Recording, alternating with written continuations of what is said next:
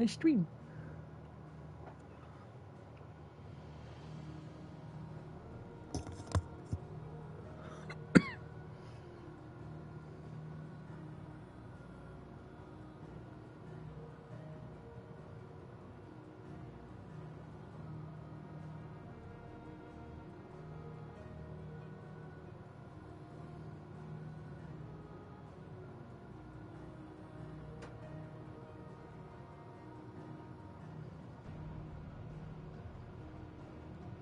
Hello, everyone, and welcome back to the stream. I do indeed have Echoes of the Fallen. First, have unlocked. I don't know where that is. Last left off helping out Blackthorn's village, and then the stream died. Try it again. Stream died. Try it again. Stream died. The stream is alive. Hopefully, looks a bit right. So hopefully we'll get to play this today. So, yeah, sky, full of clouds, very overcast. Akashic, all over the place. We now have access to Shiva, through a very heart, tender, loving moment between Clive and Jill naked on a beach. And learned that Odin has a giant mommy complex. Clive! You're here! Kind of like another certain silver-haired villain we know. Mostly off to the north still. But I spoke to Doris' scouts and it turns out things are worse than I thought. There's swarms of them out there. Told old Snotty to be ready to seal the north gate. That should buy us some time if we need it. Enough for the villagers to barricade themselves inside their homes at least. Well done. Welcome back, Cid. I'd never have guessed, you know. Not if August hadn't let slip. Who'd have thought that the savior of Dravost would turn out to be the realm's most infamous outlaw? Keen to help us out again? I am. Thought you could sneak off without me, did you? Blackthorn. Oh, what are you doing here? One of the scouts couldn't keep his voice down. Unlike my best mate who didn't think I deserved to know. Zoldan, how long's it been? Hear that, August? He thinks you're his best mate. Then your idea of an apology. Prick. Don't listen to him. You only did what you thought was best. For the village and that. I did, yeah. But that ain't the whole of it. Vulcan, our master, didn't leave the chieftain to the two of us. He left it to me. The best blacksmith in Dravost, barring himself, of course. Bloody stupid tradition, in my opinion. If someone's got talent, you should let them practice their craft, not ask them to settle petty feuds and barter for grain. Our master wasted half his life that way. I wasn't about to let that happen to me. So you wasted half of mine instead. You're what Dravost needed. Under me and my precious ideals, this place wouldn't have lasted a year. So I left to devote myself to the work and spare you lot the consequences. I may be a selfish prick, but I only did what I felt I had to. What you had to do was your duty! Even if it meant we all starved? Enough. This is no time for bickering. Now I get to relearn how to play this game. Once Dravost is safe. Fine. I've said my piece anyway. Yeah, so have I. Sorry, Clive. I shouldn't have stuck my nose in. We're short enough on time as it is. Still, give us a mo, would you? I need to get my head straight before any of them Akashic try to bite it off.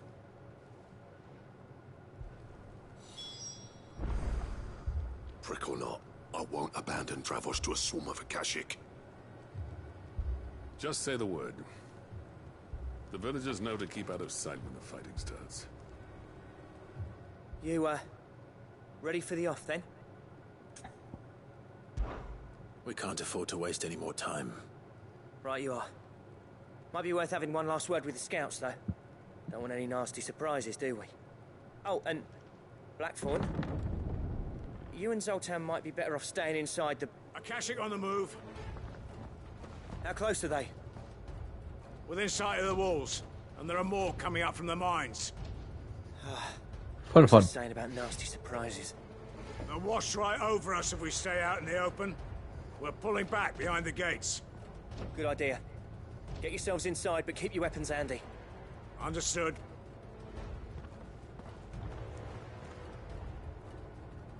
I'm prepared to fight if I have to. Well, let's hope you don't. That's our job. Once the scouts are inside, order your men to barricade the gates. No heroic last stands, you hear me? No fighting at all if you can help it. August's right. I've seen what Akashic beasts can do to armor. The people here are tough and willing, but they ain't equipped to face what's coming. I'm going out there. Start work on the I gates as soon as am. I've left. I'll give you as much time as I can. And if they kill you? You evacuate. But it won't come to that. I promise. You'd better be right. This sword Take looks good care of very Travos till we get back. strange to me. Leave it to me. And give those things what for, yeah? That feels more like a thrusting weapon. Kind of like a spear.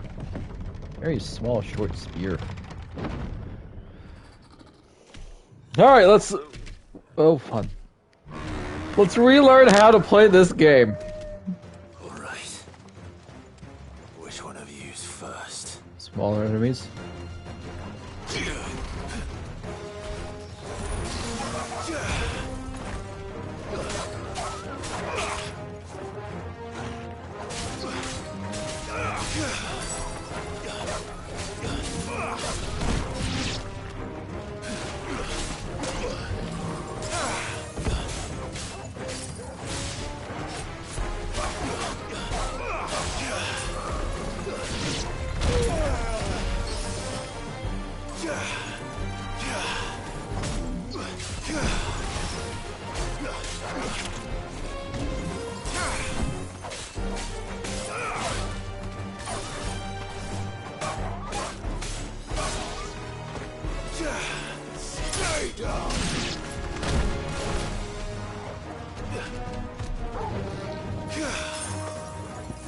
Thanks, boy.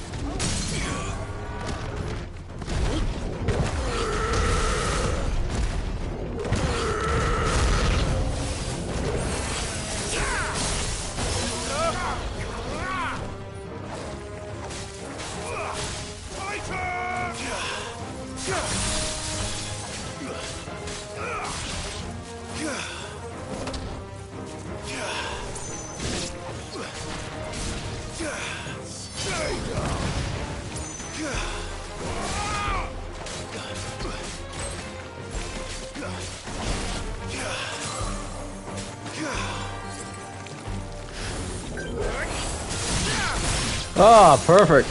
Literally right into all the AoEs.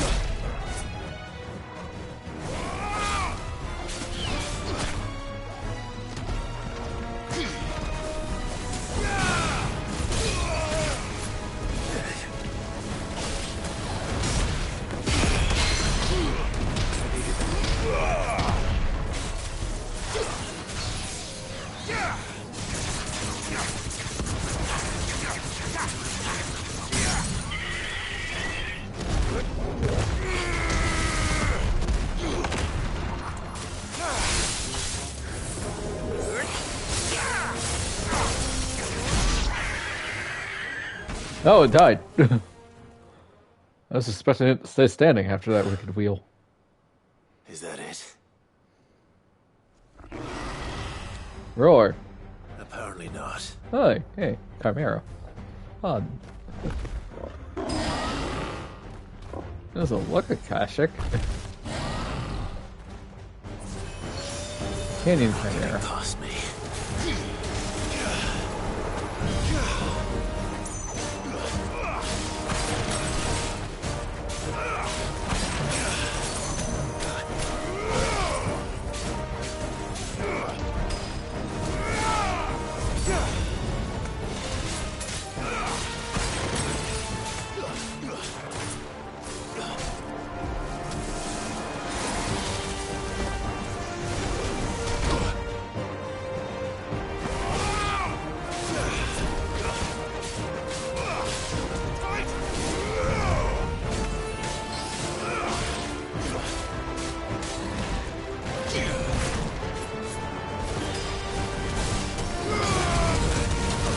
Oh, God.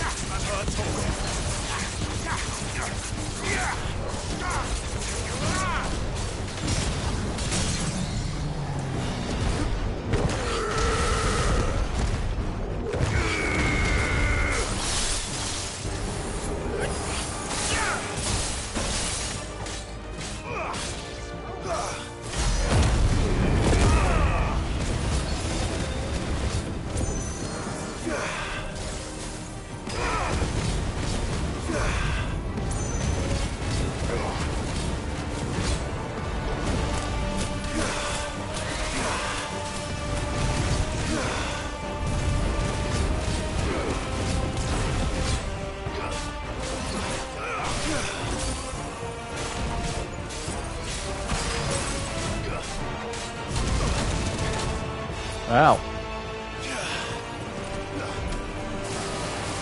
I know that move. I know that move too.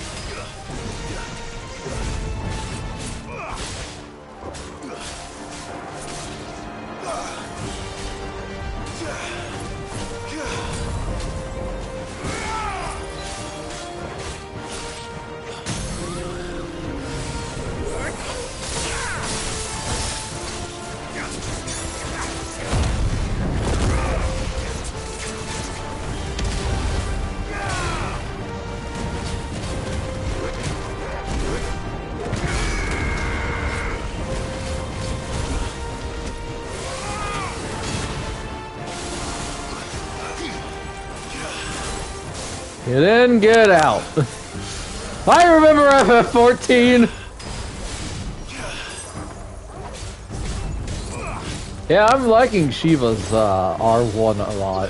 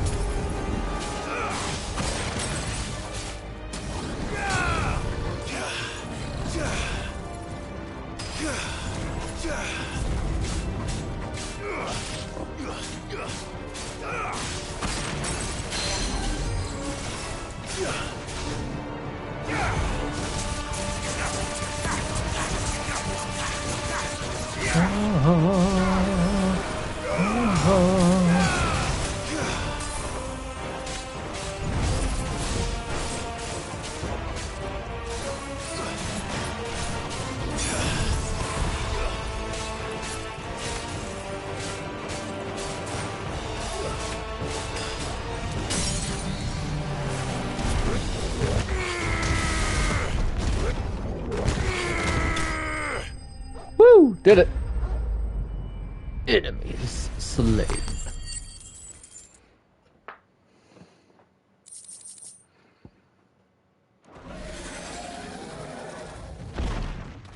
That wasn't even a Kashik, that was just a beast. Now, the question is, did I miss any?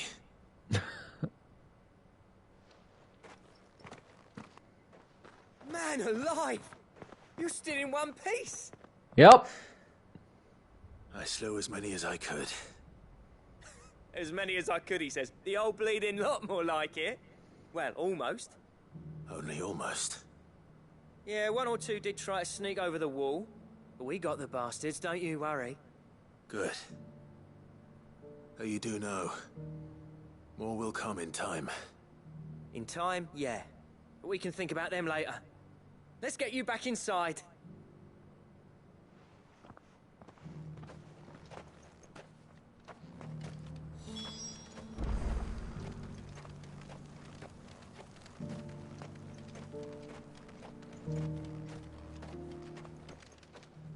Sid! You're even more fearsome than your reputation. Enough to give those Akashic monsters nightmares. I almost felt sorry for the wretched things. But mostly, I felt grateful. Dravost won't forget what you did today. I'm afraid I've only delayed the inevitable. There's no getting rid of that ether flood. Meaning that any living thing which stumbles into those mines will end up clawing at your walls again.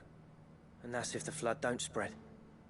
If it does, well, I hate to say it, but the village's days are numbered. That may be, but we're staying just the same. With ether floods springing up all over, it's no less safe than anywhere, and more importantly, it's our home. That's fair. Fortify the gates to the north, and I'll see that they're guarded day and night. All right. Then we'll give you a hand shoring up those defenses. As for you, Blackthorn, that's twice you've turned up when Dravosh needed you. So, thanks. I shouldn't have stayed away so long. And I shouldn't have left without talking it over with you first. Too bloody right you shouldn't. Though I doubt I'd have listened. I always envied you. How you made everything look so easy when, for me, it was anything but. You leaving gave me the perfect excuse to hate you. And from that day on, I never once stopped to wonder what it would have been like if you'd stayed. But what you said earlier, it was true. You'd have been the death of this place. Finally, something we can agree on. I hope you see the sense of it eventually. You kept this place alive. Alive, perhaps. Wealthy even, but... Dravosh isn't what it once was. Our work used to be the pride of Dhalmekia. Now, we churn out the same rubbish day after day, because it's easy and turns a profit. It's not about the craft anymore. I wouldn't send my sons to war wearing the shit most of our smiths are making. I've kept working, honing my skills, trying to lead by example, but no one sees the point. The average castle apprentice has as much passion for the craft as our current lot. Come back to us, Blackthorn. Remind Dravosh what a true master blacksmith looks like. I'll even man those bellows of yours if it means we can work at the same forge again. That's a kind offer. Kinder than I deserve. And I wish I could accept, but I'm needed elsewhere. There's people who trust their lives to my steel, and I daren't let them down. Fair enough. But that doesn't mean I couldn't visit from time to time. Let's see if we can't rekindle this town's passion for the craft, shall we? I'd like that. Just be sure to tell Snotty to let me in the next time I come calling, yeah? Knowing him, he'd let you in anyway. Blackthorn. The Master Smith turned outlaw, back in my good graces. I never thought I'd see the day.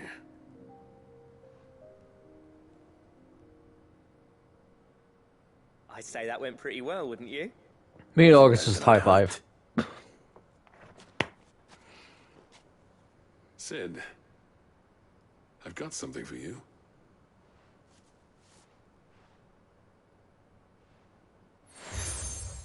Seal obtained. You accept the cracked anvil from Zoltan. And this is?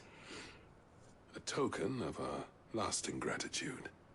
But I'm of a mind to make you a far grander gift. Designs for a certain sword have been passed down from chief to chief for generations. Now hold on, Zoltan. There's a reason no one's made that blade in centuries. There's not been a craftsman equal to the task. I'll admit your cinders make impressive steel, and I've learned to own an edge Odin will be proud of. But the engravings on that thing are enough to make a jeweler cry. And they're not just for show, either. Have you forgotten what brought you back to Dravozd in the first place? A certain ring? I knew I'd never surpass you with the hammer and tongs. So I turned my hand to a different kind of metalwork. Between the two of us, I'd say we're the equal of any master craftsman ever to have graced a forge. Just a random sword stuck in a post. You know what? At first I thought it was a glitch, but no, it's just You might stuck be in the right. post. Clive, you wouldn't mind if Zoltan came back to the hideaway, would you? He's more than welcome. As long as he can keep our secret. Right. Zoltan, get your tools. We've got a legend to forge. Hooray. With a little help from Blackthorn, I don't see why we can't restore Dravozd to its former glory. Barring ether floods, that is. I'll get him back to the hideaway. Don't you worry about that. I'll tell you what, Clive. If we pull this off, it will ruin every other sword you've ever held. Cool.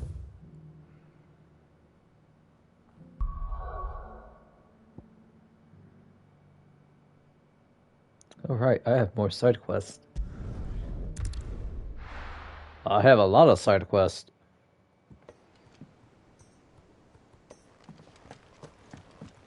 Come back.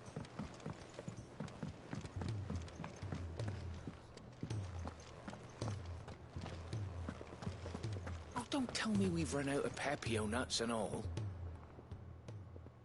Heck is a Clive. Pepio. Hi, Charon. Purse weighing you down. Yes, You're rubbing me blind, you know. thank you. The stew's awfully thin these days.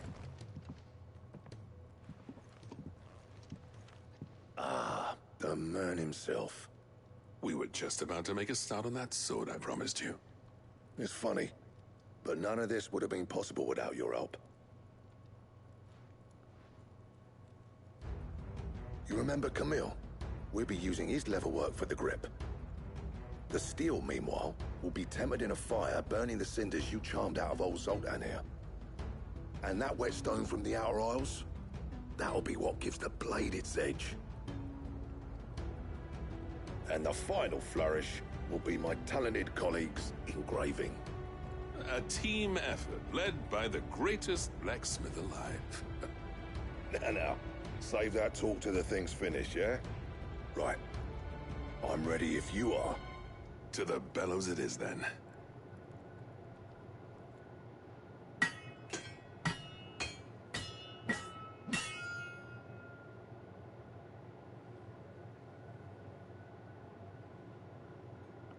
Sometime later, by some time, probably a couple of days. Bugger me.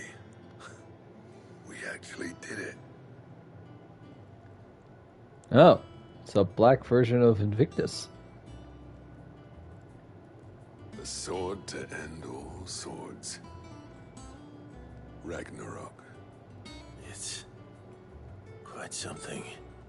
I, trust you'll take good care of it.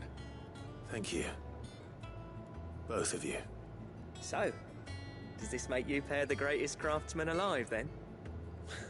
This? Nah. This was just following the footsteps of the greats of old. It'll take more than that to earn us our place in history. But we're up for the challenge. Here. A list of materials. Zoltan and I got talking on the long road back from Dravost. We reckon with those items there, we could craft something even better than the Ragnarok. Something worthy of a legendary outlaw like yourself.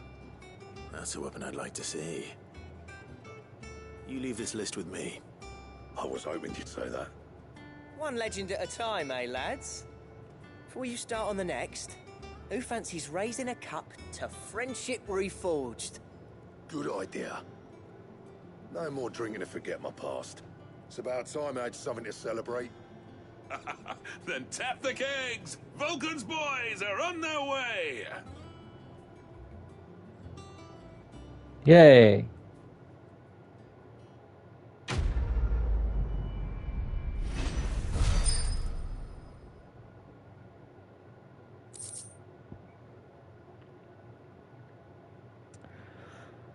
Steps to forge a sword that might slay a god. Awesome. Definitely going to work on that one. An ancient Ashen legend purports that one day the Age of Dominance will draw to a close in an epic clash of icons that sets the land ablaze, cleansing it of foulness and allowing for its rebirth. A clash they call Ragnarok.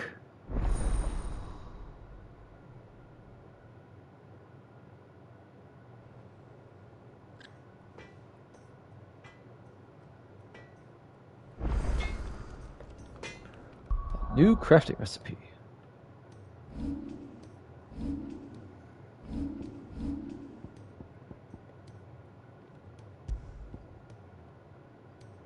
Woo!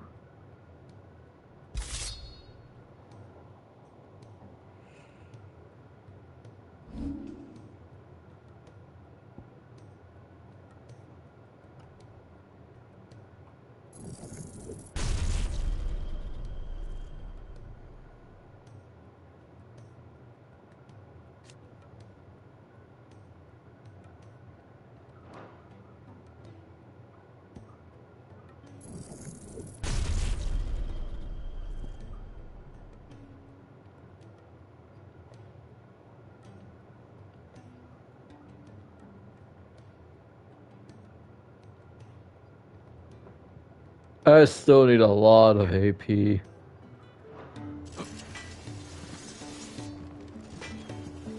you reckon we finally got to the bottom of Blackthorn's troubles then? That'd be something, eh? Now, he wouldn't be Blackthorn if he didn't give us the odd scale. No need to thank me for the sword. I'm happy just to be. If he smiles, we should be concerned. Built a fine home for yourselves. And I can see why Blackthorn's so taken with it. Look after the old bastard for me, will you? I'll be off soon, but next time you're in Dhalmekia, be sure to pay me a visit. Snotty will let you in.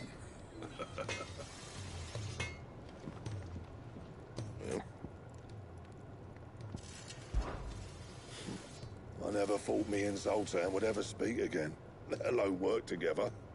And if it hadn't been for you, we wouldn't. You've been a good friend to me, Clive. The best. You're welcome. Yeah. Glad the thing floats, didn't it? If we'd have all that crap Mid had me knock out, I thought it'd sink straight to the bottom. Always the way with Mid's inventions, though, isn't it? You ain't got a clue what the heck you're looking at when she hands you the designs, but they always seem to work. A right boil on the butt sometimes, but clever all the same. She is a gremlin, yes.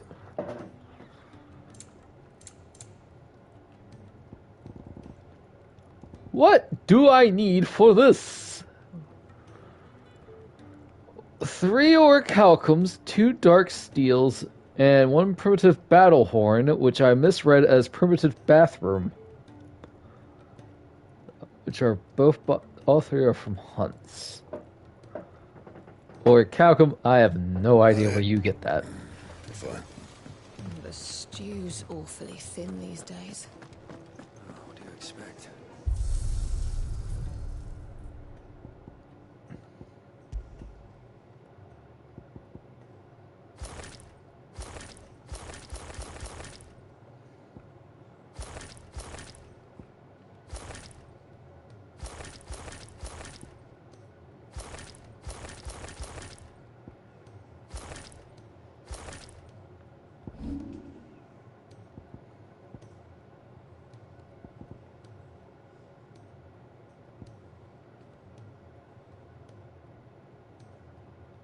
Where's Invictus?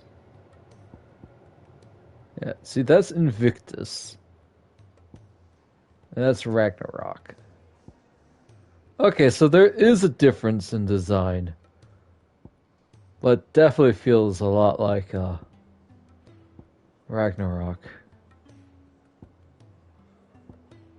Honestly, I still really like Excalibur's look.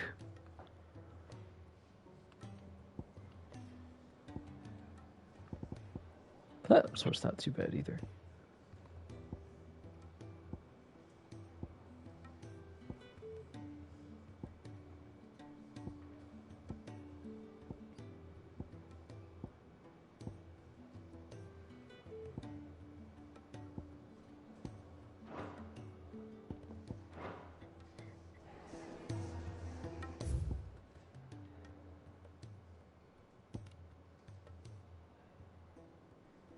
So there's a quest at the reading table and a quest at even weirder science.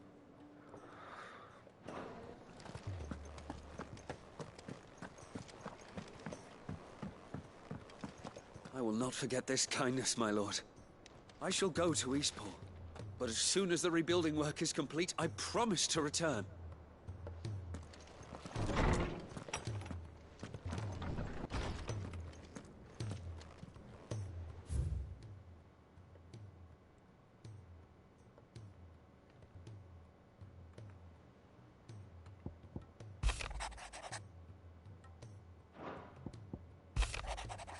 Captain Doris. Sir, I and the other curse breakers have grown concerned regarding the well-being of our captain. Despite the apparent unrest her recent investigations have visited upon her, Lady Doris refuses all offers of assistance.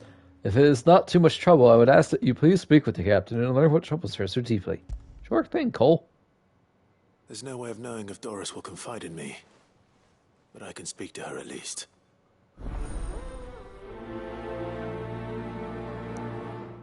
But first, we must do even weirder science, because that's a plus mark. And that means that it helps us out. A lot.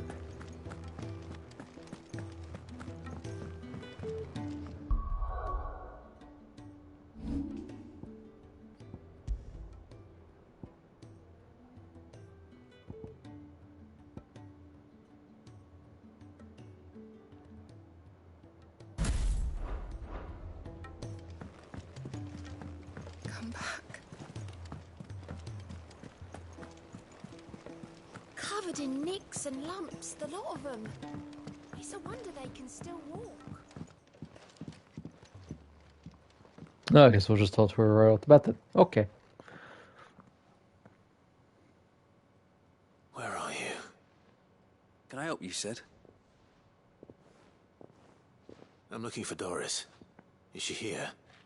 I'm afraid not. She's at Martha's Rest on a job. My job, actually. When she heard what the mission was, she insisted on going herself. Alone. Did she? What was the mission? Following up on some new information. Once they'd settled in, the bearers you helped liberate in the Dragon's Eyrie were keen to talk about their imprisonment. And about their captor. The slaver Cole's team were tracking when they were attacked by the Beastmen. I'll go and find her. She's at Martha's Rest, you say? If she's not moved on already, yes. I hope everything's all right. Why would Doris insist on going alone? Maybe Cole was right to be worried. Hey, Nectar.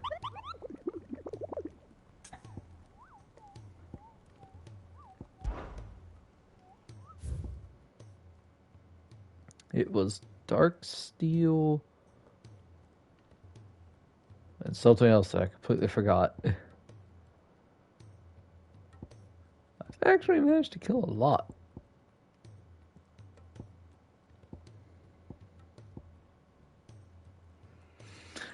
Ah, yes, good old FF12.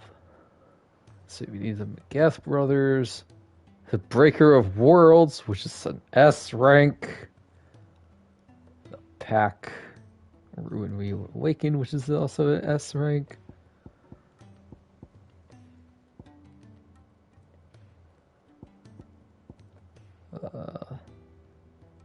Severian, Muddy Murder, Hill to Die On, Sakrat, Belphegor, and the Angel of Death. There's really not a lot left for me to do, to be perfectly honest, which is pretty fine.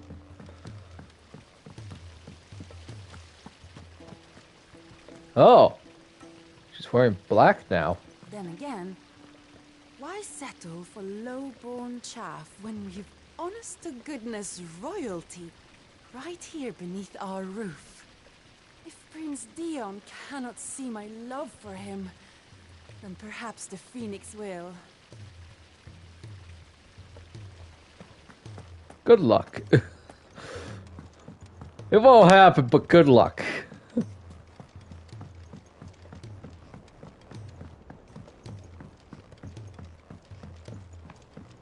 How was she? The Enterprise, I mean. I was about to say fly, but it's a sailing ship, not a airship. Sid. Just the man I was hoping to see. Did you have a mo? Don't tell me.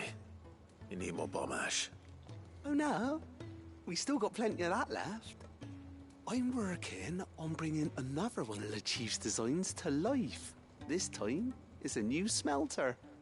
It's got a reverberatory hood over the top for additional thermal amplification and a system of reciprocal recirculatory regenerators that all of this is flying over Clive's head. It's very blimmin' hot.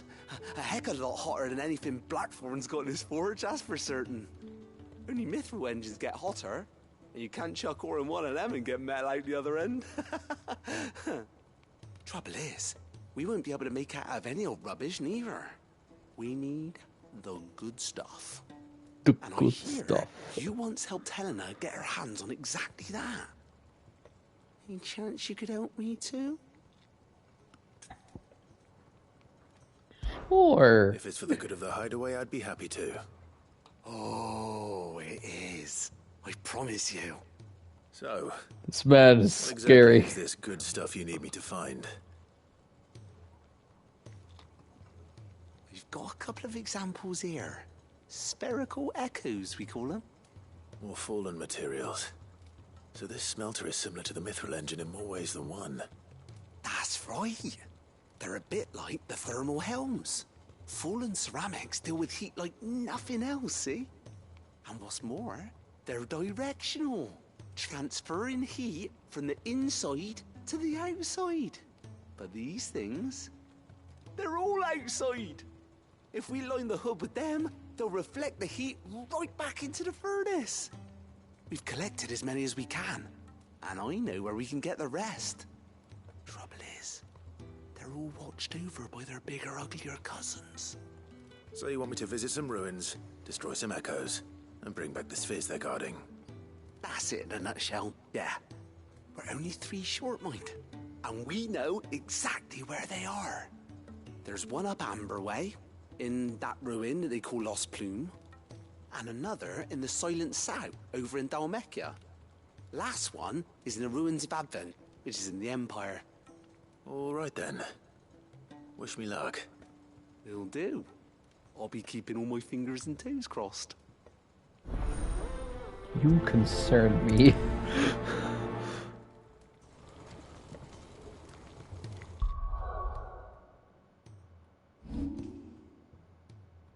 Oh, we don't have Jill with us?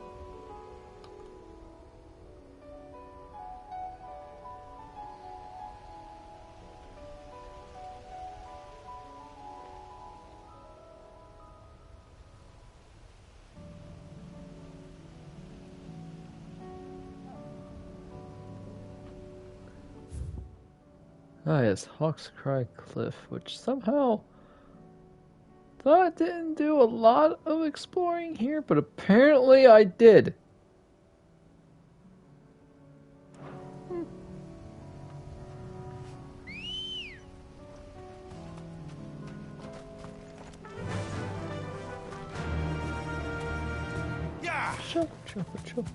Chocobo.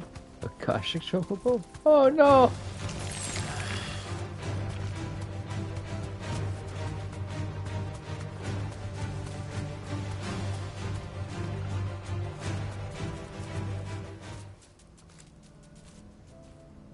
Hi.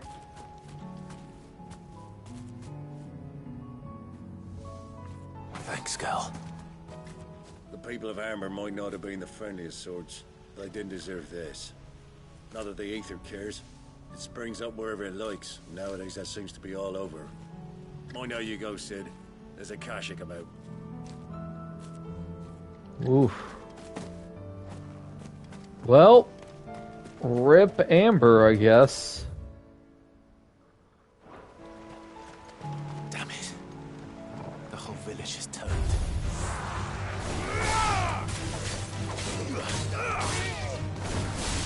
Stay down!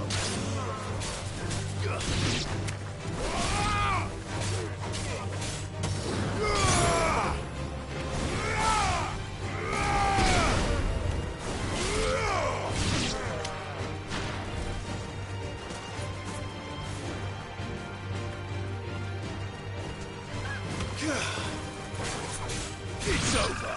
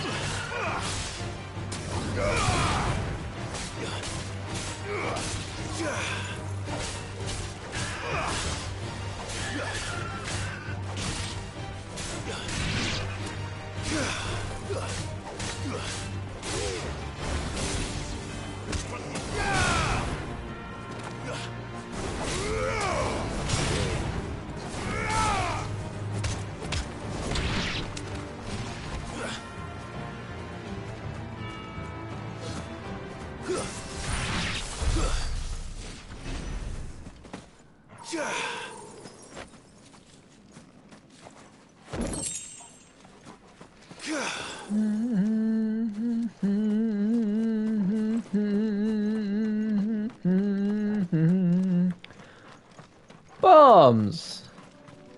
Goody. Can I go around them? Nope. Alright, going through them it is then.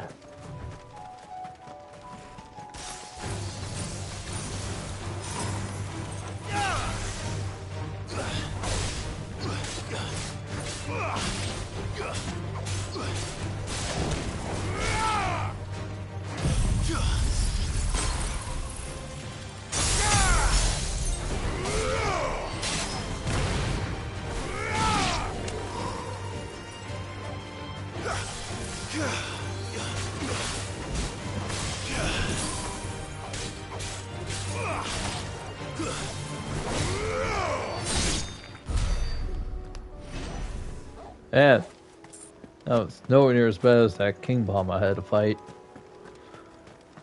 Bombs have always been rough to fight against in Final Fantasy games, Chad. I'm not gonna lie.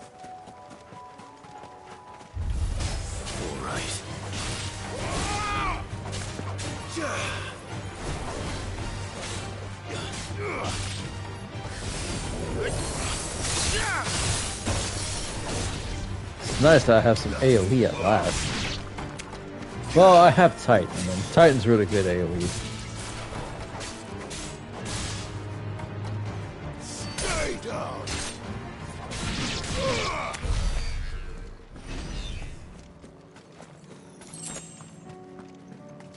Stay down. It doesn't sound good.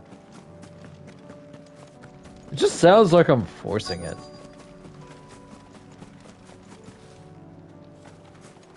Oh.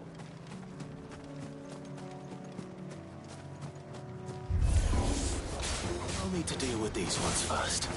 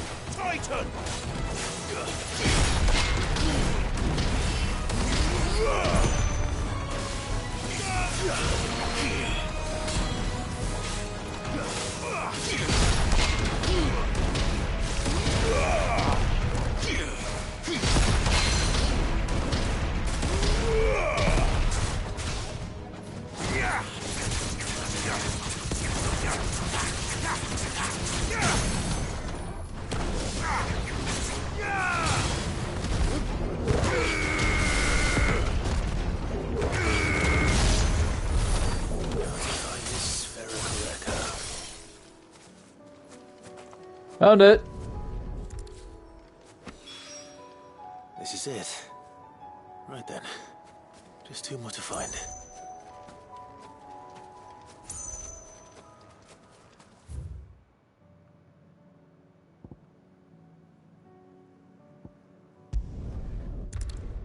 I love the Titan counters. Feels so good.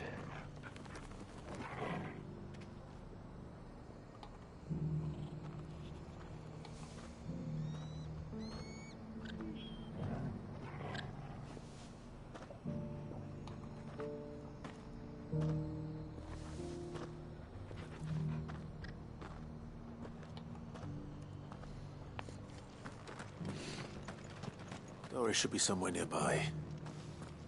Assuming she's still here. Just because the heavens have gone to rack and ruin doesn't mean we have to. Nearly done. Now, let's get this stall set out. The world seems to be changing so fast lately I can hardly keep up.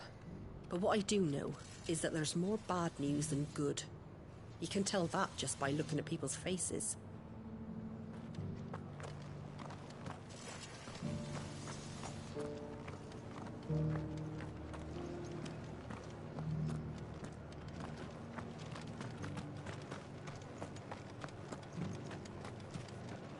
What are you after?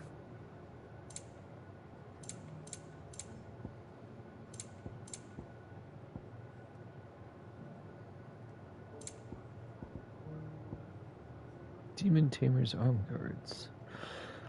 It is difficult for a demon to find a willing vessel, so while the hells are cluttered with bodiless aberrations clawing to escape, rarely do they ever succeed. However, those that do exhibit inhuman strength and malice and can wreak havoc on the corporeal world. Thus, efforts are made to trap and tame the fallen souls that they might not torment the living. Take care out there, eh?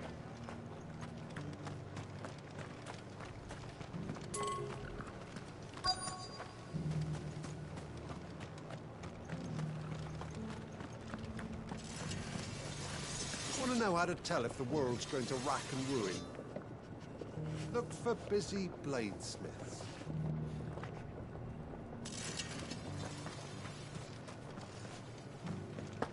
It doesn't still hurt, does it? Oh, There she is. It's been a pleasure, Doris. Just like old times. I'll give your offer some thought, my lady. How goes the investigation? Sid, what brings you to Martha's Rest? You. I heard you were out here on your own, tracking our slaver. I trust you're being careful. Of course. And it had to be me. The bearers from the Dragon's Eyrie confirmed a long-held suspicion of mine that the slaver we've been tracking is an old acquaintance. She's no fool. If we'd come in force, she would have spotted us straight away, and then vanished without a trace. That was her just now, wasn't it? So, was it a fruitful reunion? I'd say so. She tried to recruit me. Seems her time in Rosaria is coming to an end. She's abducted bearers from across the region and is looking to smuggle them back into Sambrek. After her brush with those beastmen on the road to Northreach, she hired herself an Imperial escort, which she wants me to join. She's dangerous, Sid, but I think I can stop her. Then I'm going with you. I'll take care of the escort. You can see the bearers to safety. Where are they? The Baum Archers, soon to break camp. You go on ahead. I'll follow once I've sent word back to the hideaway.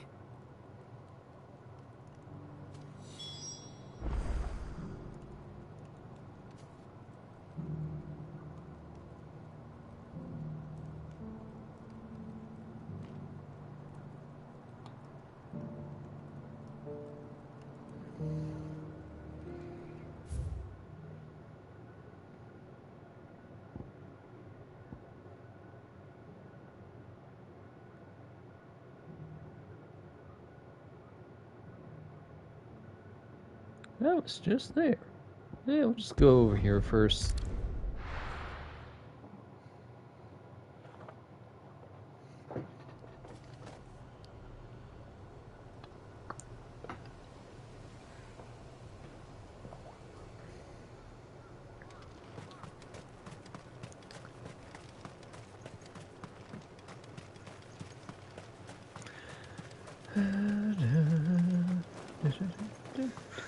I'm so happy this game won Best Soundtrack.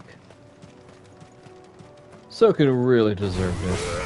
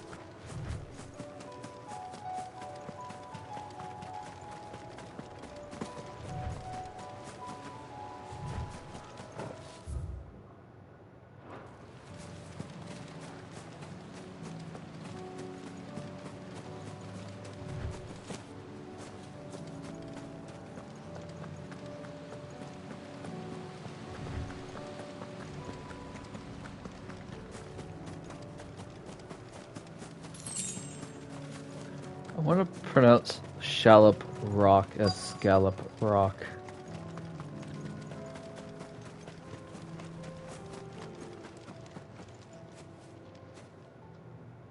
Good.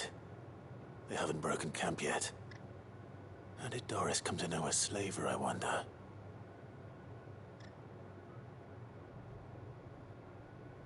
We've waited long enough. She's not coming. Ready the bearers. We're leaving.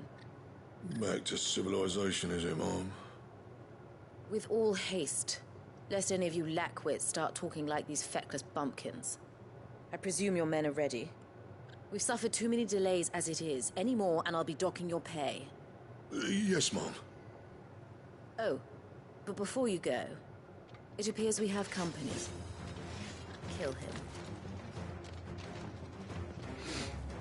Geek the Welcome mage. to try. You can try.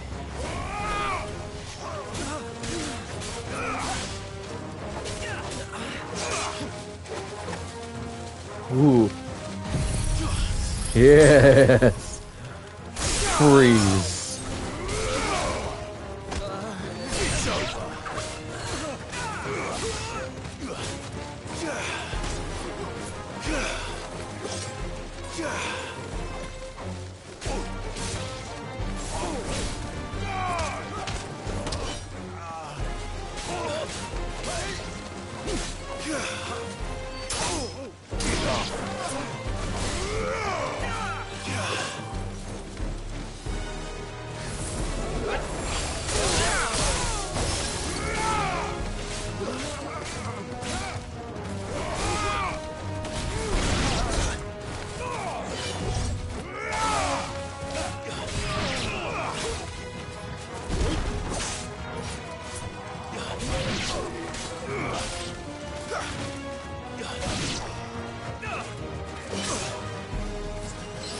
Wow.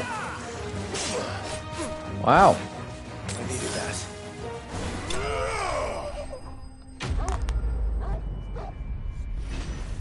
Props to that guy.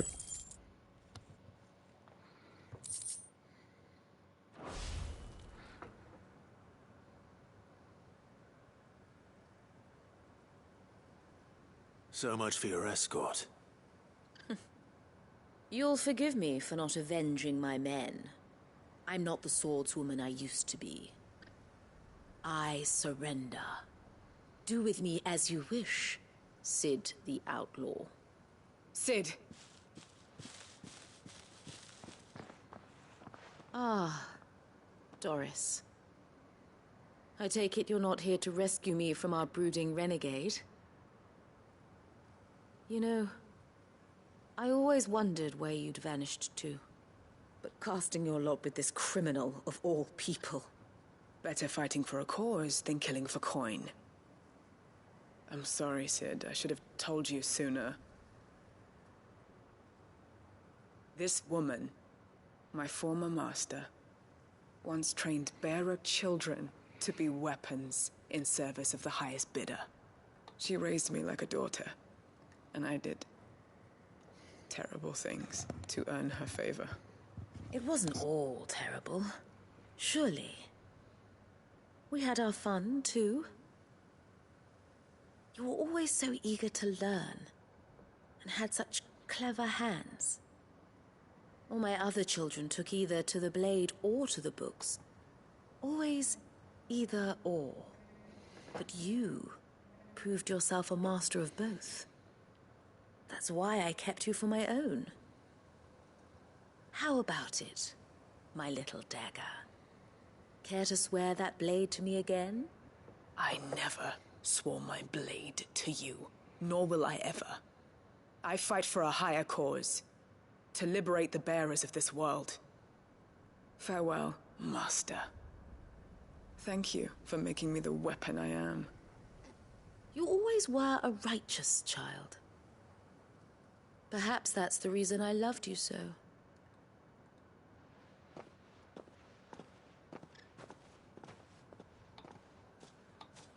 What do you want to do with her? I am not the killer she wanted me to be. Not anymore. And she no longer has friends in high places. The Dame does, though. Her connections at the Imperial Court will see that justice is done. All right. If you're certain. I am. And thank you for everything. Now, I better let these bearers know that they're safe.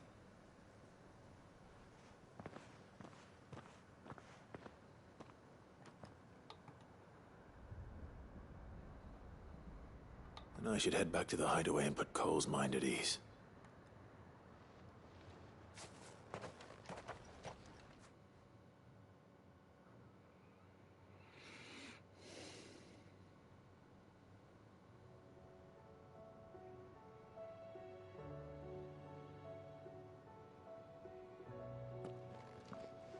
Welcome back, Sid. Doris's Hi. message just arrived. I hear you saved more bearers from being smuggled across the border. Yep. With any luck, they'll be joining us in the hideaway shortly. Oh, and Muleta. You don't need to worry about Doris anymore. I'd been hoping as much.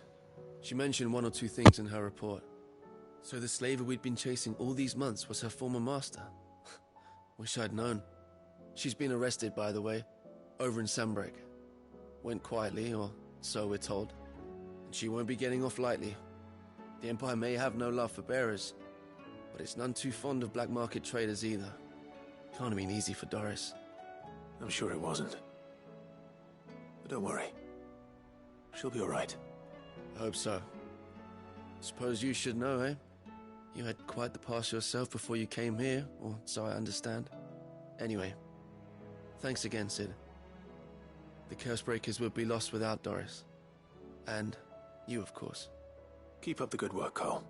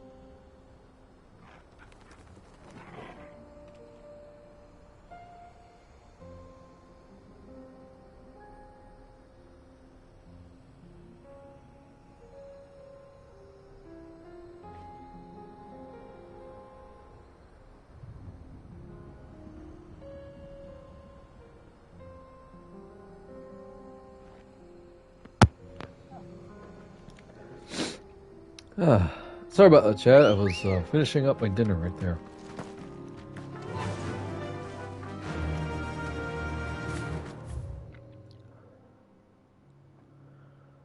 Oh. It's that place. Okay. All right.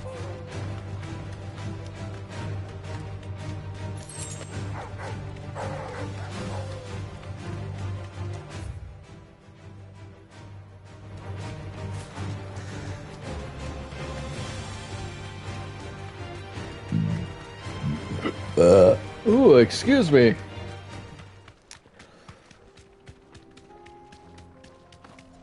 Sorry about that, it just wanted to come out. Enough of you, are there? Stay down!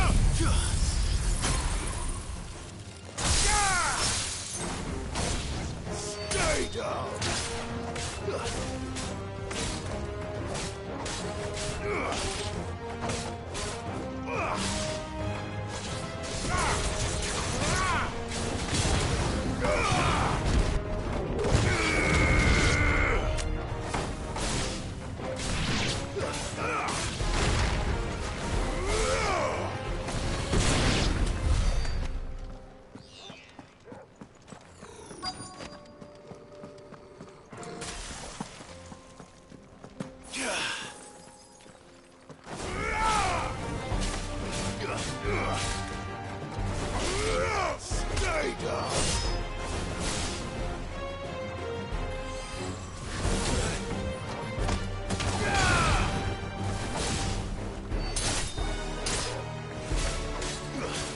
Farewell!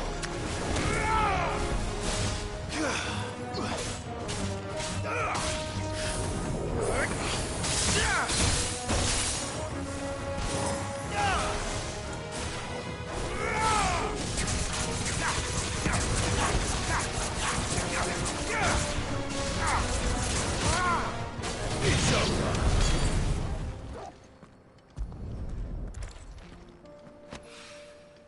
Two down, one to go. Yeah.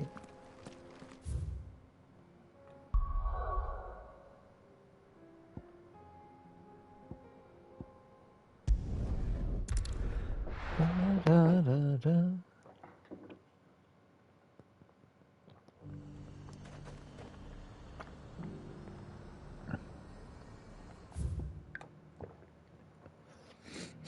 Yeah.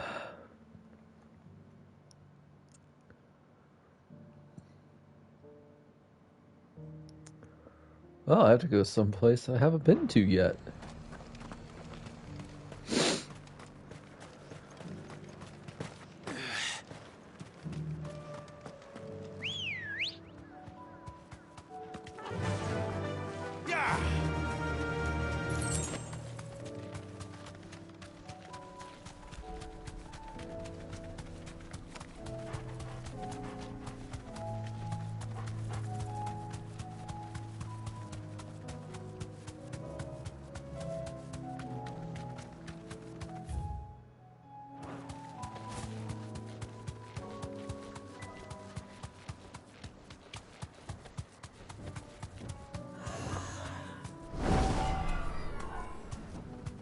Straight home now. I found a piece of Aruda, rank C.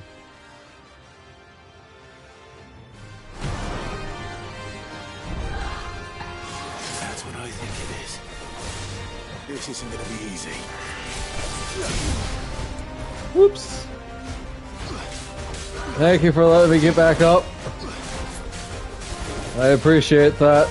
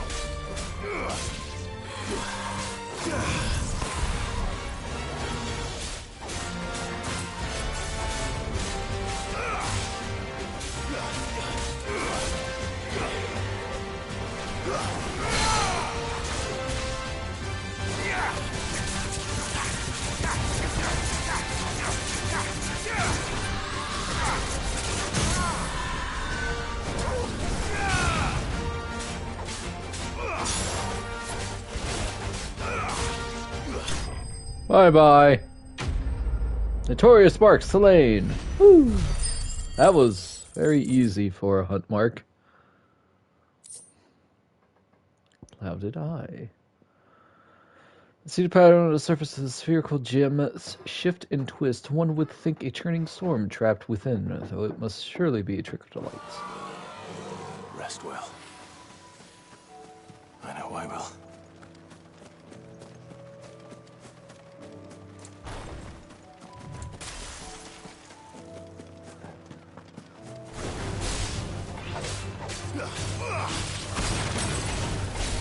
Stay down.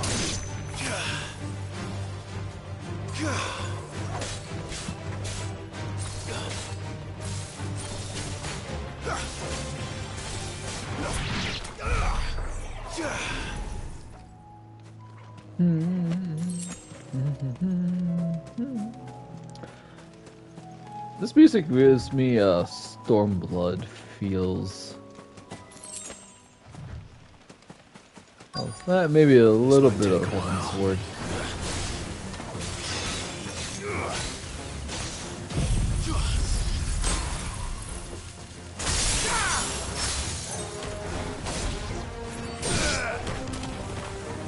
The node.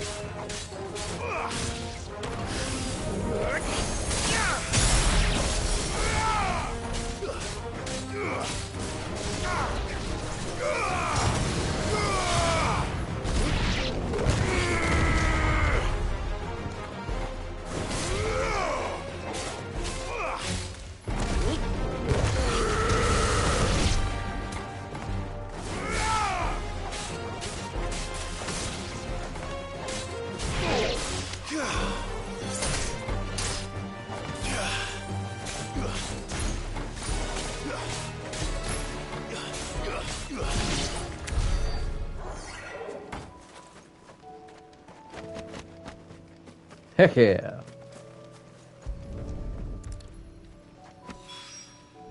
That's all of them. Owain can uncross his toes now.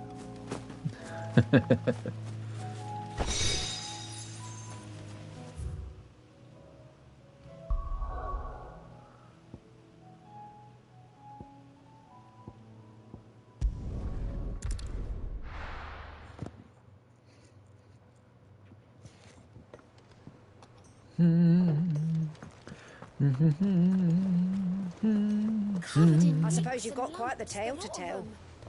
But I'll let you get some nice warm stew in you first, before I go bothering you for the details.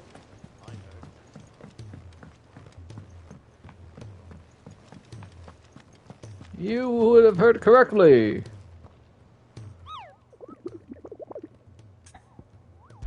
So it's a rank C1, so what one did it kill?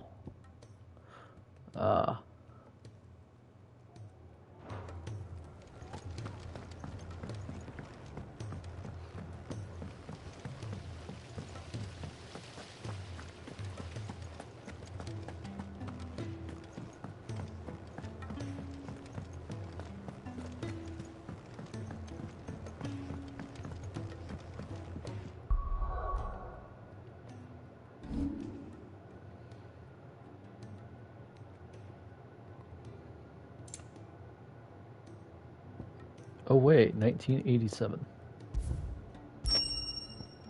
Buster Sword! Onion Sword! Really, an onion sword? Oh, that's new. I knew about the Buster Sword, but not the onion in the sword. hands of Akashic. We'll need to find another port. Sid. Wasn't expecting you back so soon. So, is it good news or bad? Good news. Thankfully. Yeah.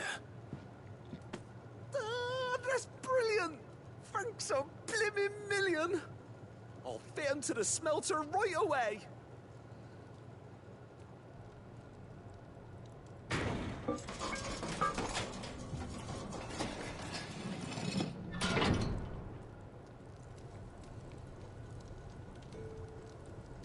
Sometime later. May I present to you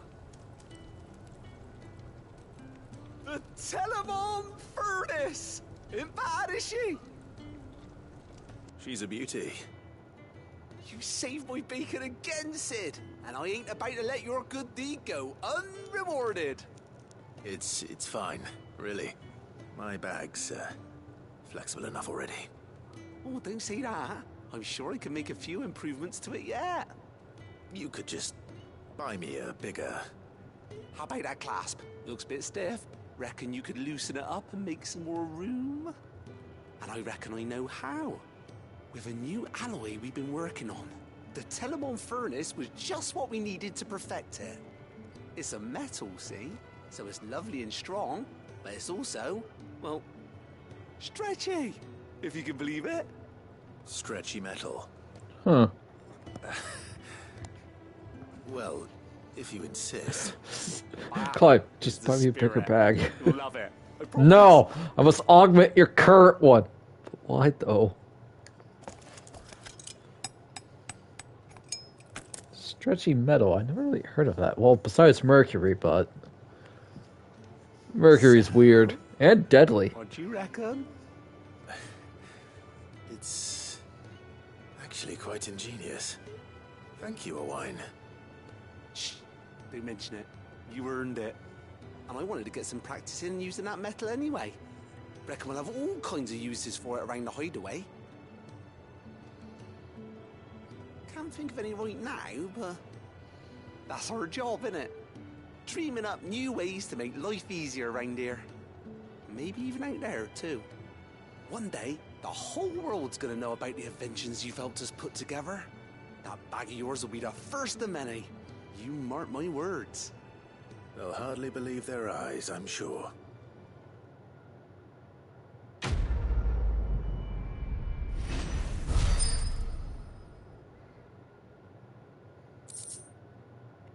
Expanded potion satchel! Yay! For the same exotic alloy from which the class of the satchel was fashioned be used to craft a suit of armor, it should surely be supple enough to accommodate even the greediest knight's ever-expanding belly. Wow. Inventory maximized! Yay, I can hold more potions.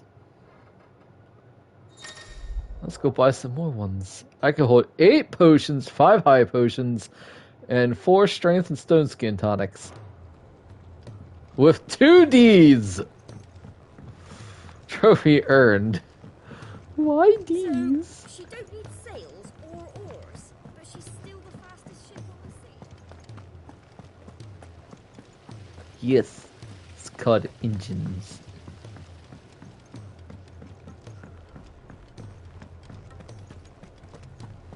How do you split the sea?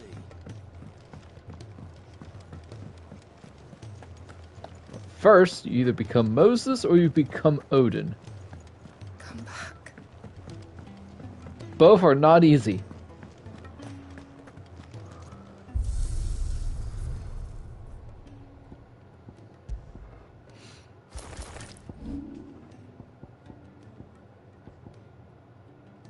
Iron sword.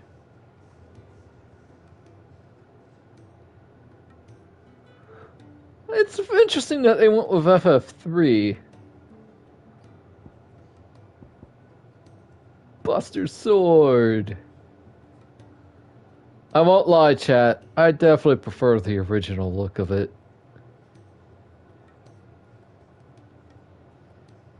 Even though the only thing that's different is the guard. You know what? Yeah. Let's channel our inner cloud. Wow, look how thin that looks. It is on top of our sheath. It's not even in it. It's just on top. Oh, don't tell me we've run out of Pepiona. Clive. You're on. If Clive, you could buy something, be you're quick on. about it. You're rubbing me blind, you know. It'd better all be here. Let's sell some stuff because I keep forgetting that I have stuff that I can actually sell.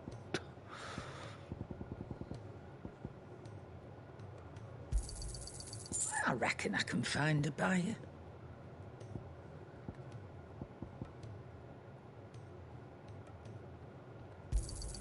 You got out else? I reckon I can find a buyer.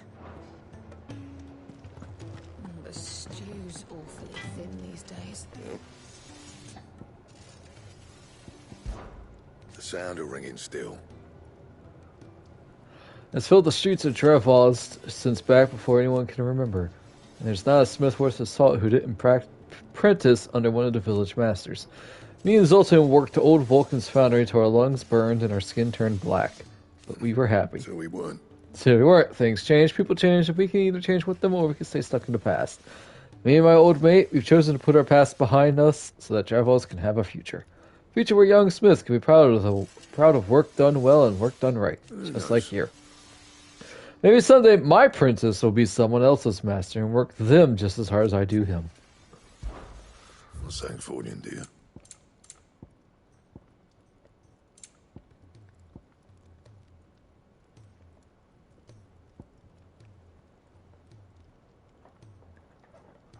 Ooh. Or Stone Tongue and Orc. The Sons of Ouroboros. Stained Loincloth and Orichalcum. Where do I find Orichalcum? Because I need like 4 of those now. 5. Never mind.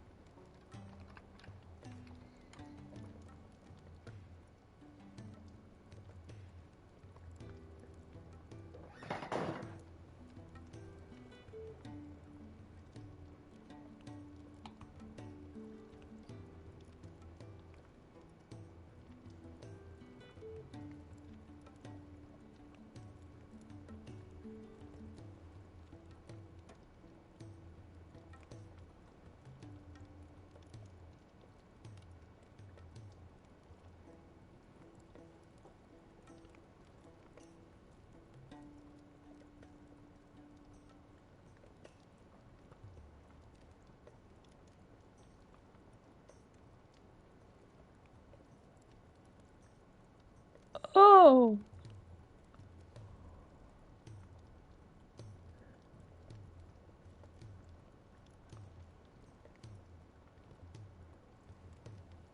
Okay. Well, the good news is that I actually have one of those quests up and running, I believe.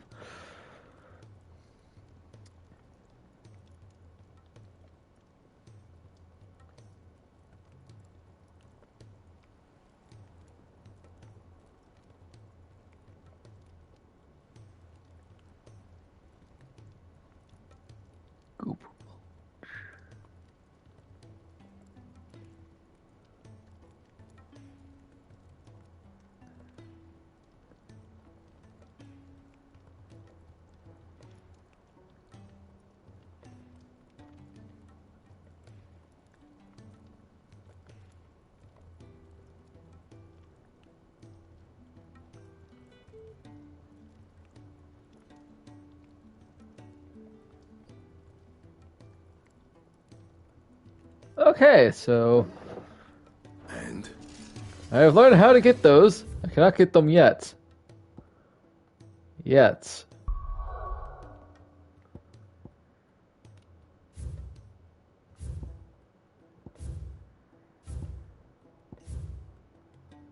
Ah!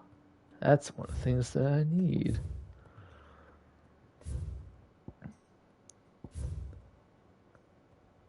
Okay, so Duty Undying is going to give me 1 piece of Orichalcum. Whereas Under New Management is going to give me none, but Under New Management 2 will give me 1 piece.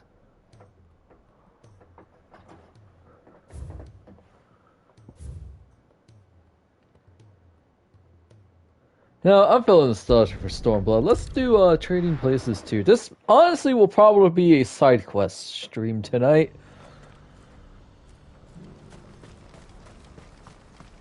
And Eloise does have the same voice actor as Elise from FF14.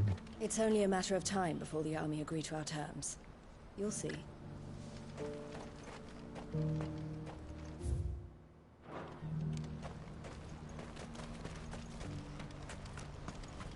She sounds very lovely in here, and honestly, there's a few people on Twitter who ship their Warrior of Light with Lise, and honestly, it just makes me like Lise even more.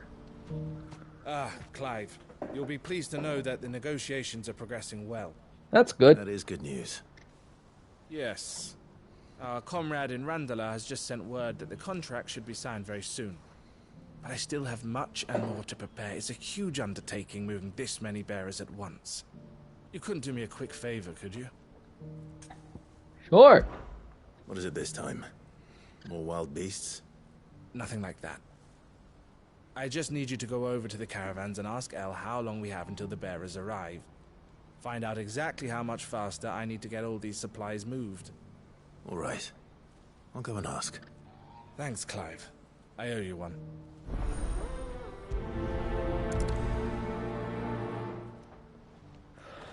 But I will still stand by my decision, or choices. I still prefer Stormblood over Heavensward. Farewell. That's base. Don't blame yourself, El. This is their fault, not Base yours. story. I know, but no buts about it, all right? No booties about it. Wait. Is something wrong? Vonnie came to give me a message from our intermediary. The talks with the Republican army have fallen through. They've reached an agreement with the Silver Peak Consortium instead.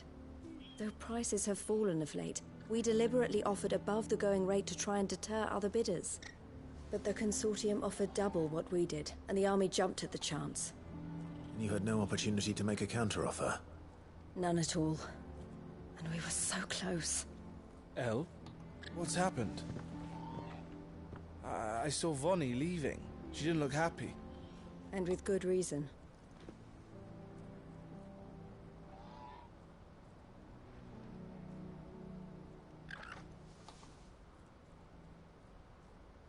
But I thought we were the only ones the Fist were speaking to about the bearers. How did the Consortium even find out about this? It's not so surprising. They have ears all over the Republic. This isn't over. The Consortium will have to sell these bearers eventually, and at the price they paid, buyers will be few and far between. I'm going to Randalar myself. Alone? You sure that's wise? Are you offering to be my bodyguard? How kind.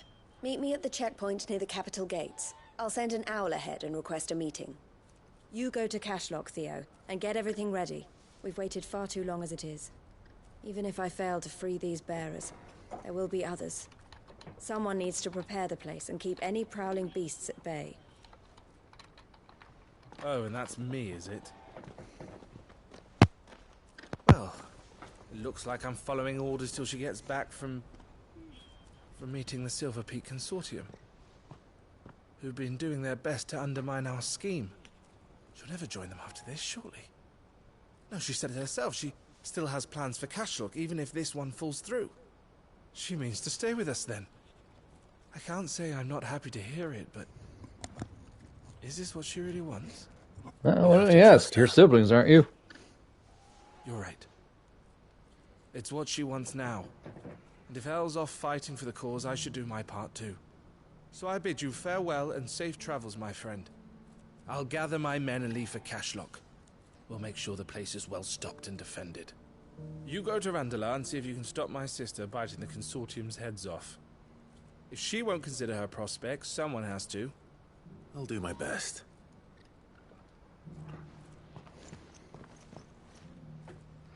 All right. To Randalar, then. Here's Randalar.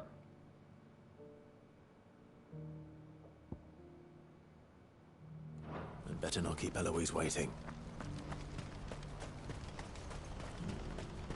What's happened? I'm ready to swing this Buster Sword with ease. I gotta say, chat, I am really looking forward to starting Final Fantasy VII Remake. So that will be some time, because I honestly would like to play Crisis Core Rebirth first. Even though I own the original Crisis Core.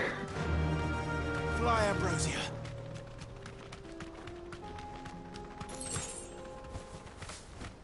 Main reason being is because look, Crisis Core Original is not terrible. It really isn't. Rebirth fixed a lot of issues though.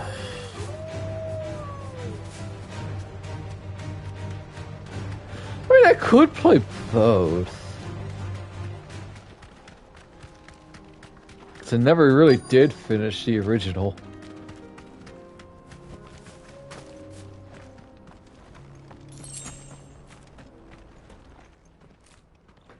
I hope I didn't keep you waiting.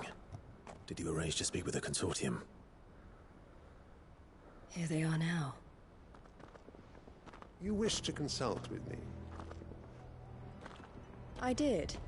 It's about the bearers you recently purchased from the Fist. We had all but finished making arrangements to buy them ourselves, and then you stepped into the fray. You misunderstand. The consortium had an interest in purchasing them from the very first. It was only our regard for you that kept us from bidding. But your hesitancy in accepting our offer to you suggested that the regard was not mutual. And so we resumed our business. I did not hesitate. I am simply not inclined to make such decisions without first giving them due consideration. But what is done is done. Come then. How much do you want for them? Alas, you are too late yet again. We rarely take on such unconventional merchandise without a purchaser in mind. The bearers belong to him now. Who is your buyer? A trader from across the water. A most demanding fellow, if it's any consolation. He insisted the bearers be fed, dressed, even given their own bunks for the voyage over. That's what you get when you deal with continental types. I wouldn't know. Oh yes, the culture Uncle of the Byron? continent is quite different to ours. They pay good money for bearers not fit for the knacker's yard, and treat them like kings. But as long as they pay... That does sound unusual. No matter then. If they've already left our shores, there's little that can be done. Allow me to withdraw my interest. And with it, my interest in joining your organization. My associates will be sorry to hear that.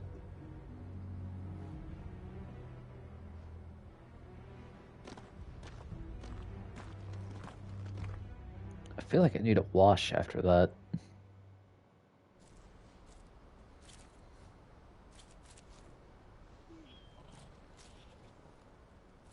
I'm sorry you weren't able to save them. As am I. But I only have myself to blame. He was right, you see. The Silver Peak Consortium did intend to buy those bearers before I did. Their representative hinted at a possible purchase when he came to recruit me. I feigned interest in joining them in the hope he might be encouraged to tell me more. And he did just that. As soon as he left, I sent my own offer to Randalar. So you never... No.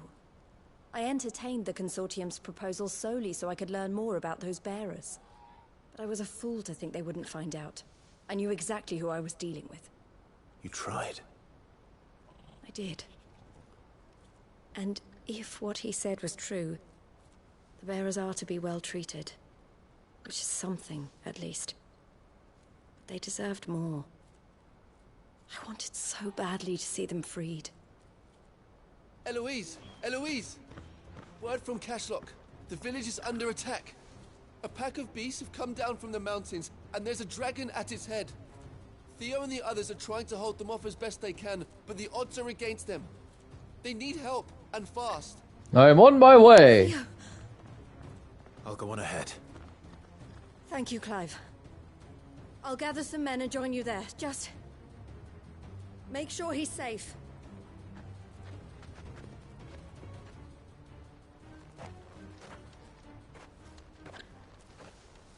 Hold on, Theo. I'm coming.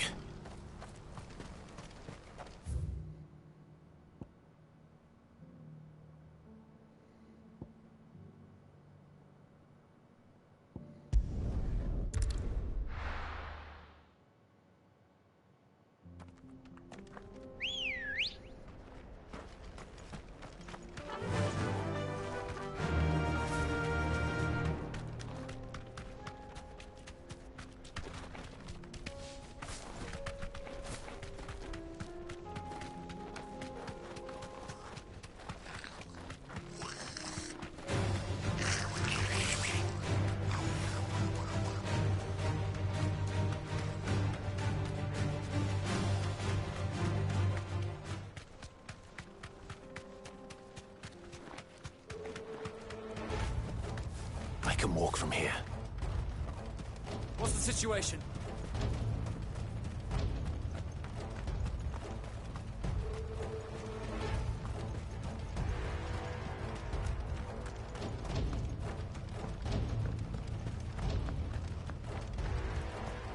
This music. Where's Theodore? Upriver! He led the dragon that way to keep it from the village, but the whole area's flooded with ether. We just have to pray he makes it out in one piece. I can do better than that. Torgal, with me.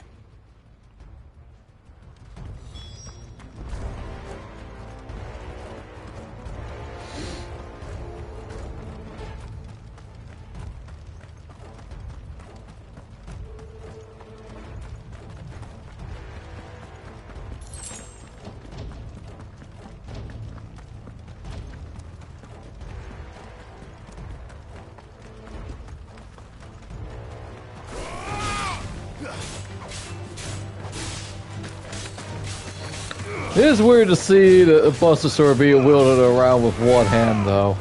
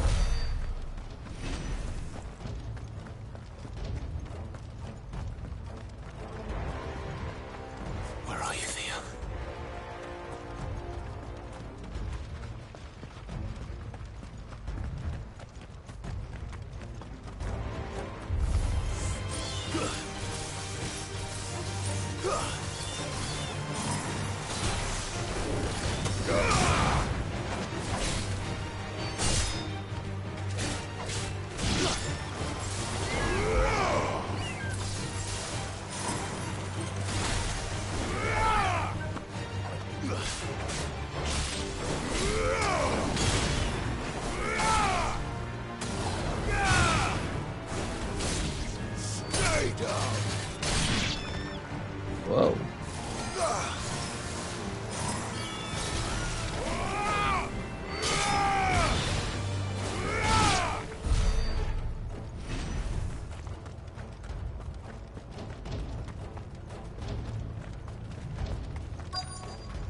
Theo, get out of there, please. I do not want to give bad news to Eloise. I'd rather give her good news. These creatures have already turned.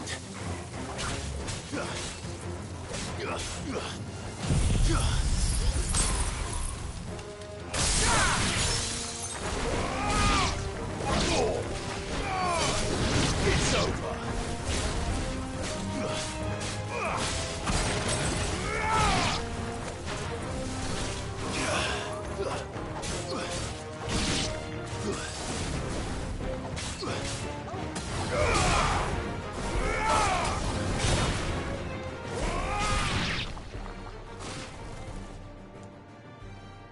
I can't waste any more time.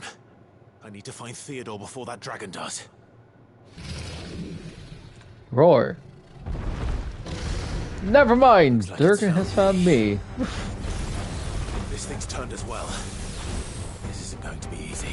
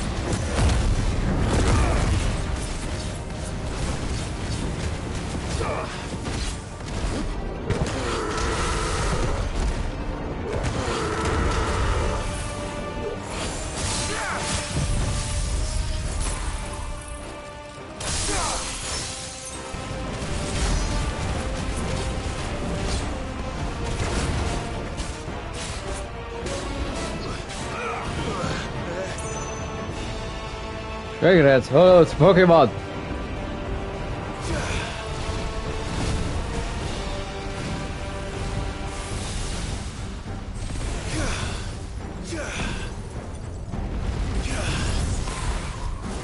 Oh, snap!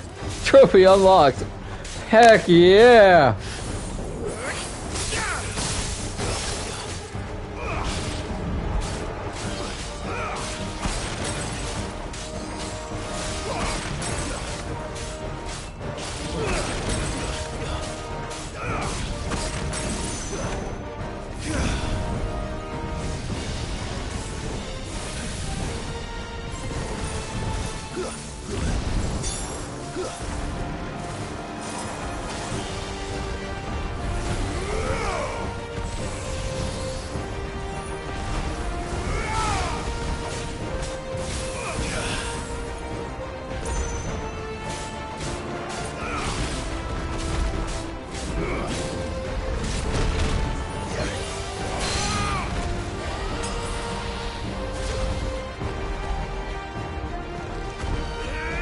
Get down here!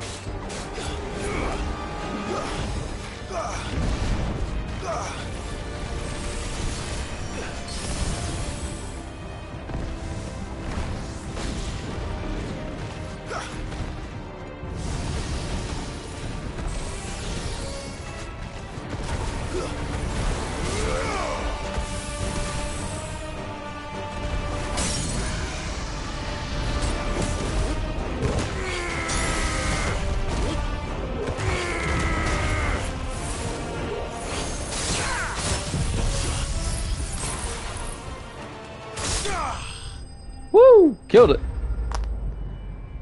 Enemy slain.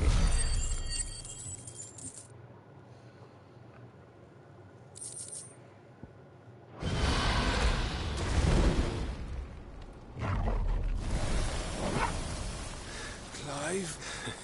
Oh no. Theodore, you had me worried for... Oh no.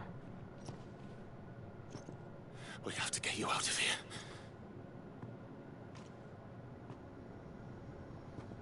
I think it might be a little too late for that. Bearer or no, there's only so much ether a man can take, and that Drake just wouldn't let me leave. You have my thanks, Cid, for finishing what I could not. For keeping Elle's dream.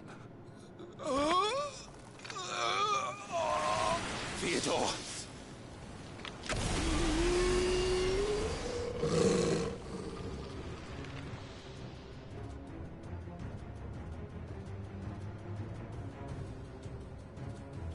Oh.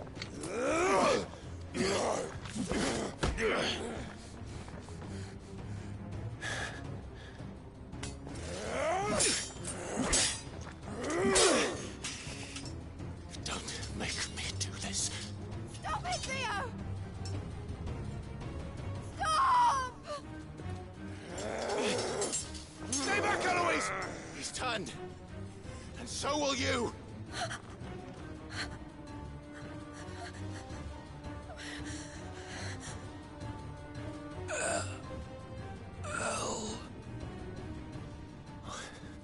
Theodore.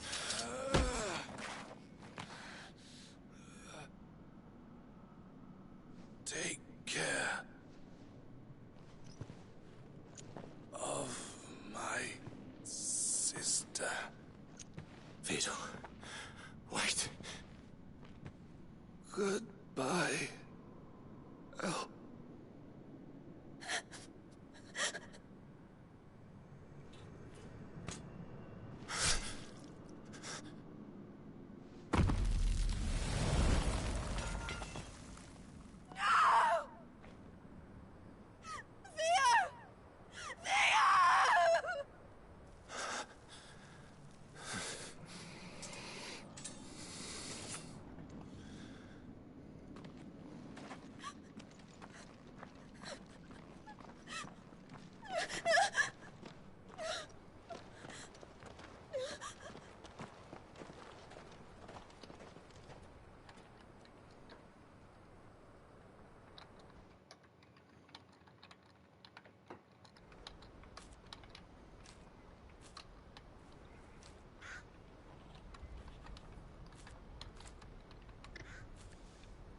No one in this game is happy, chat.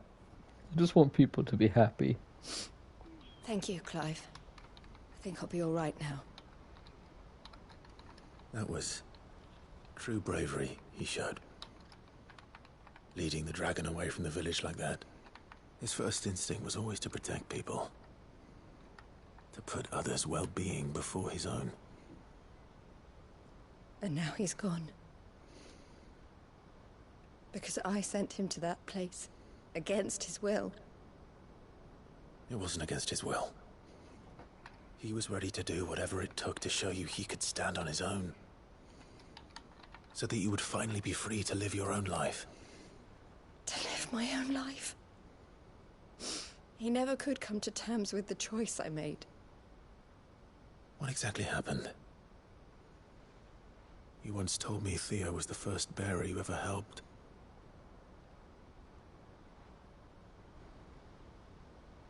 We grew up in Canva. We were born to one of the great trading houses. And I was chosen to inherit the family business. I had my father's head for figures, you see. Theo did not. While I studied the art of commerce, he played at soldiers instead. A late bloomer. In more ways than one. For unlike most bearers, it wasn't until his 15th summer that his powers awakened. My parents tried to drive him out of the house and into the care of the constables. But before they could, I took him into mine. Theo told me something else. He clearly admired your devotion to the cause of freeing others like him from slavery. But he said you deserved a better life than this. He wanted to free you from what he called your bonds, just as you freed him from his. I would be lying if I said I had not wondered from time to time how much easier my life might have been if I had allowed Theo to be taken and devoted myself to the family business instead.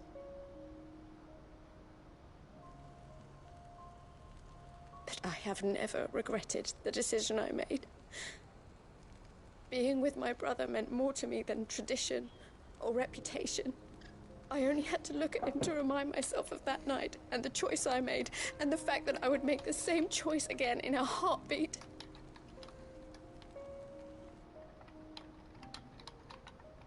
He was never a burden. How could he even think that?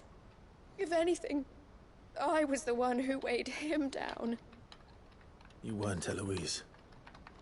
He said it himself, that he had always been grateful to you for saving him, and that he wanted to repay you by letting you live the life you were denied. Neither you nor Theo weighed each other down. You loved one another. You did whatever was necessary to continue living your lives together, and you always would have. You're right. All I ever wanted, all I ever did, it was so we could be together. Oh, Theo, why did you have to...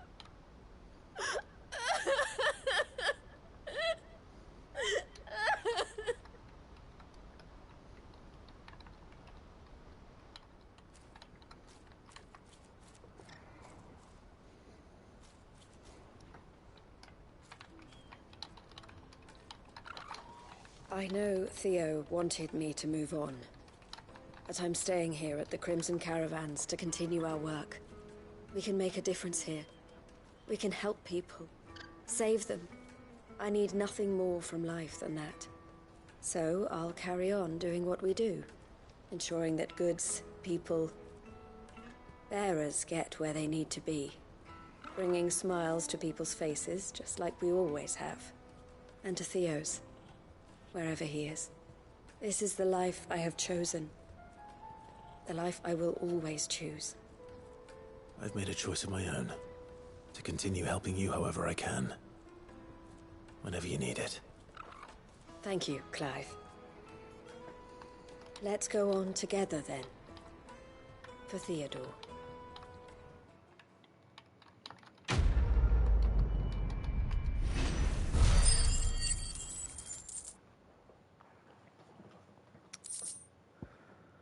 Crimson Caravan sideboard displayed. Oh, hey. 3.3 seconds.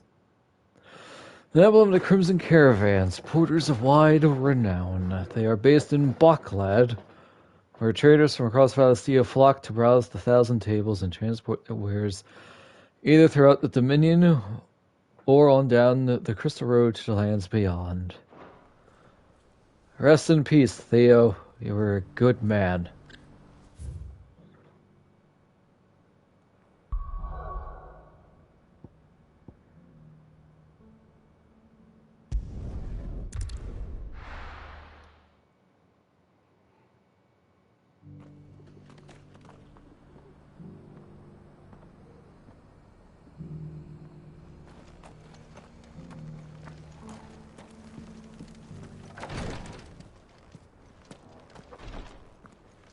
Why am I on fire? The greater number of our order live among the masses, hidden in plain sight. Even here in Tabor, our brothers and sisters pose as common folk. If any should reveal themselves to you, I beg you keep their true identity secret. Lord Rosfield, is there aught the Undying might assist you with this day? Perhaps. My brother said that your order was helping him with his quest to uncover Ultima's origins. Have you learned anything of note since last we spoke? Little and less, I regret to report. I see. Be assured, however, that we will not rest until the truth is known. Even now, our archaeologians scour ruins in every corner of the realm for traces of Ultima's touch. Fallen ruins, I take it. Dating back as far as Phoenix Gate. Indeed. Ultima's thralls are oft sighted among the remnants of the fallen civilization, as if protecting the secrets concealed within. Secrets we'd see unearthed.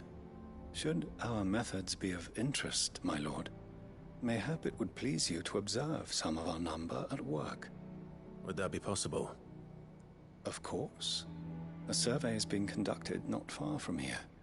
Perchance you are familiar with Kretov, a small hamlet built around a fallen airship. I was due to visit my colleagues there to collect their preliminary findings, but if you would consent to do so in my stead, I'm sure that they would be honored to relate any discoveries they have made to you directly. Sure. All right.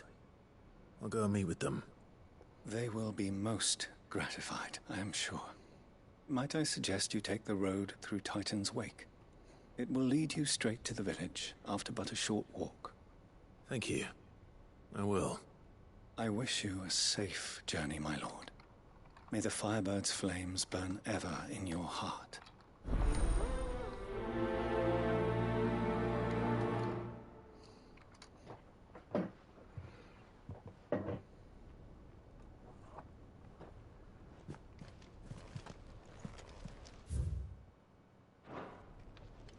A village built around an airship.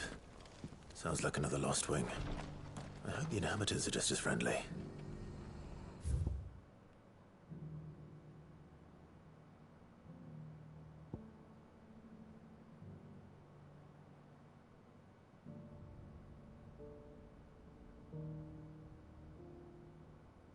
That's what it says. Like, it says inaccessible, but it looks like I can go through to this section too.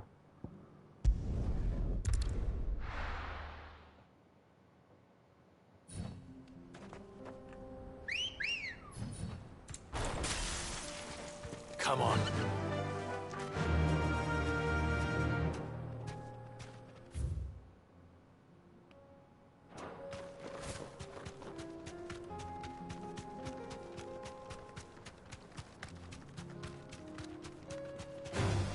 Time to fight.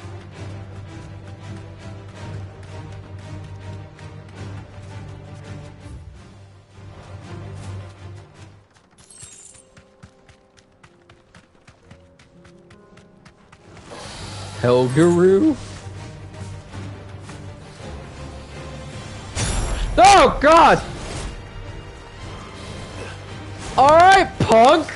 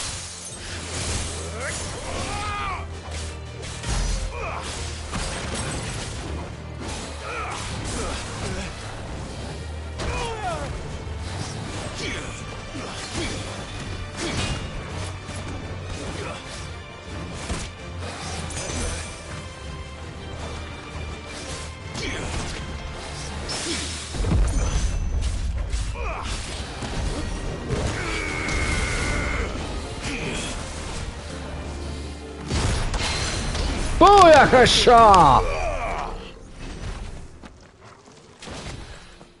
That was for Ambrosia.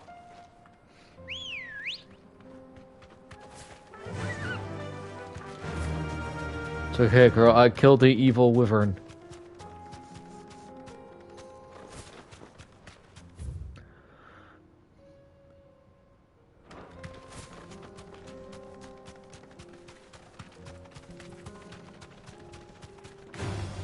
Don't get surrounded.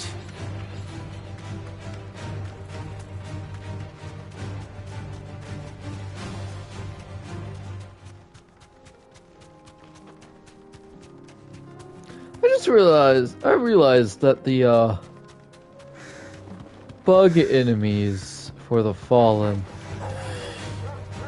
Ah, gosh, great. Remind me of the mimics from FF12.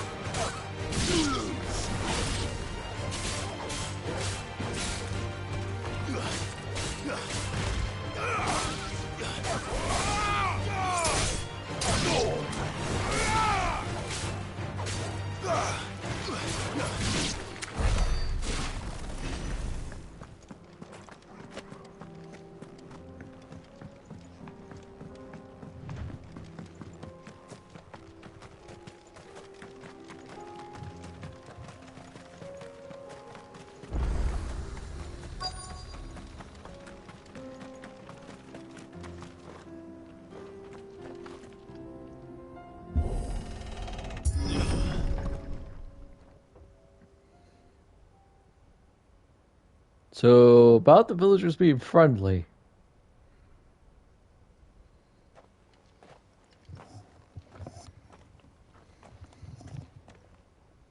Oh no.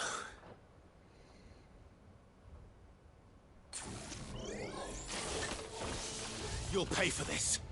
Kill the orb. There may still be survivors.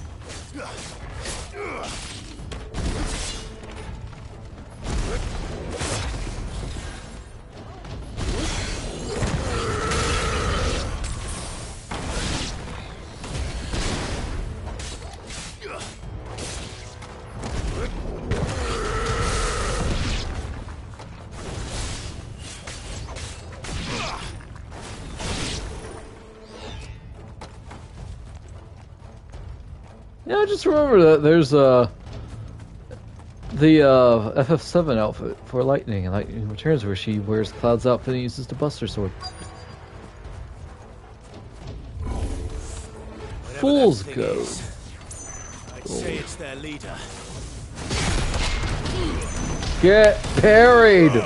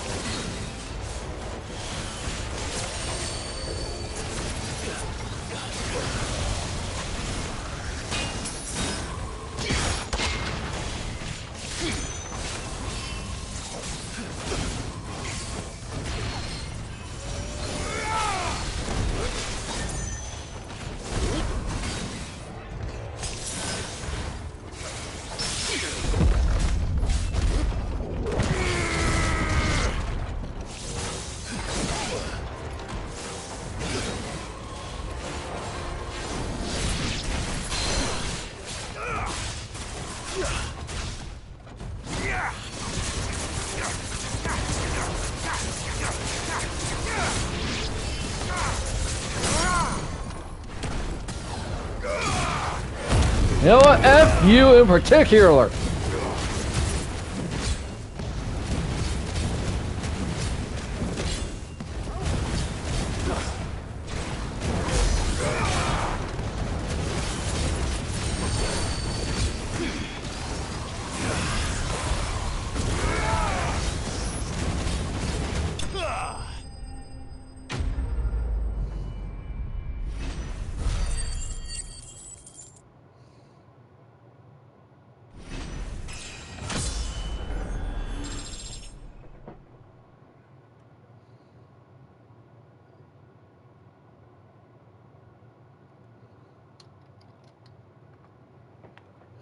Hey, we leveled up.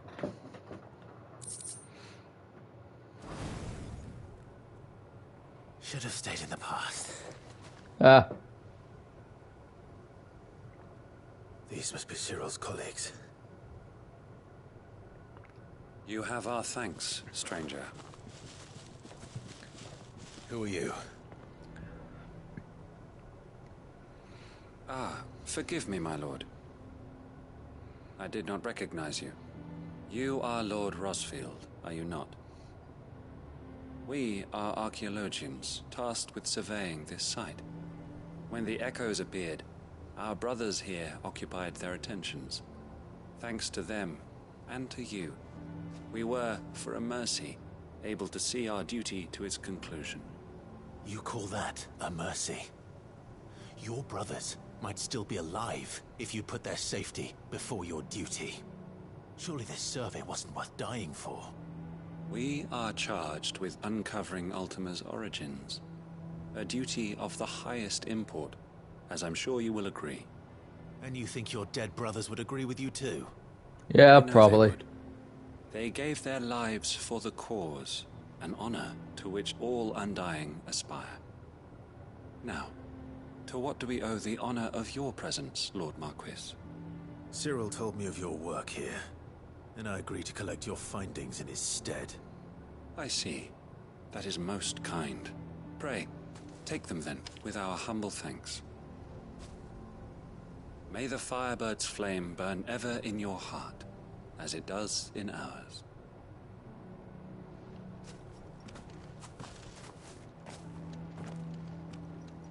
It's one thing to lay down your life for another, but for a survey...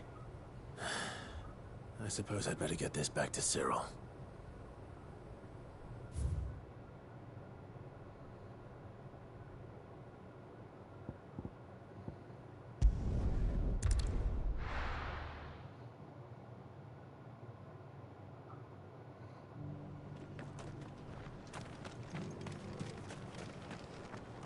Welcome, welcome. A fine choice. Of course. Anything else?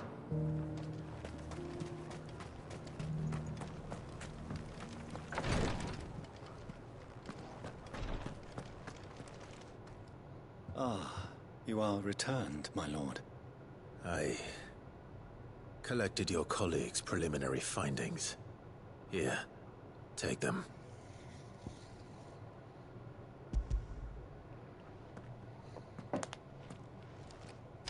My thanks.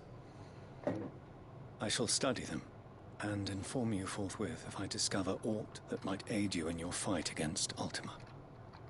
Cyril, your survey party suffered several losses in Kretov. Losses which could have been avoided, had the others not chosen to complete their work, instead of saving their friends. Were these your orders? No. This was their choice. Every Undying devotes his life to the service of the Phoenix. It is our sole duty, and should we die in discharging it, so be it. Even when death is avoidable. My lord, I fear that this is not a point over which it would be fruitful to argue. The Undying have served the Phoenix for countless generations, and your opinion of our methods, however earnest, is not like to change them. We live to serve the Phoenix. Our very order exists for that purpose, and that purpose alone. Cyril, I know that you and your brethren answer only to Joshua, but allow me to offer you a word of advice. It does not further the cause of the Phoenix to have his loyal followers surrender their lives without good reason. Provide your survey parties with an escort, that they might live to do their duty for years to come. Think not only of how you can serve the Phoenix, but how Joshua would want you to serve him. Please. For all our sakes. I thank you for your advice, my lord. If you will permit me to respond, our faith in his grace, Joshua Rosfield, is absolute. And we of the Undying will do what we believe is right to fulfill our duty unto him. As first shield to the Phoenix, I am sure you understand what it means to do one's duty. I do. Then we are of the same mind. And it is my hope that we may continue to do our duty together.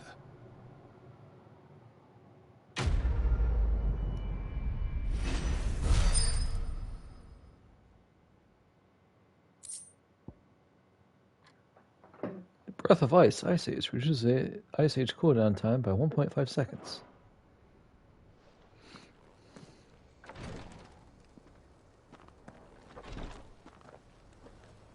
Thought I was supposed to get over a Calcum from that. Oh well. Looks like we have 3 side quests left. To Northreach, again.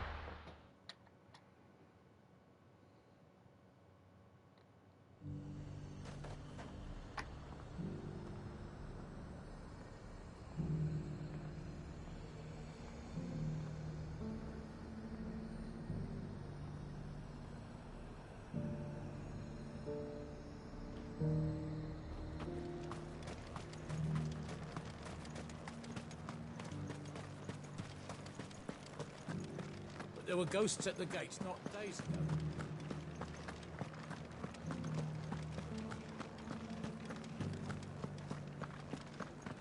Those things I said before about not being... So many were injured. Hi, Isabella. Oh, Clive. Here, Isabel. What am I to do? My wards and I may soon be without a home. What's happened? The High Cardinal has descended from his lofty throne and taken up residence here in Northreach. The High Cardinal? Leader of the Council of Elders, second only to his Radiance at the head of the Imperial government. Not that any of those things still exist. Now he goes by his noble title, the Duke of Oriflamme. And what does he want with Northreach? He wants to transform it into a military stronghold. A foundation upon which to build a new Sambrec. He's already secured the support of the various army remnants, with promises that they shall be afforded the respect they deserve in his empire. One built on the confiscated property of the people. He would rob the populace to pay for it. Believe me, I have used every means of persuasion to discourage him from this folly. But for whatever reason, he will not listen to me. What does Captain Philippe make of this? When the town was under attack, it was him the soldiers rallied around. Couldn't he use that influence again? How? By speaking out against one of the most powerful men in Sambrec. A man whose stated aim is to revive the empire Philippe's comrades swore to serve, and to improve the soldiers' lot within it. The captain can offer them a regular supply of gruel, and an occasional trip to the Vale to help them forget the terrors they face each day. The Duke offers them a vision of strength and safety. No.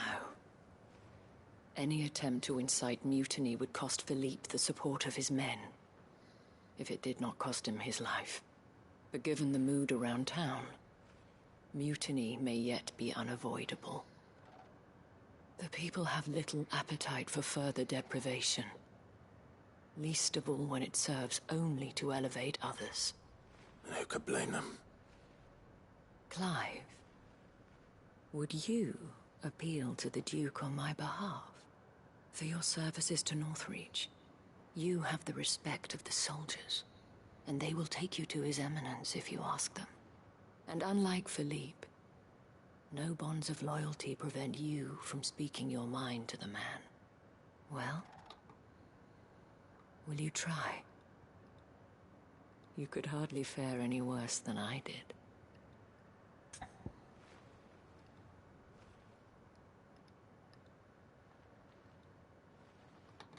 Sure. I'll see what I can do. Thank you, Clive. Tell me then, where will I find this Duke of Oriflamme? In the garrison? Overseeing the troops, yes. All right. Wish me luck.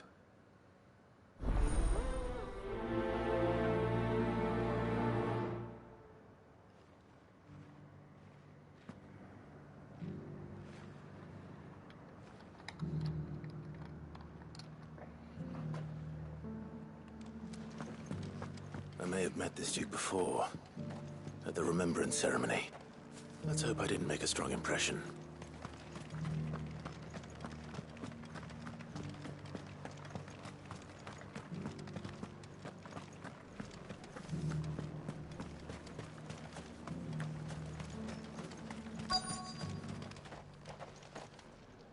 Halt! Oh, sorry about that. You're the dame's man, aren't you? You got some business with the captain? No, actually. With the Duke. I was hoping I might be able to speak with him. We're under orders not to let any civilians pass. But you should be all right. His Eminence has heard all about you and your heroics. Wait here. I'll go and ask.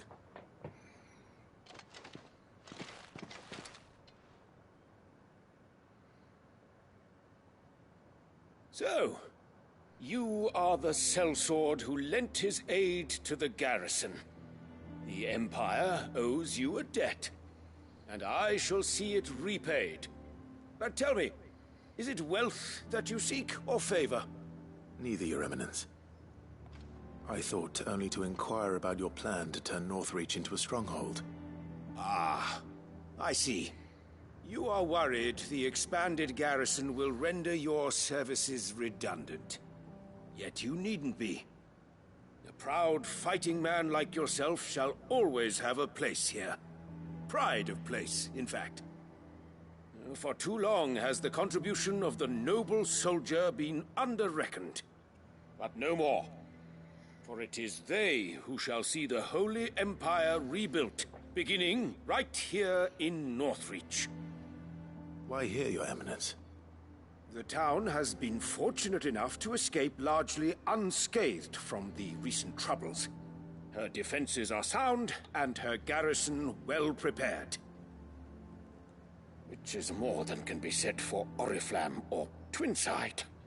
The Empire wants for a capital, and I believe Northreach to be the perfect place. With Caer Norvent as her citadel. Once we have seen to the refortification of both the town and the castle, we need only build a wall around both to create a city that would be the envy of the twins. Plans are already underway for the construction. Soon enough, these thralls shall learn that they are no match for the might of Sanbreque. I fear you underestimate how dangerous these creatures are, Your Eminence. Should they return in force, you will need all the people of Northreach to come together in defense of the town. Something they may be loath to do if they've been deprived of their worldly goods. The people will do as their leaders command. If Sanbreque is to be rebuilt, she will require a functioning government. One whose authority is beyond question. That is why this levy is necessary. So that any man who wishes to join the army might do so and be fed, outfitted, and paid as befits a defender of the Empire. And yet there are those who persist in peddling the treasonous lie that I seek to steal from the people and drive them from their homes. I suspect they're afraid of losing what little they have left. Precisely. Oh, hi. The common folk have little and less, and you mean to deprive them of even that. You would sow the seeds of your new empire in your own salted earth. Sabine, we have discussed this. Yes, and I told you then how putting the empire before her citizens would lead only to revolt. Without an empire, there are no citizens. And in yours, there will be only beggars. Is that what Griga wills for her people? Do not take her name in vain, Sabine. I'll come back later. I'll just come back later. The citizens revolt. I wonder what the people really think of the Duke's plan. It wouldn't hurt to ask them, I suppose. Let's begin with those on the other side of the wall. As long as you remain, the Veil will see to your needs.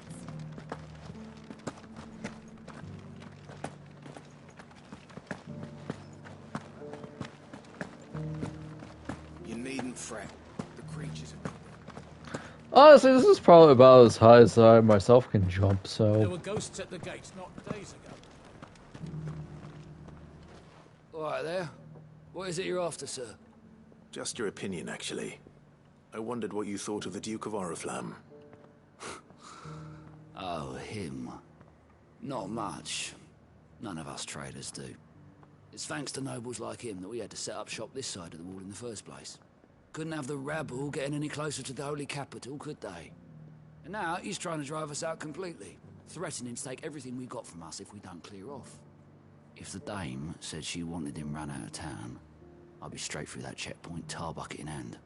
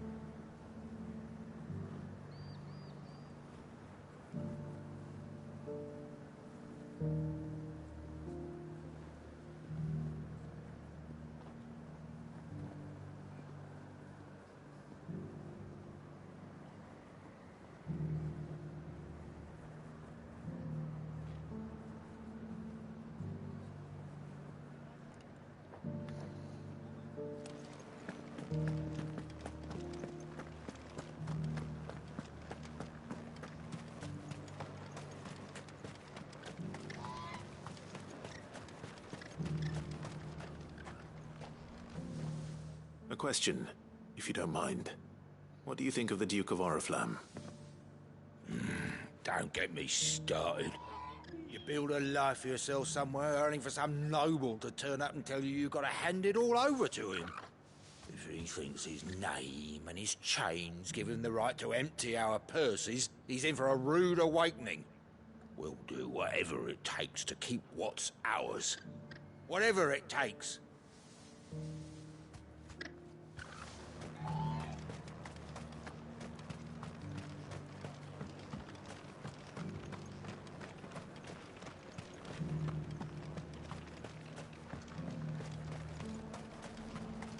Why, your stall is as... Welcome. Come back again. I've been hearing a lot of talk about a certain Duke. Nothing good, I'll wager. Going around acting like he owns the place. And with hardly a word to the dame. This is her town, not his. I take it you'd rather she was in charge. As far as I'm concerned, she still is. Just need his eminence to sod off back to Oriflamme. Well, the people seem united enough. What about the soldiers?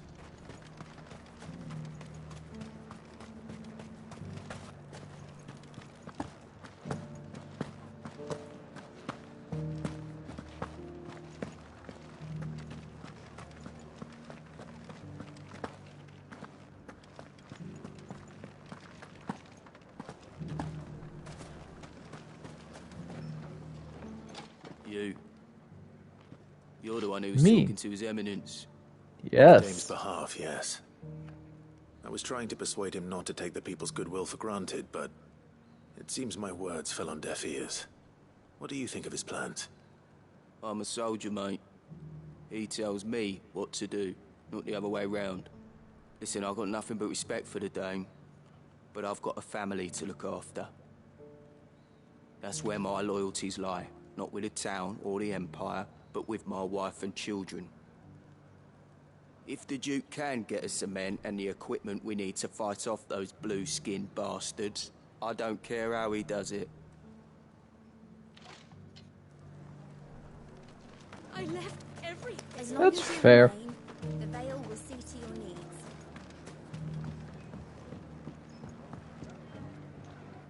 I hear the Duke of Oriflamme plans to turn this town into some sort of fortress. Do you think that's a good idea? It's not for me to say. All I know is that unless the Emperor orders me otherwise, His Eminence's word is law. Look, no one likes all these taxes and tariffs, but empires don't come for free. Once Sanbreque is back on her feet, we'll all reap the benefits.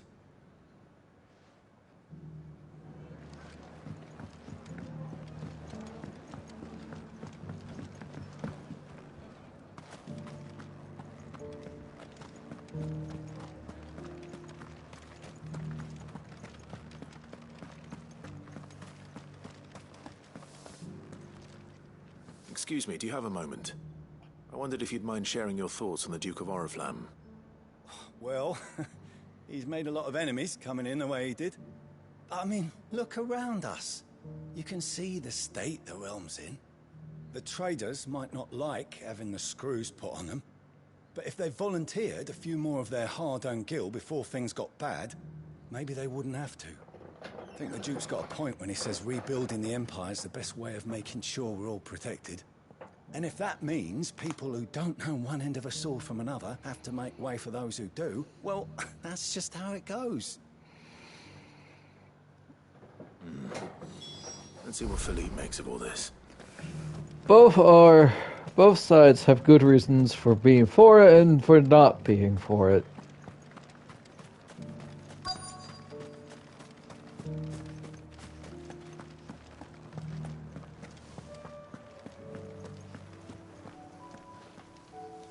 Captain, do you have a moment? For you? Certainly. Clive, wasn't it? Thank you for last time. How can I help you? I wanted to ask you about the Duke of Oriflamme. Do you intend to go along with his plan? But to tell you the truth, I'm in two minds. It's my sworn duty as a captain of the Imperial Army to obey his orders. But I can't say I agree with him. Philippe, I remember you saying that you became a soldier to protect the people you loved. The Dame included. His idea, the Duke's idea is okay. He's just not She doesn't agree going with the Duke's about orders it either. in a good way. She thinks they could tear Northreach apart.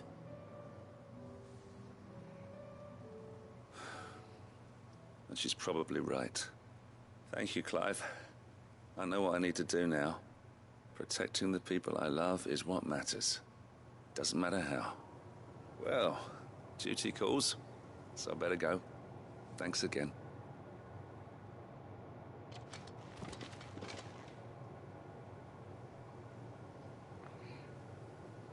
It seems Philippe wants to do the right thing at least. I expect Isabel will be pleased to hear that, if nothing else.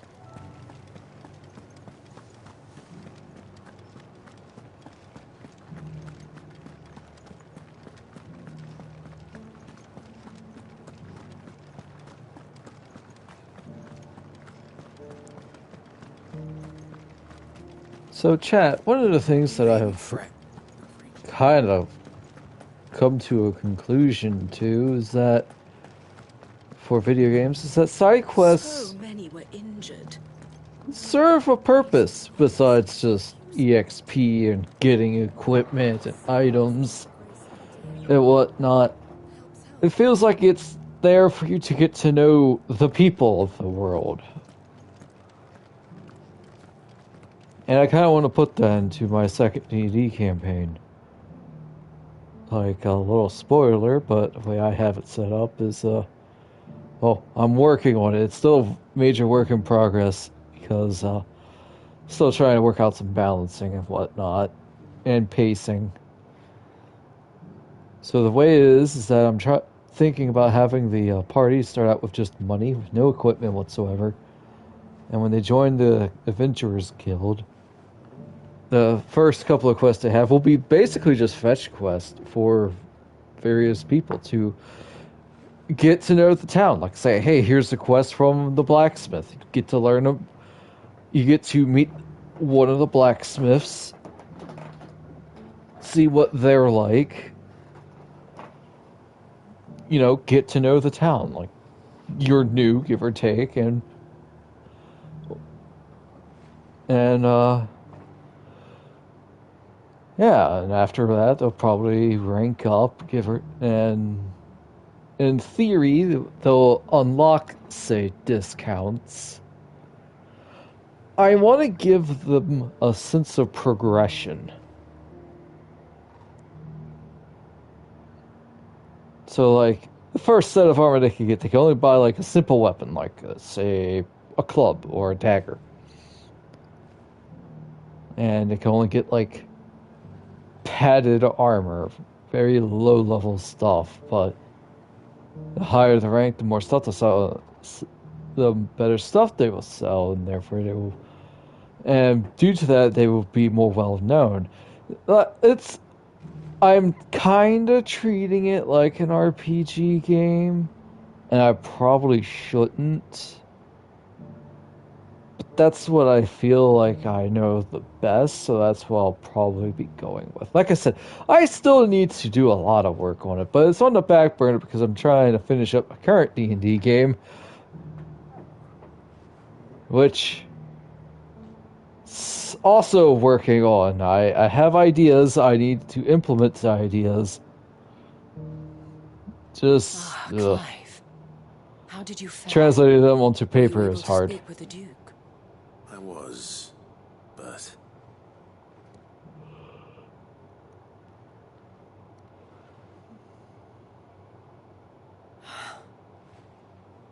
So Northreach is to be a fortress after all.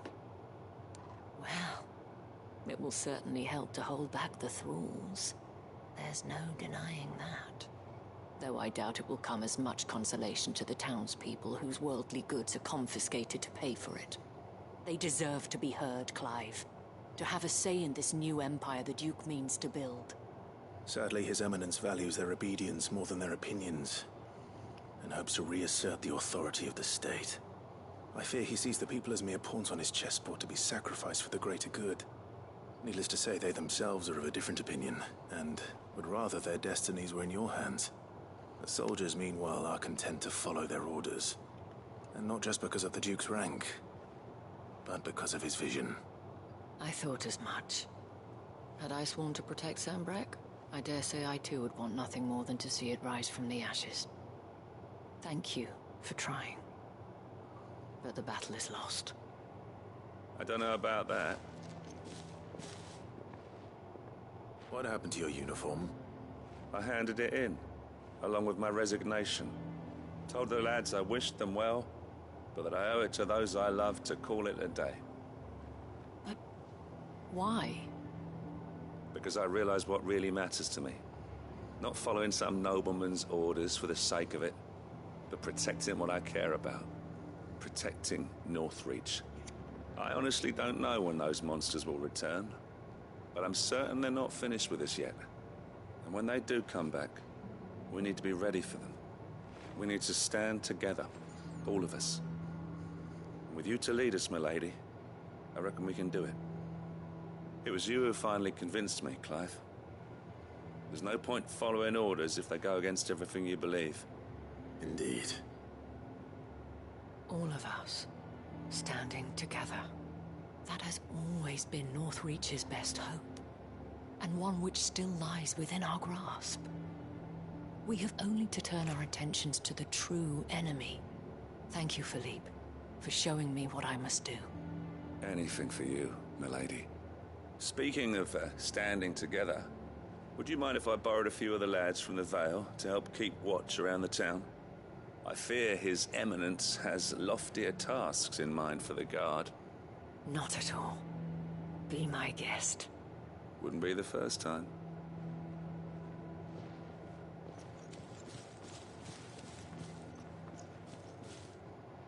There may be hope for Northreach yet.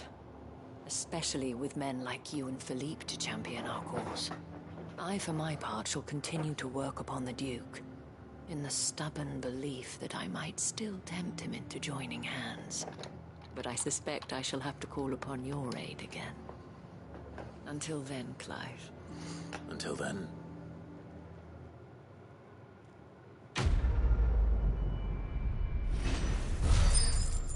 Yay.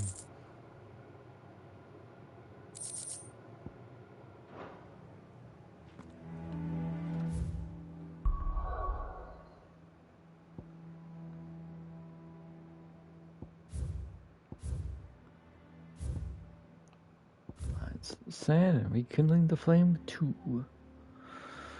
We have 2 more side quests left, chat. If we're lucky, we'll be able to actually do story tonight.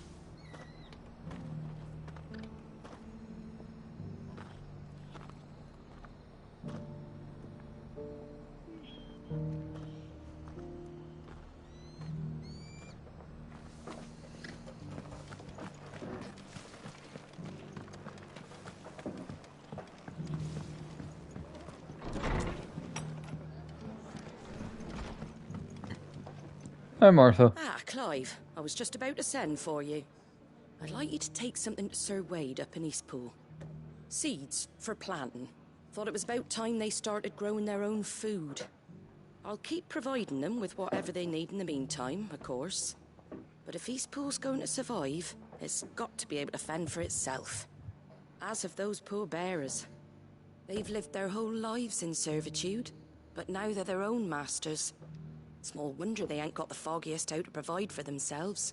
So it's up to us to teach them. And if you're wondering why you, well, the Wagoneers taking supplies up that way have been coming back with more and more reports of Akashic around the village of late. Sir Wade's putting a brave face on it, but I think even he's starting to worry. And if he's likely to share those concerns with anyone, it's you. All right. Thanks. Wouldn't ask if I didn't have to. There. That should be enough to keep him in Gazal Greens for a few years at least. Gazal Greens? Not the most mouth-watering crop, I'll admit. but they're hardy, they grow fast, and they fill a hole. Better that than something that'll wither away at first frost. And chocobos love them too, which is no small thing. When I say all of us need to pull together to get Eastpool back on its feet, I mean all of us. They ain't exactly succulent, but cook 'em right and they're just about bearable. I'll take your word for it. Anyway, Sir Wade'll know what to do with them. And if he don't, well, I'll go up there and show him myself. I'm sure you will.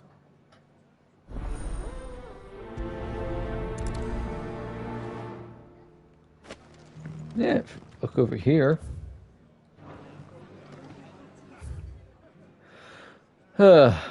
Dressing greens of Kazal. Never down raw, lest bitter juices inspire violent retching and loose bowels.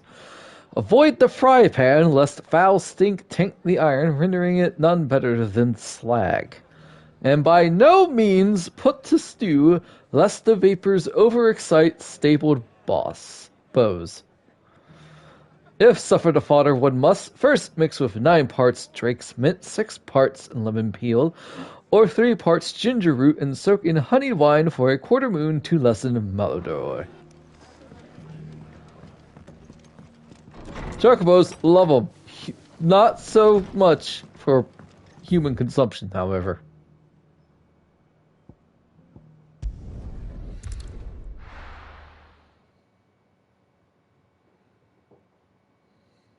But hey, times are hard.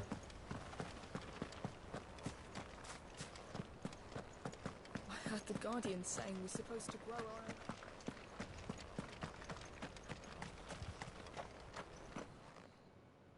Ah, Lord Rossfield. What brings you to Eastpool?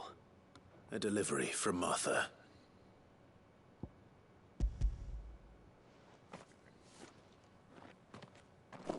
These are Gizal green seeds. Martha's keen to cut the apron strings, then, is she? I jest, of course. You see, I had thought we might be able to revive the old wheat fields, but they'd long since gone to seed, only without the seeds. Martha was hoping he might be able to show the bearers how to plant and tend these, so that they'll be able to fend for themselves. That's not a bad idea. These bearers had only recently escaped their bonds before we brought them here. They know little of freedom, of providing for themselves and their loved ones. Unless we teach them how to live like free men, I fear that all we have achieved in bringing them here is to exchange one master for another.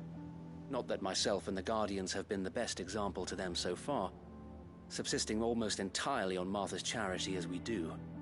It's about time we all started to provide for ourselves, bearers and Guardians alike. Unfortunately, we've been a little too busy of late to focus on much besides bolstering our defenses. There have been alarming reports of... The Horde is closing in. They're coming, Sir Wade, all of them. Damn it all, I thought we'd have more time. Gather the men in the square. Send to the rest for reinforcements. Yes, Sir Wade. The Horde. A Kashek, a veritable legion of them. They've been seen prowling around the northern reaches for a while now. We don't have the numbers to hold back a swarm that size. I had hoped to build a perimeter wall so that myself and the Guardians might be able to defend the village, but... Now you're out of time. Precisely. If reinforcements from the rest arrive before they do, we may just scrape through, but I fear that's rather an enormous if. What if you could call on reinforcements from Eastpool? You mean the bearers? We brought them here so they might live, not die, fighting for their lives. So wait. You said you lacked men to defend the village. Are the bearers not men? Do they not wish to see Eastpool saved? Though they may not be trained soldiers like your Guardians. What help they are able to offer could still prove the difference between victory and defeat. You're right, my lord. I will appeal to them. And besides, in the end, you do have me, who will go nuts on them. My friends, I humbly beg your aid. We Guardians are few and our enemies many. But I swear we can defeat them with you at our side. You would send us to the slaughter. To serve as bait for those fiends so that you and your men might be spared. And to think we trusted you. Say what you will. A home is not worth dying for. But it is worth fighting for. Oh, hi, Martha. Sir Wade fights to give you lot a chance. Just like I do. Just like Sid does. We all wanted to give you a home where you could be free. And you got one, didn't you? This place, Eastpool. This is your village. Your home. And if you don't fight to protect what's yours, you'll lose it. You know I'm right. This world wants to take everything from you. Everything. Your homes, your freedom, your very lives. So then, are you going to stand by and let that happen to you? Are you going to accept fate like good little Bran did and die, having never stood up for yourselves? A frying pan. Fight like free men and women?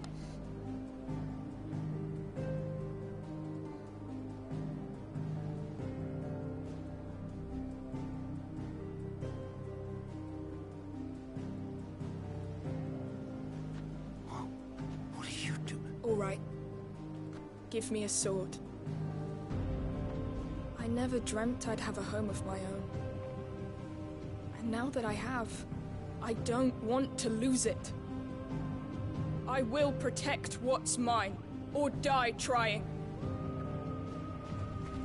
We all will. Free men and women, fighting together.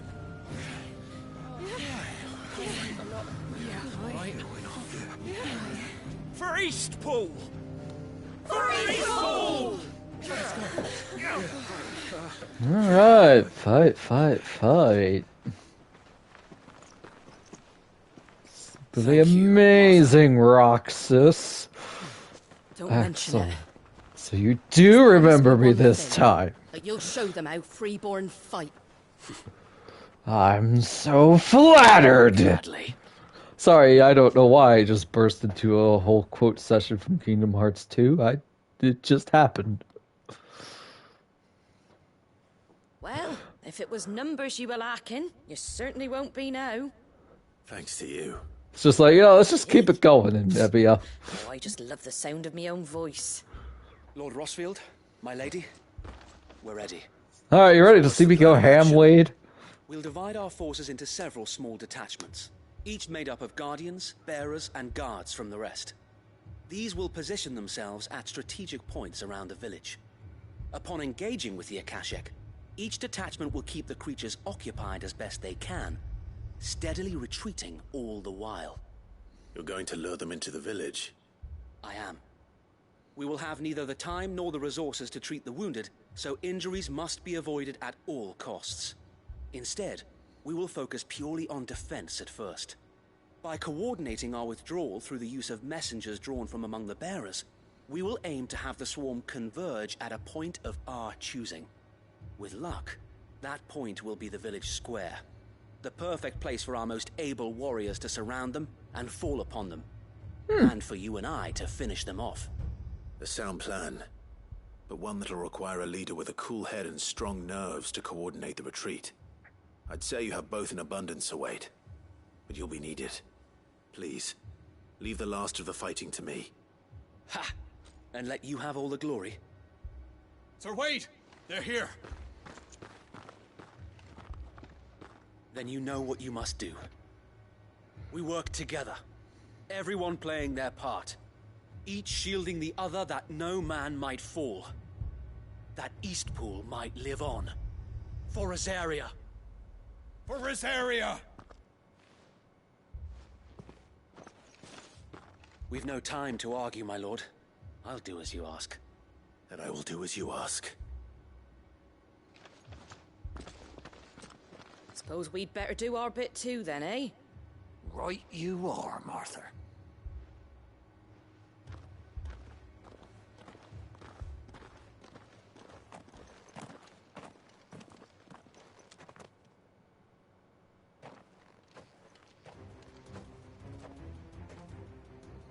The calm before the storm.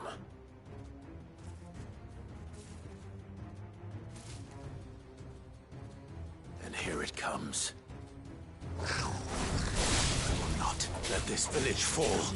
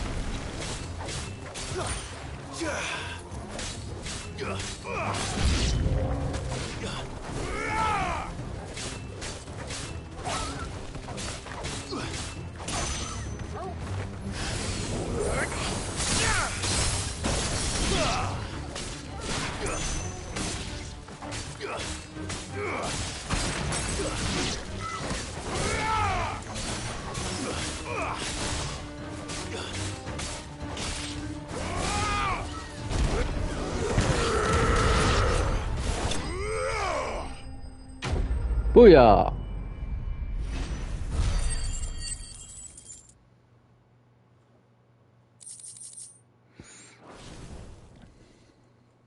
Looks like that's the last of them. Lord Rosfield! Change of plan! What is it? Owl from the rest. An Akashic Curl's been sighted on Rhiannon's Ride and is headed in their direction. Well, the better half of her guard is here. So wait, how many Akashic remain in Eastpool? Hard to say. My men are still facing some resistance, but I think the worst is behind us. I could order a detachment or two to fall back and... No. Let them finish the job. You stay here too, Sir Wade. Your men need you. I'll go after the Curl. Join me only when Eastpool is won. If you're sure, my lord. May the Founder protect you.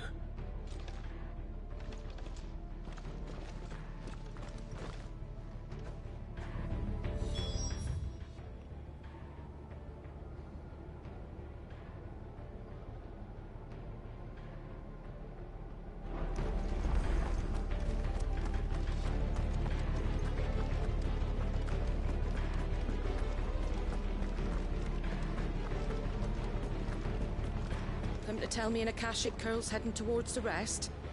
Get yourself down now. We can handle things here. It's mine. I might...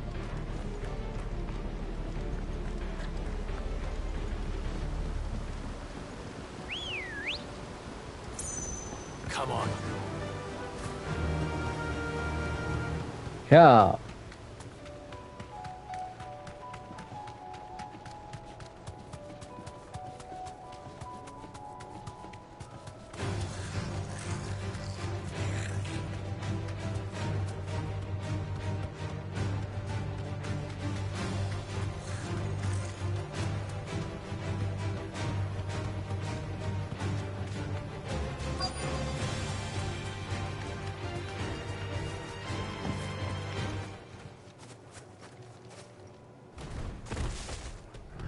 There's the kitty. There it is. With me, Torgal.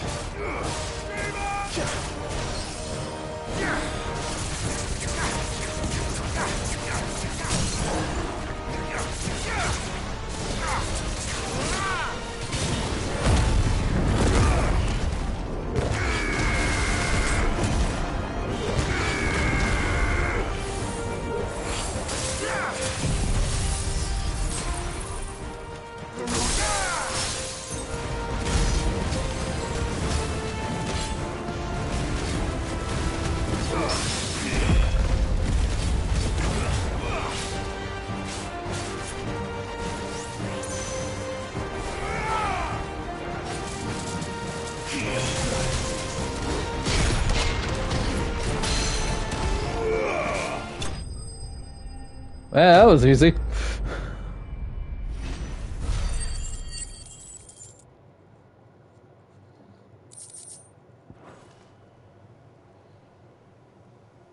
All right. Back to Eastpool.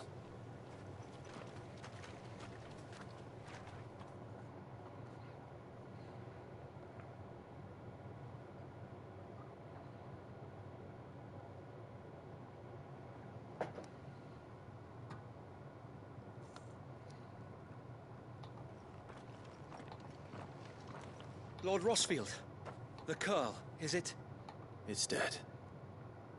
Thank the Founder for that. And for you, my lord. We were able to eradicate the rest of the Horde. I have guardians posted around the village to keep watch for further attacks, but all seems quiet for now. I hesitate to say it, but I think it might be over. I think it might.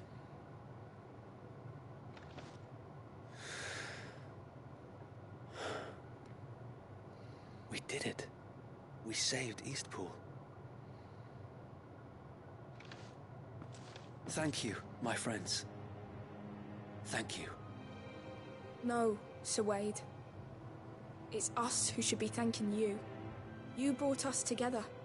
Showed us what it means to fight for what you hold dear. We never had nothing to call our own before. We didn't know what it meant to protect it, but now we do. We really do. Forgive us, Sir Wade. You and your people saved us, and still we doubted you. But there's no doubt in my mind anymore. We're free men now, so we have to start acting like it. We have to fight to protect what's ours, to protect Eastpool. And we shall. We all shall. Together. This is our home. And if anyone or anything tries to take it away, they'll have us to answer to. Come on then. Let's get to work. This village isn't gonna rebuild itself.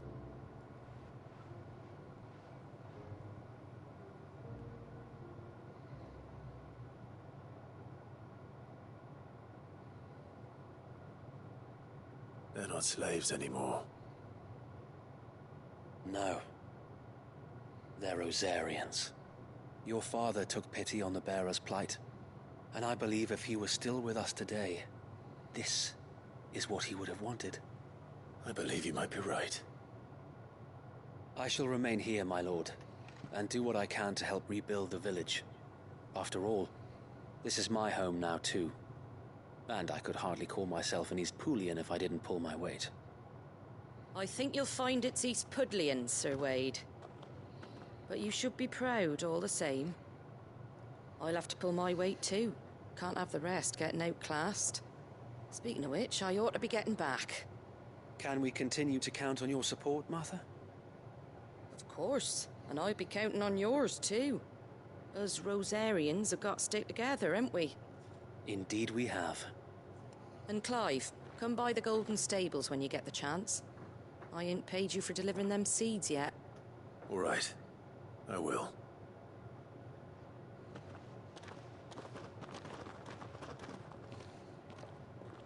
Lord Rosfield, do you remember our very first mission together? Yeah, killing a Clearing the mortal. goblins from the Stillwind marshes. How could I forget?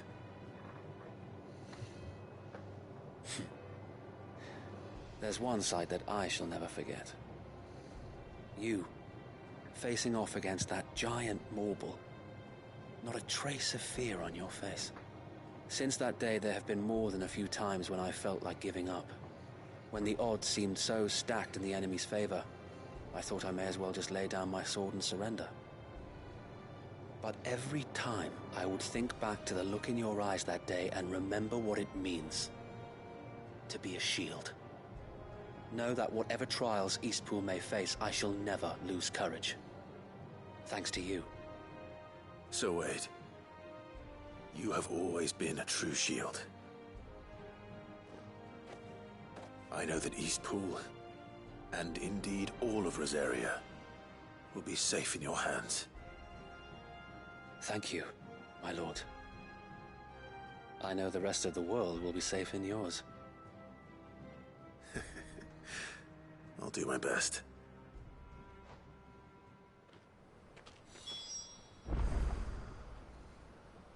Thank you again for all you have done for me and mine, my lord. You may rest assured that Eastpool will be safe in my hands. Thanks to you. Alright, I'll be back, chat. Gotta use the bathroom.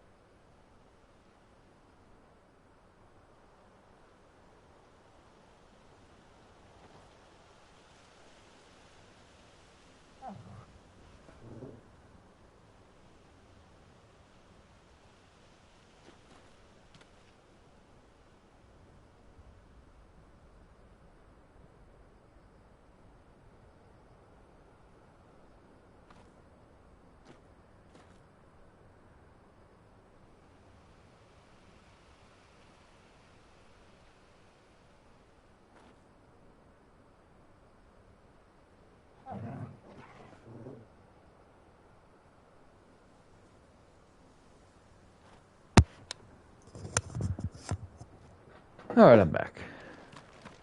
We defended Eastpool once, and we can do it again, and again, and again!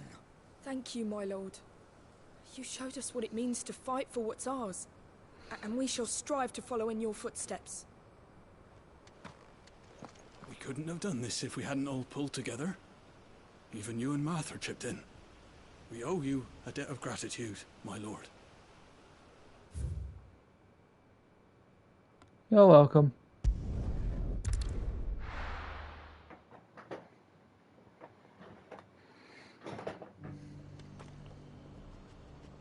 Oh, Duty Undying 2. That's where I get to work. How come?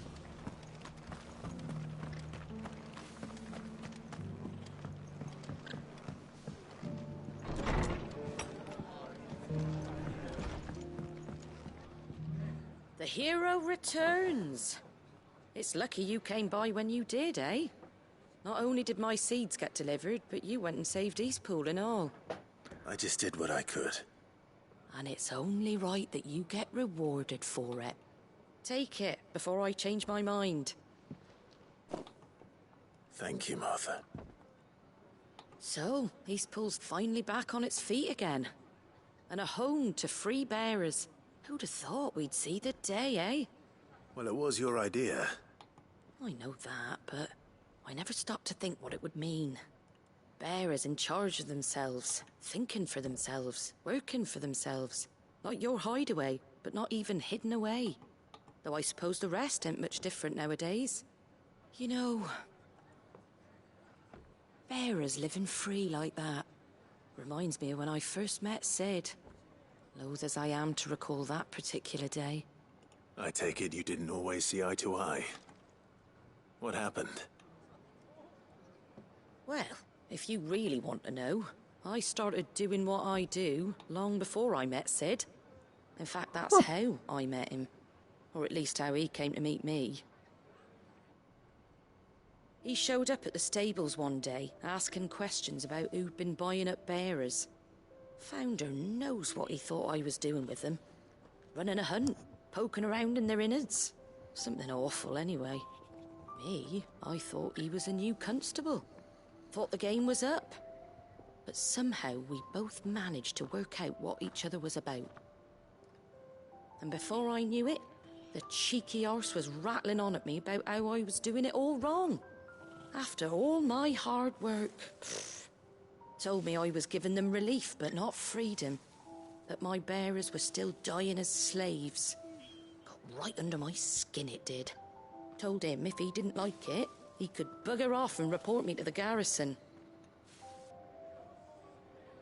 And do you know what he did? He smiled. And then he laughed. And then I did the same. We made a pact that day, that whenever one of us was in need, the other would always be there for him. And you were? Well, we both wanted the same thing. To make life better for bearers. Just like your dad. Do you know I was born right around the time Elwyn became Archduke? Growing up, I saw how he tried to change things. He certainly didn't lack for ambition, that one. Indeed. But the loftier one's ambitions, the harder they are to achieve. Which is why those of us who follow in their footsteps need to finish what people like Cid and my father started. Suppose you're right, aye. And if we don't manage it, there's always them who come after us. Good thing we've got a few half-decent sorts waiting in the wings, eh? It's almost enough to give you a little bit of hope. Just a little. Anyway, enough nattering. Better get back to work. Let's see about making everyone some dinner, shall we? The least the folks who saved Eastpool deserve is a hot meal. And you and me ain't gonna save the world on an empty stomach neither. That sounds like a wonderful idea.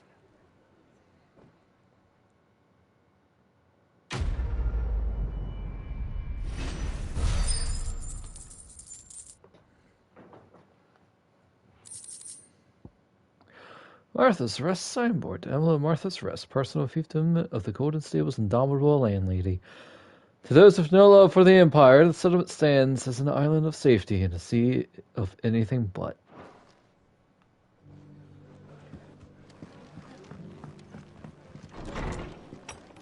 Alright, we have one more side quest to do.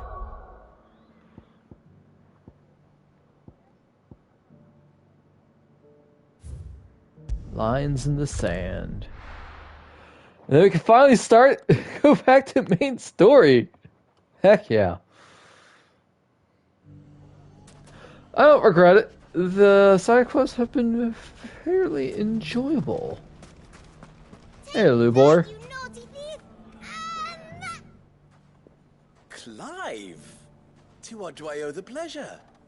I just wanted to see how the town's been faring since you brought everyone together. Since we brought everyone together, all is absolutely wonderful. Conrad and Natalie's hands remain safely away from each other's throats, and firmly at the helm. Our stores are full, and the bandits still too disorganized to raid them. Just as the good Lady Jane and Lord Underhill intended. Are you a lord?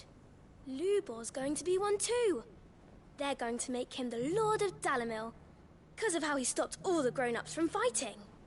It's the mayor of Dalimil, dear child, and the vote hasn't taken place just yet.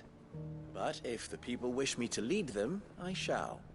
And my first act will be to build a school so that menaces like you two learn not to interrupt your elders. Speaking of menaces, there may be a rather worrying one just over the horizon. May there indeed. I'm afraid the example Conrad and Natalie set in putting aside their differences and presenting a united front might have caught the bandits' attention. And they might have elected to take a similar approach. They have formed what one could call a League of Outlaws, and they grow more organized by the day. But we'll fight them all off just like last time, no matter how many of them there are. Won't we, Lubor? Of course we will. If we continue to work together, we can overcome any challenge we choose to face. The longer we avoid facing this one, the more difficult it will be, until the only way to overcome it might be to run for the hills. Our best hope is to nip these efforts at organization in the bud, by finding those ne'er-do-wells who have yet to join the cause, and ensuring that they never do. Perhaps a certain Lord Underhill might be willing to lend us his aid once more? Sure. How could I refuse? Thank you, my lord. Victor will fill you in on the particulars. I have him stationed by the desert gate, receiving and collating reports from my scouts. Such an amenable soul. He reminds me of you. I'll go and speak with him.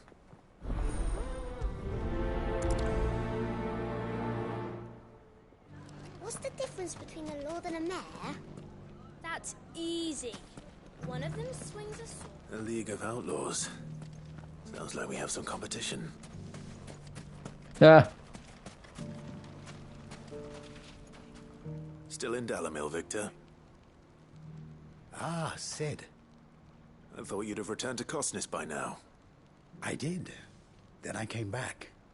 I've developed something of a fondness for the place. And having worked so hard to see it saved from one fate, it would seem remiss to abandon it to another. A sentiment Master Lubor certainly isn't shy about exploiting. Hence my doing his bidding yet again. You're not the only one. What does he want you to do? He asked for my aid in putting down the bandits. And he said that you might be able to help me find them. Then you've come at just the right time. I was on my way to speak with Conrad about how to organize our forces. There are more camps in the vicinity than we can safely strike at once. But we must strike together, and we must strike soon at as many camps as we can. We can't give this league of theirs time to rally its forces. All right. Which camp shall I take? There's one upriver. Just out there, across the dunes. Leave it with me.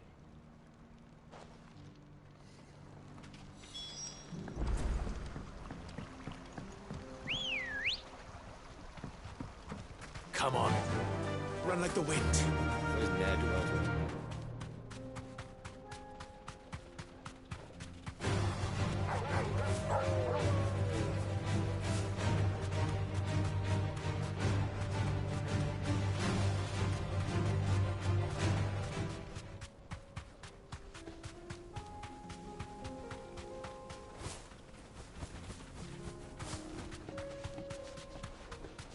That must be the camp Victor mentioned. Come on then, Toggle. That's him! The one who killed Locke and Fingers!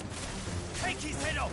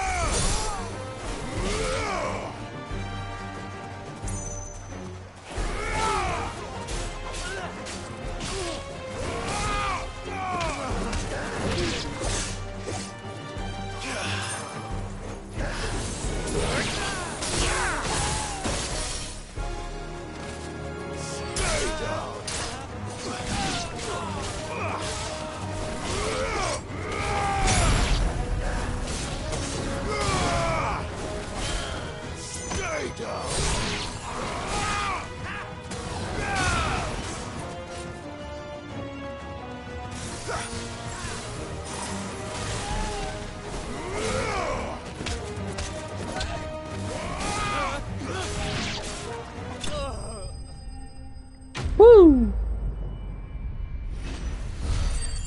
I love it when they come into big groups and I can just AoE them. I better let Victor know. Cid, where are you? Right here. Ah, I see the bandits didn't pose you any trouble. No, but that's not why you're here, is it? No. Something's happened. We need you back in Dalimil. What is it? The whole town's in uproar. They're saying that Lubor is a bearer. What? Seems that one of our parties wasn't as thorough as they should have been. They let one of the bandits escape, and his escape route took him right through Dalimil. Some of the children spotted him, and he was about to silence them.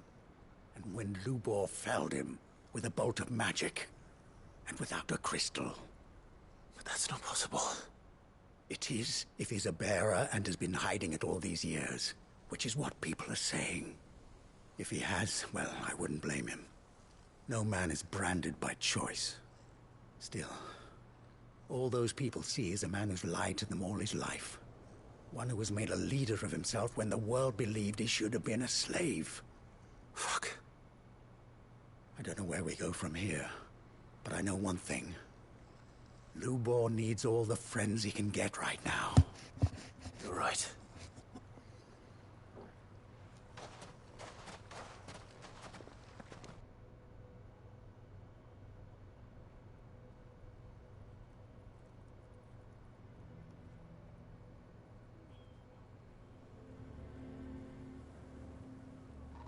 And now everyone knows. I made it a habit to keep a crystal close at hand for just such an occasion.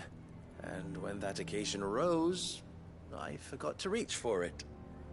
Well, it was bound to come out sooner or later. We're sorry, Lubor. We tried to keep running, but we just couldn't anymore. There's nothing to be sorry for. I rather enjoyed playing the hero for once. All that matters to me is that you two are safe. Look at him talking to his betters like it's nothing. All lies, I'll wager. Just like the ones he fed us all these years.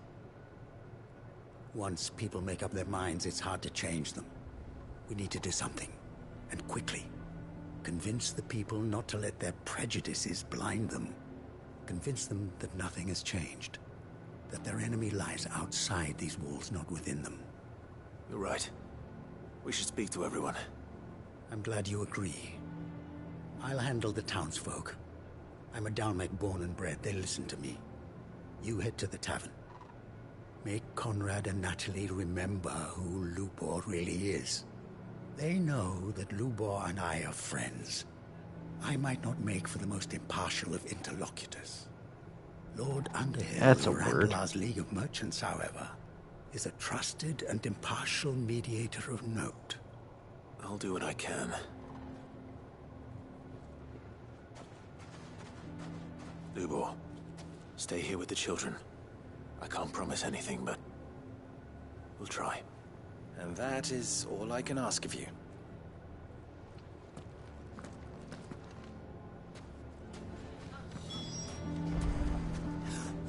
Why are you taking the bearer's side, Victor? Are you one too?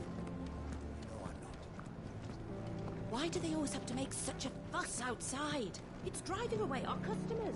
He knew all along that he was playing us for fools. And we fell for it. We followed him. A bearer.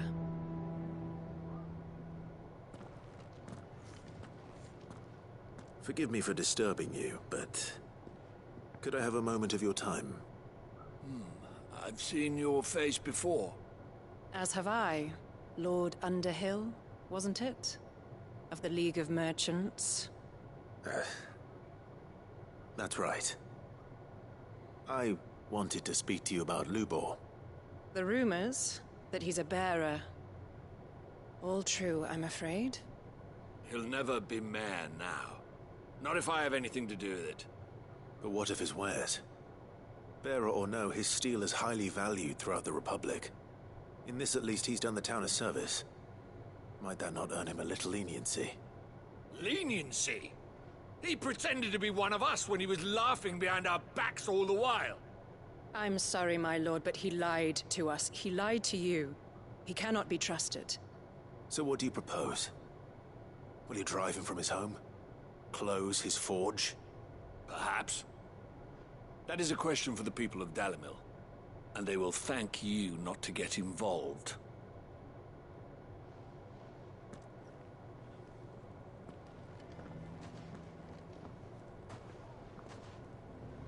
townsfolk have made their minds up.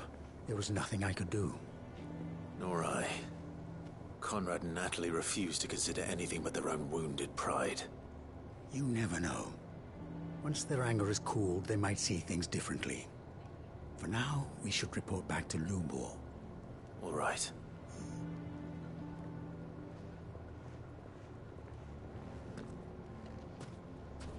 Why do they always have to make such a fuss outside? It's driving away our customers. Why the hell would Victor take the bearer's side? For a share in Lubor's ill-gotten gil, perhaps?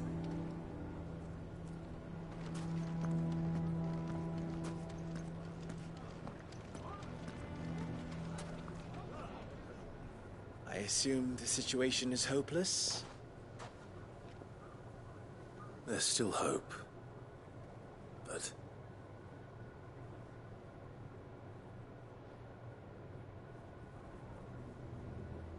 But perhaps not in this lifetime, I think it's fair to say.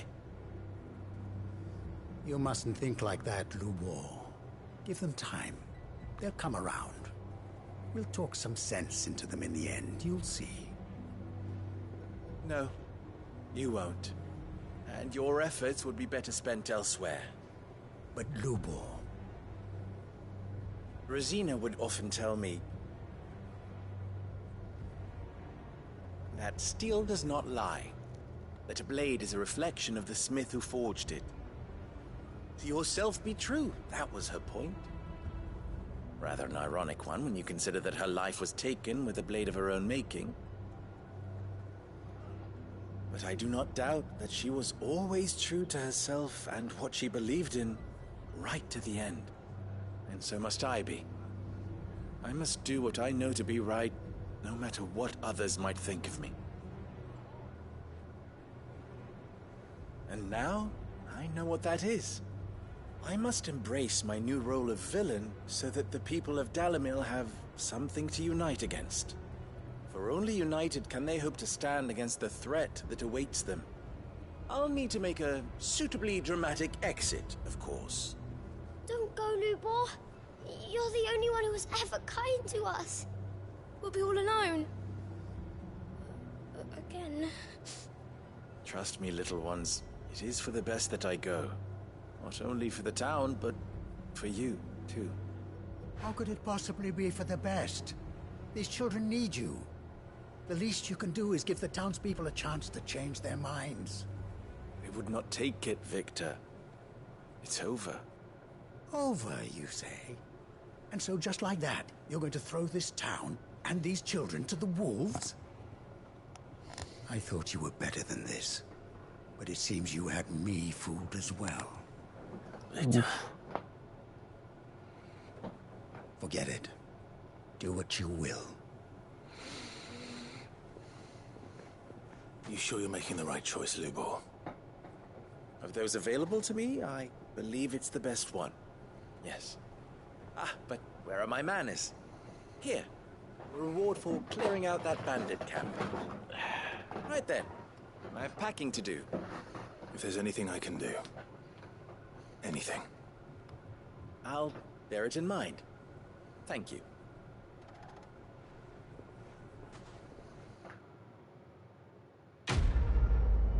This town needs Lubor.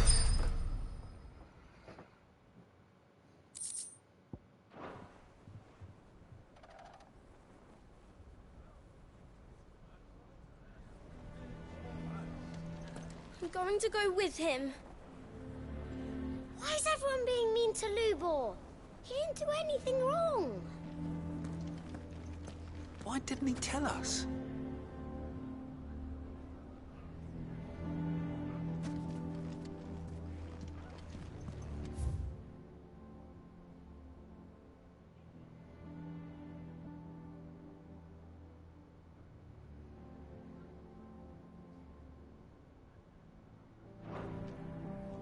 If you're going to try and convince me to stay, save your breath. I will not put those children at risk.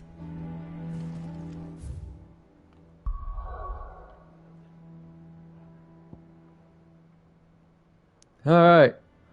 Side quest. Done! All it took was 3 hours and 27 minutes.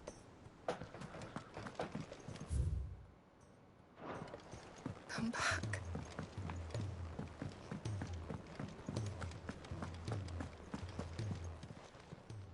Aye, it's a dangerous world out there.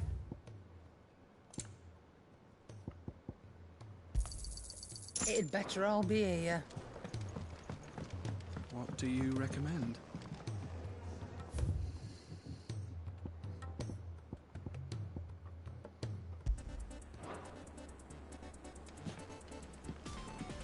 Oh.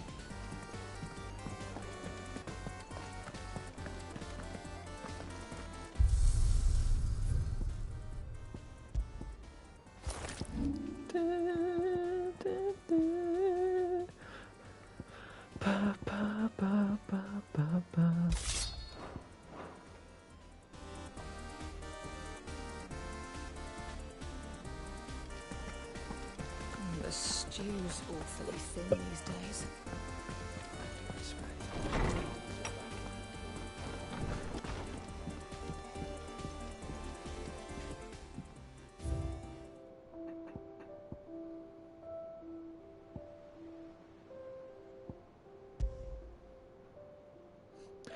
Now at Martha's Rest, personal fiefdom of the landlady to the golden stables and an island of safety and security in a sea of anything but.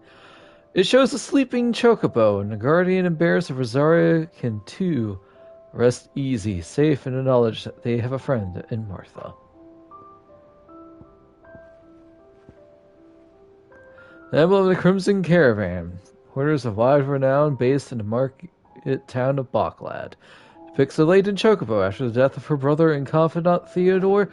Eloise chose to continue the work they had begun together, freeing bearers from slavery, just as she had freed him so many years before.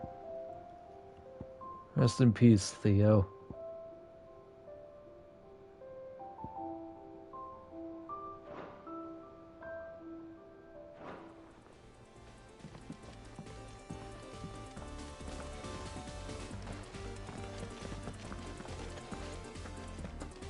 Clive's dancing. Telemon Maid. Thanks again for helping get the dungeon in order. Had he not rode gallantly to our rescue, I reckon poor Owain and them lot would still be stuck stilling blight water over a bonnet. Bonnet? Bonner?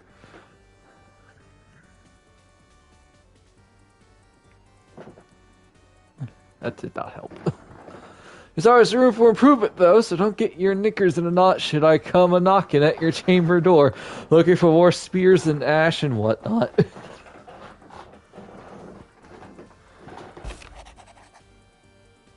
is hard to believe Theo is gone. Every morning I wake, I expect him to be there in the stables, watering the birds or readying the packs.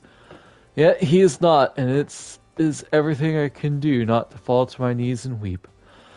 Still, I know I have to move on, but that doesn't mean I have to forget. My brother and I built all we have here together, so as long as I still have the caravans, he will ever be with me. And I shall honor him in death by carrying on what he strove for in life. That is what I choose. What happened in Eastpool with the Bears and the Guardians has been a long time coming, and I'm proud that it finally happened here in Rosaria. The Duchy of Old may be no more, but Archduke Elwin's dream still burns in the hearts of many, and it is through victories such as these that that fire will spread. It is only the beginning, Clive, but a fine beginning it is.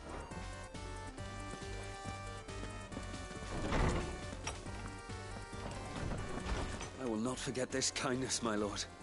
I shall go to Eastpool, but as soon as the rebuilding work is complete...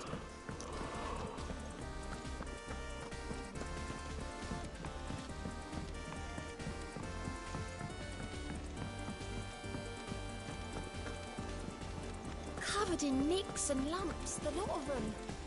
It's a wonder they can still walk.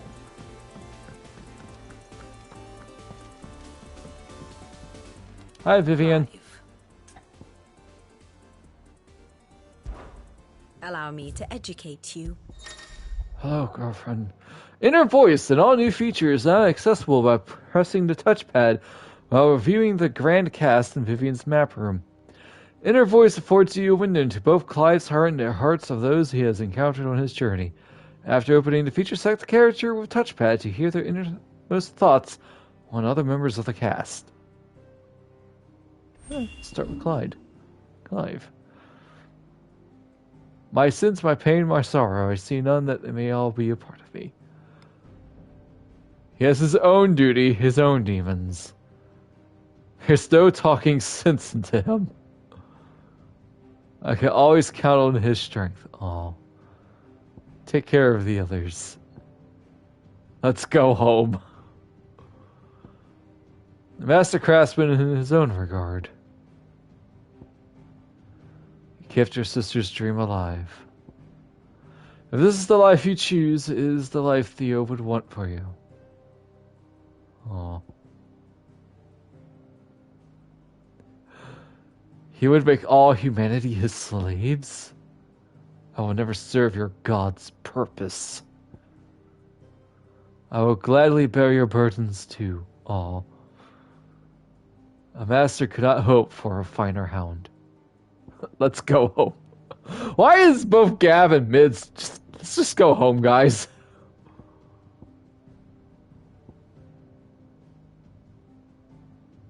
Best friends.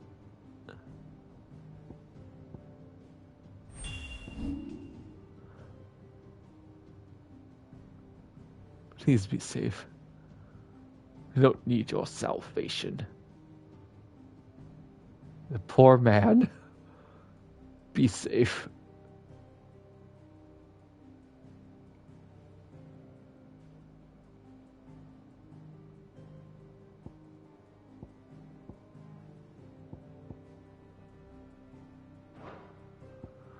Torgal's inner thoughts.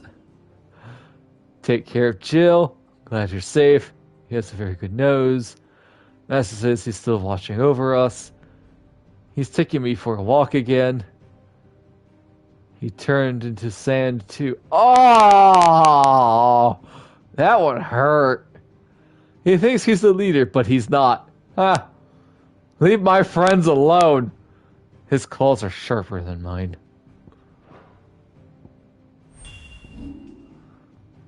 He's got sea legs as good as mine and twice as many of them. Hold on. Clive's coming. Go and get her. Oh yeah, he supports Jill and Clive. I fancy my chance going one-on-one with him. Nah, you would lose.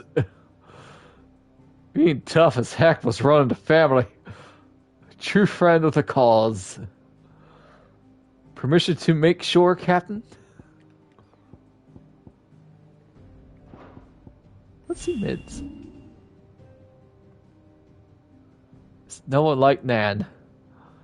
That's what we dreamed of, Dad. Whatever you need, he'll sort you out. He was born to be a boatswain. Point us in the right direction, boy. Find Jill and hurry up about it. Either we're all going home together or none of us are. Shouldn't you have your face buried in dusty old tomes? Nobody told me you could split the bloody sea. You want to warn me next time you summon the Phoenix on my ship. See you soon. The state of the realm is ever-changing, Clive. Welcome to the Patron's Whisper. Is everything we've received and everything promised? You earned this.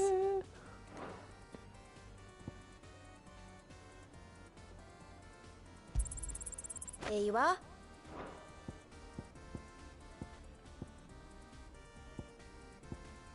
Ooh, Genji gloves. Come again. I may have more for.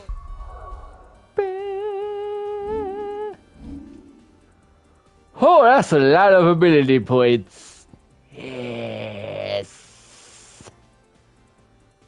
Oh, diamond dust. Oh, sure.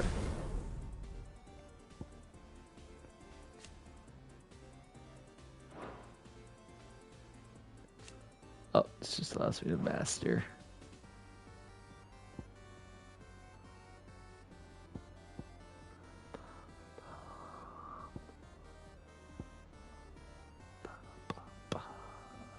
ba ba ba ba ba ba.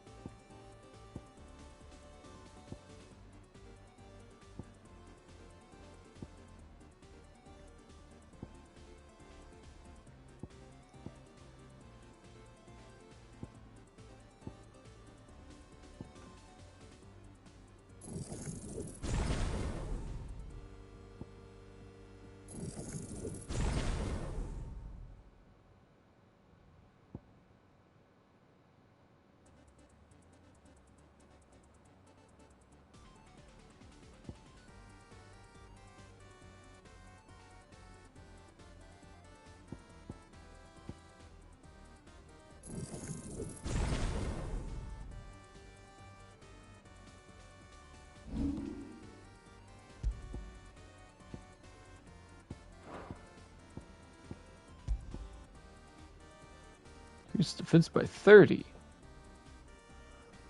Oh, wrong one. Increase Lionheart taunt duration by 30 seconds. Yeah, I'll pass.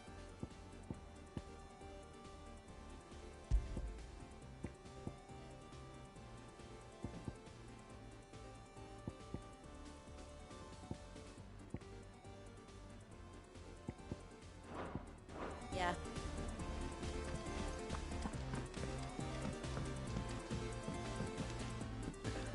Yeah, I gotta say, Onion Sword looks ugly. How do you split the sea? I'm taking it off. It looks I'm sorry, it looks so bad. It looks like it's made out of clay and or ceramic.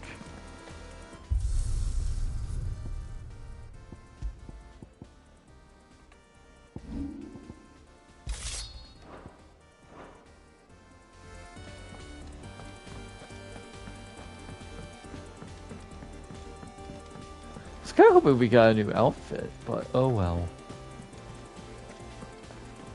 Apparently, Yoshi P has said that if the PC port does well, they may think about letting us play as other characters in this game. Which, I'm okay with. It's not something that I really want, but I'm okay with it. Joshua and Jill. Okay, so Jill did not get taken. How are you feeling, Joshua? And Mid. Better than I was. But not nearly as well as you should be. Isn't that all of us at this Cuts point? and burns may have healed, but your body still bears the burden of every spell cast. And what would you have had me do? It was no ordinary foe we faced. It was the Warden of Darkness. Yet still, it was not enough. The king could have ended me at any moment, but instead chose to toy with me like a curl does a mouse. You underestimate yourself. Oh, it was crystal clear. Only one man established his dominance that day, and that man was Barnabas. I'm sorry, brother. That was ill-spoken. Listen, I tried. I have never felt so powerless, and when so many are looking to us for strength, perhaps the prince feels the same. Where is Dion? I know he went back to the crystal place, the crystalline dominion. Speaking of Dion, and passed out and the medicine girl found him. Nameless slum. That city got destroyed.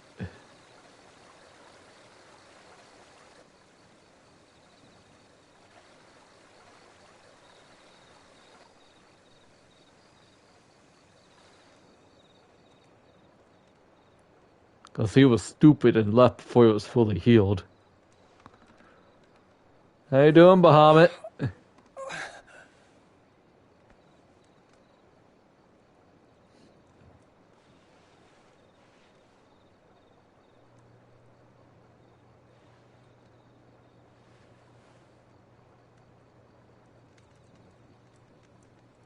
What is this place?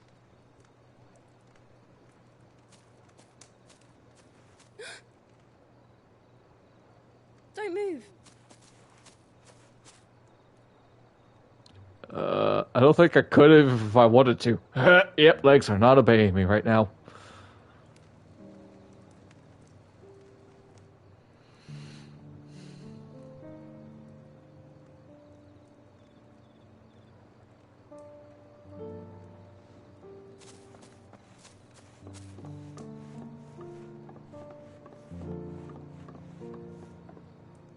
Here, it's fresh from the well.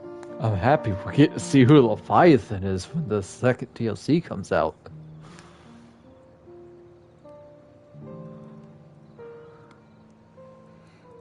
Apparently Clive turns into a Clawwitzer, so that'll be fun.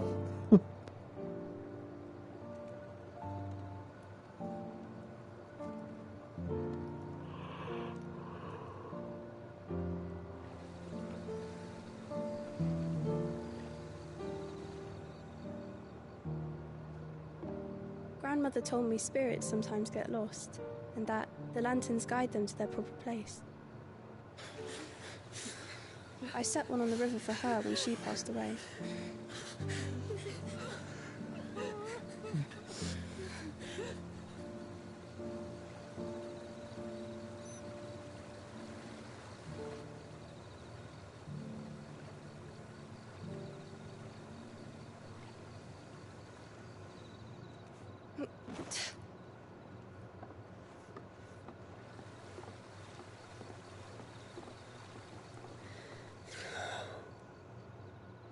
The fiend works from the shadows. Was it you who guided my hand then, Ultima? No, not you. This is my doing, my fault, my sin to bear. And for it, I must atone. Your hurts are healing nicely. It was my poultices that saw you well. You make them? And sell them, or try to. Earns me enough for bread, most days. Forgive me. I have nothing to... I know, but I couldn't just leave you lying there.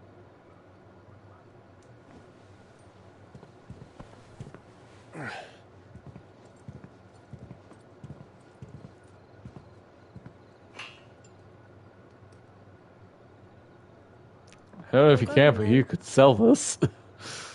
Of course. I'm healed. It's just a man who's wrapped in bandages. Your poultices. Also, wow, you have a wide torso, Dion. To come back and visit. I gotta sneeze.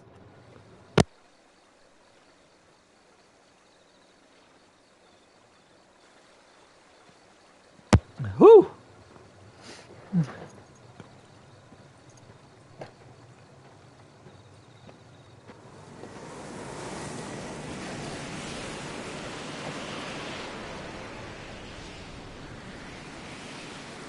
Well, Phoenix, it would seem that I owe you my wings.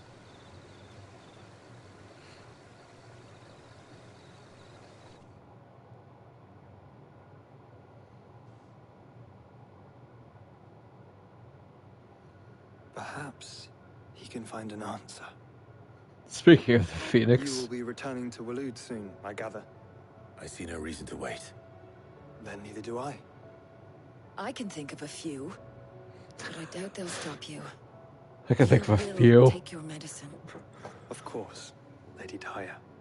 Set on leaving already, are ya? How long will it take us to get back to Ash? Dunno, about the same amount of time it took us to get here. Maybe less, if your uncle can find someone trustworthy to patch up the Enterprise. All depends on where we're putting into port, mind. Yes. It's not as if we can put ashore wherever we choose. We have to assume that the whole of Ash is hostile, and that we'll be attacked on sight. Then we must find a place they won't think to look. And I have an idea who might know of one. The Professor! I'll go and tell you come in. While you're plotting our course, I'll be in the shelves with your lawsmen. I wish to pick his brains about Ultima. I'll tell you now, I'll it talk ain't to Karen much. about supplies for the journey. They may not be easy to come by in Ash.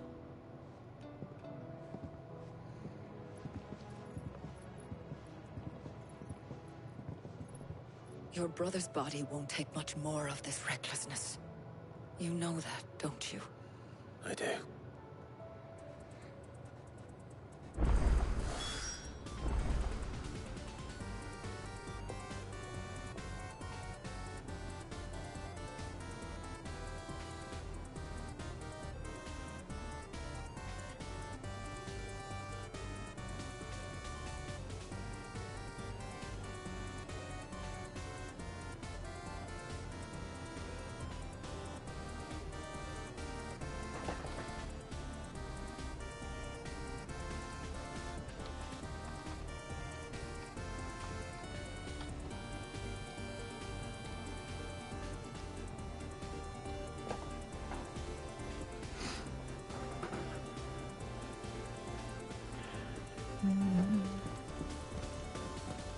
I said it's 8-biz chiptune, whatever it's called these days. It's really good. Oh, we got new monsters. New mocks to slay.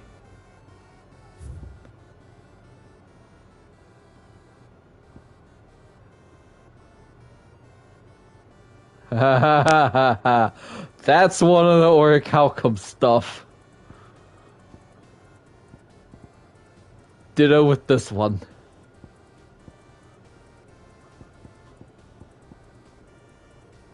I don't know about this one.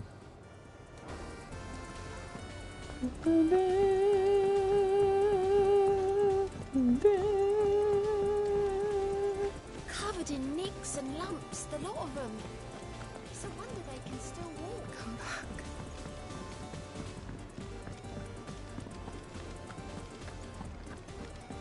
The stew's awfully thin these days.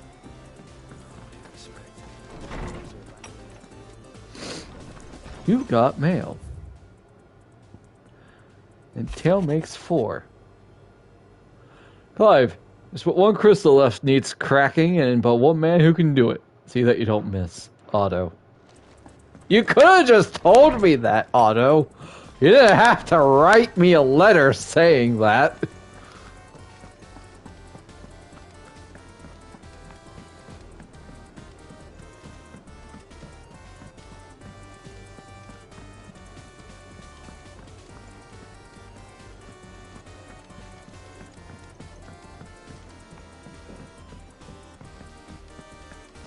I'll still say it were a compliment. Say it all you like. It doesn't make it true. I forgot, was she girlfriend or was she wife? Either way, I love her. Ah, Clive. I was wondering when you'd arrive. Please tell me you've come to take our young prodigy here off my hands. I'm not here for Mid. I mean, I could try, but I don't think I'll succeed. Then why not ask Molly if you can look in one of her ovens? Go on. As soon as the Enterprise is ready, we'll be setting out for Drake's Spine. And we're going to need a safe place to land. Preferably one that won't see my ship blown to shit and splinters. If it were that easy, do you think Waloed would have resisted invasion for so long? Very little is known of Ash, and the information we do have is spotty and outdated. We have the good King Barnabas to thank for that. Waloed's borders have been closed to outsiders since the day he seized the throne. If there is anywhere safe to land, you won't find it on my map. Then tell us what we will find. I'm sure you know better than we do. But no splinters. All right, if it will get you out of my hair. But interrupt me, and it's over. Understood? Yes, ma'am.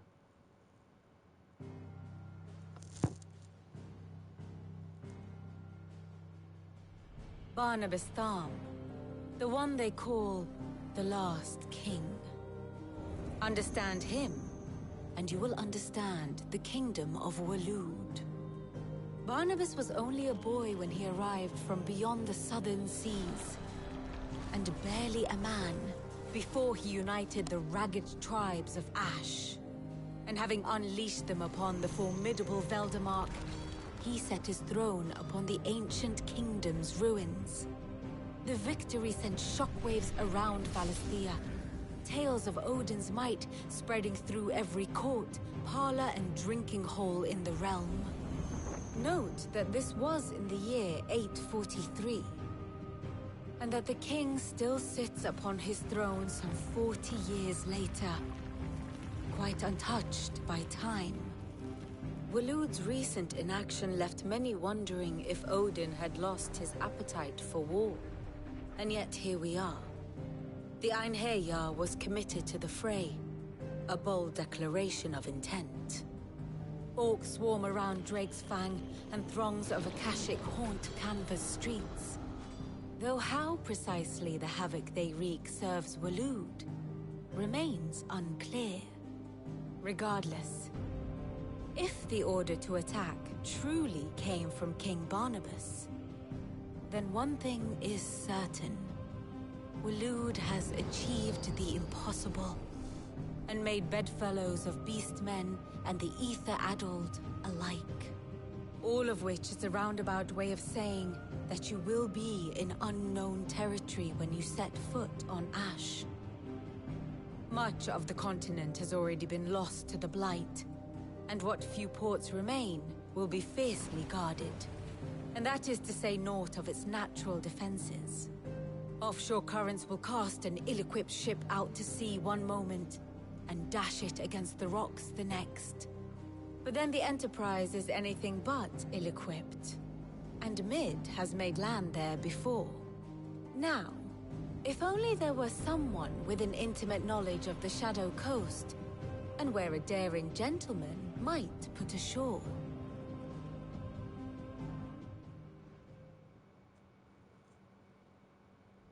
You see, Clive, you had the answer all along. Do you think you can get us back to that beach, Mid? Picked you up from it, didn't I? Not that it were easy. The currents were a right bastard.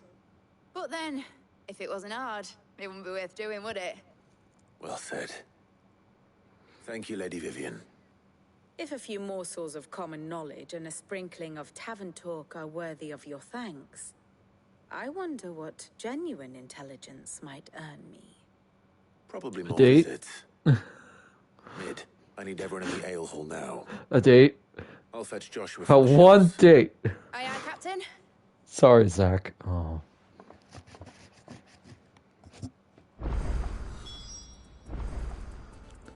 New quest is available nearby. Phoenix, heal thyself. Alright. Well, another side quest.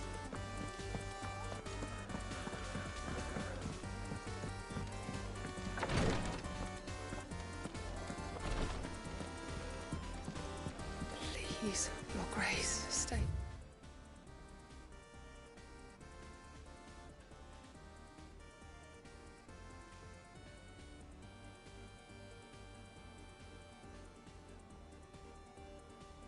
I'm tying him to the bed. You can try. You will fail. Hi, My Yote. Lord Marquis. It was the greatest honor of my life. To be appointed protector to his grace. I have served him in that capacity since he first began his journey across Valisthea. The purpose of which was twofold. To further Undying's knowledge of Ultima, and to further his grace's knowledge of you, my lord. After he learned of your survival, your brother insisted that we try to trace your movements. Thanks to the investigations of my fellow acolytes, we learned of your having taken the name of Cid.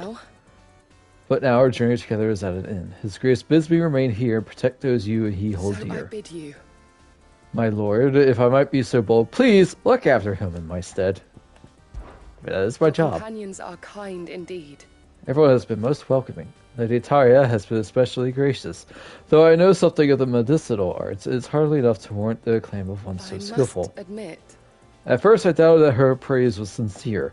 We Undying are trained in what few simple skills might serve us in the field, but there is certainly no praise for those who excel in such I endeavors. see now. that this is your way. You encourage each other that each might lend their strength to the cause, no matter how seemingly slight their contribution. Yote, is anything the matter? I'm kind of trying to do that with the person I'm somewhat training at work. My lord. Trying to be encouraging. Yes. Perhaps you might. But not It's your babying. brother. His condition continues to worsen, though he does his best to hide it. The lesion on his chest pains him more with each passing day. I had feared as much. There are certain elixirs which can ease the suffering of those afflicted by the curse, but His Grace's case is severe. The drafts I have been able to prepare for him thus far have ceased to have any real effect. So I consulted with Tarja and certain of my comrades among the Undying about the possibility of finding something stronger. And thankfully, a recipe was found. The only problem being that the critical ingredient is exceptionally hard to come by, and our supplies are almost exhausted. Unless we can secure more soon, your brother's anguish will likely become unbearable. My lord, I know that I have no right to make demands of you. But would you help? For Joshua's sake. Sure. Why wouldn't I help my brother? For Joshua. Anything. Thank you, my lord. So, what is this critical ingredient? What do I have to A rare kill? herb by the name of stonerwort. It grows only where the ether is densest. The vigor it stores in its stems helps to counteract the curse. We discovered a patch near the aqueduct in Rosaria. But alas, yet more ether has erupted from the earth there recently, leaving the whole area flooded. The search continues for a new source. One that we might reach without being turned.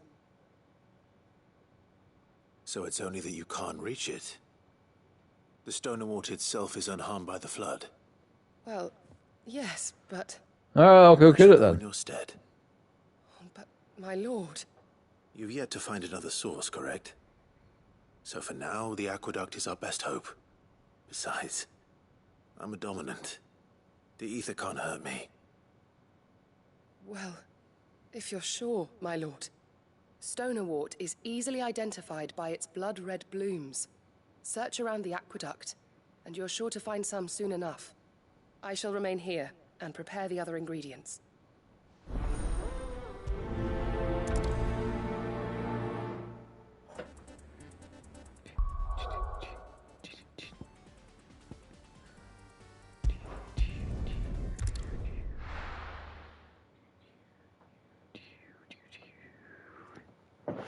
Sorry, it's so catchy. Like, no offense to Soka, but I think I like that one more than the original.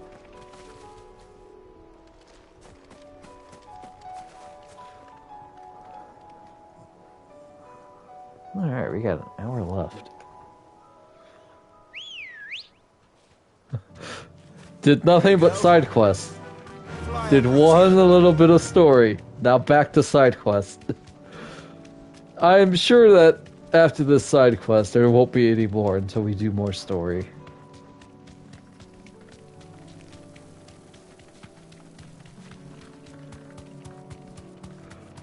God bless him.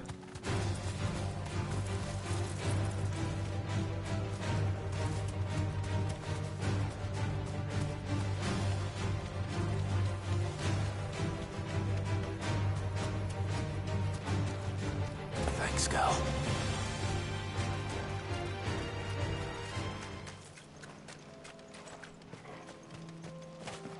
Here's the aqueduct. Now to find our Stonewort.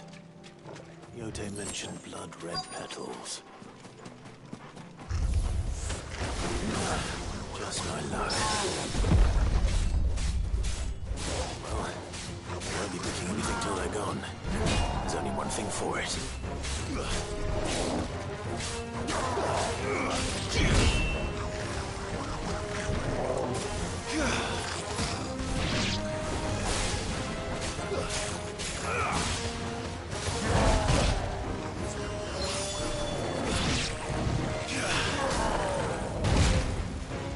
Ow.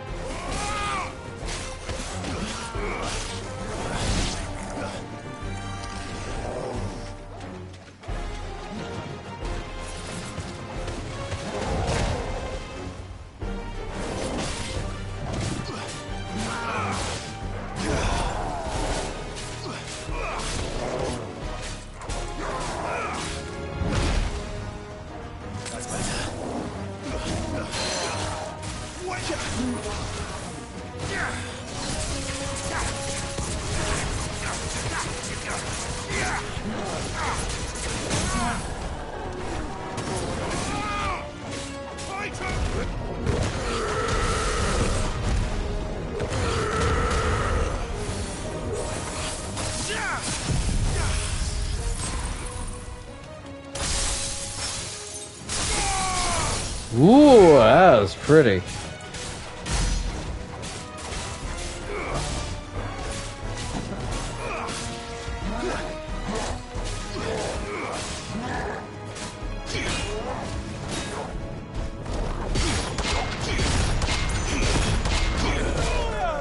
Dang, I got 2 counters off of that. That was great.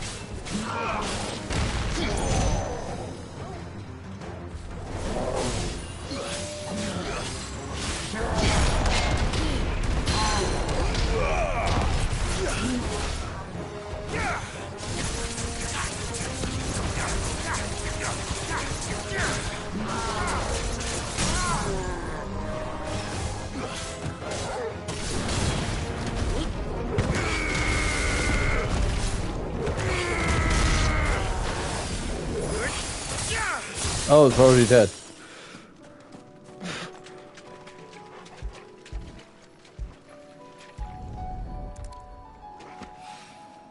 Here it is. Better collect as much as I can before reinforcements arrive. All right. That should do it. Let's get these back to Yotei.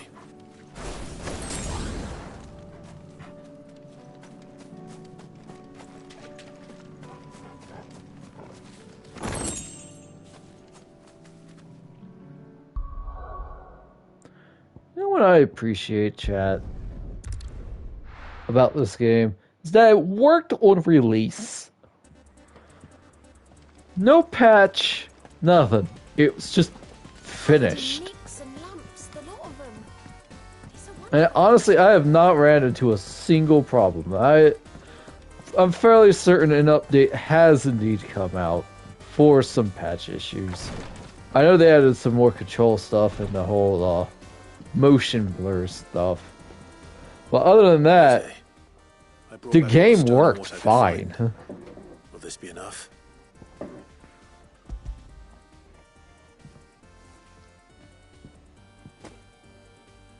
Yes, my lord. Thank you. I'm sure it will serve us until we can find another source. I'm very glad to hear it. You and His Grace are very much alike, you know. Yeah. You think only of how you might help others, and never of the danger to yourselves. No more than you have minding my brother.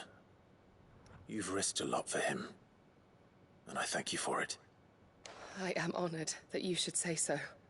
But I beg you, my lord, do not give too much of yourself for the sake of others. We could not afford to lose you. I'll keep that in mind. Clive's a good guy.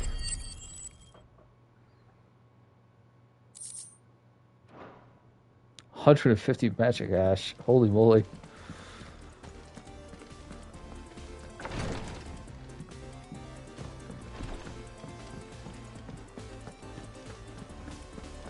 How do you split this?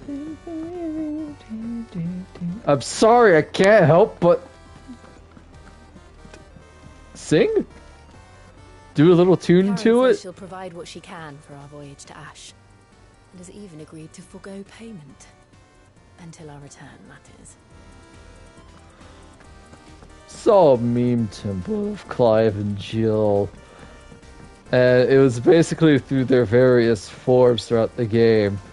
And next to each picture was just a bed getting destroyed more and more until the final one, when they were full-blown primed. Him, Ifrit, and her Shiva, it was just a hole in the floor. Just absolute devastation.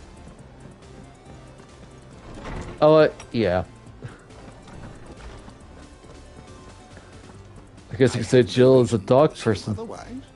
Because she loves both Torgal and Clive. Ha! Clive, you must listen to this. Lawsman, tell him. Do you recall when we spoke before on the divinity of Ultima? Well, it inspired me to delve deeper into the subject. And what I discovered appears to agree with the findings of His Grace. You will recall that my quest to uncover Ultima's origins began with the mural at Phoenix Gate. But while I've always known it to be important, its secrets have heretofore eluded me. Now, however, I believe I know where to find the more complete example. One that will reveal all we seek. Master Clive, have you ever in your travels chanced to hear of the Circle of Malleus? I would think not, few have. But there was once a time when the faith flourished, the oldest known religion in the Twins, and though its popularity eventually waned on Storm, hints of its dogma remain embedded in more modern faiths such as the Crystalline Orthodox. Wait, you said it waned on Storm. What of Ash? Religious monuments are often torn down or repurposed when new faiths rise to prominence. But if no new faith arose, then perhaps the ancient temples might still stand. And so, you see now why I must accompany you to Waloed. It would appear the past still has much to teach us, though in this case, it would not have been possible without the musings of Moss. To think that you carried a copy of my old mentor's chronicles all along. I am relieved to discover it in good hands. I shall guard it with my life. Joshua, if you're finished here, join me in the ale hall. I need to speak to everyone before we leave. Right away.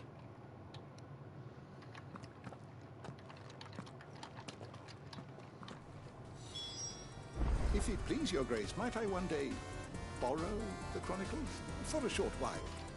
Of course, Lawsman Hippocrates. You need but ask.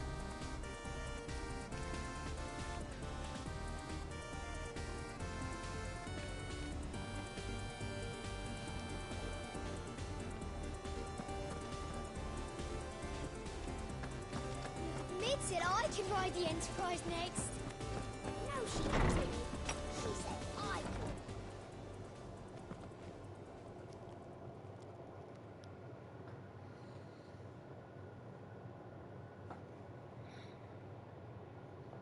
My hands smell like popcorn, but I didn't eat popcorn at all today. My apologies. In fact, I don't have popcorn in my house. So why did you smell like By now popcorn? You've all heard where we're going and why. So I won't bother you with the boring details, only the important ones. If we attempt to approach Stone here by sea, there's a good chance we'll be sighted and fall prey to the capital's artillery. So instead, we'll disembark on the southwest coast and make for Drake's Spine on foot. I say we, but it's highly likely the entirety of Ash is under the rule of Ultima. A large party would only attract unwanted attention, as well as slow our march and require supplies which may be difficult to obtain. Only Joshua and I will be going. And a scout. Preferably a good one. Gav, do you know of any? You bet your ass I do. Might still borrow some of Lady Vivian's maps, though. Just in case, like. Once you've dropped us off at the Shadow Coast, you need to retreat into neutral waters, fly merchant colors, and stay inconspicuous. If you sense any danger at all, you leave us behind and return to Storm. Inconspicuous is my middle name. But like hell am I leaving anyone behind. The ship ain't going nowhere till your scurvy mugs are smiling on deck. Jill, the Enterprise will appear a tempting target for royalists and pirates alike. You're to stop anyone boarding. Don't worry. I'll keep the ship and her crew safe. You'll be needing passage home, after all. But... very well. If there are no questions, I'll see you all at the docks.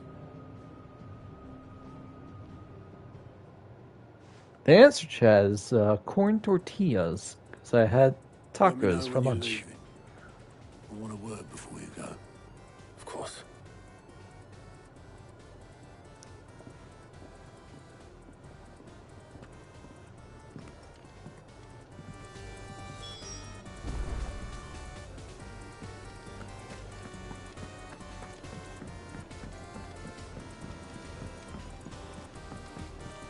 I am certain we will find what we seek in Ash, and learn the truth of Ultima's origins.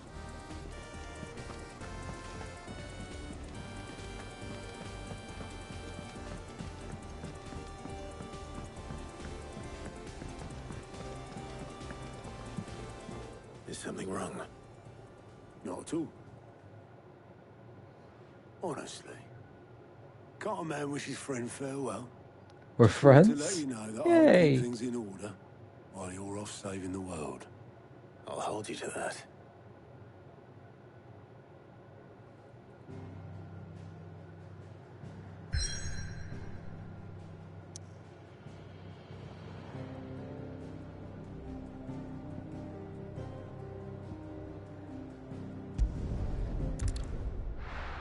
All right, new continent.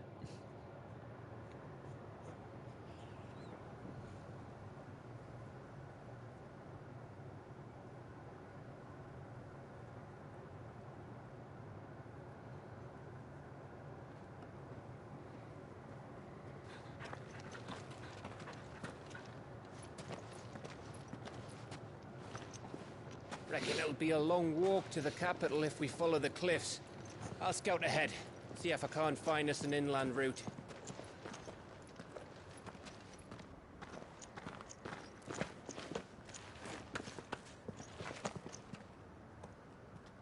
Clive.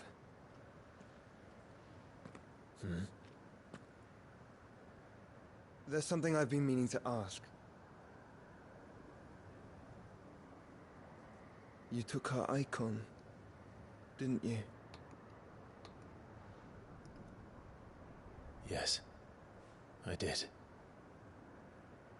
She understood. It was consensual.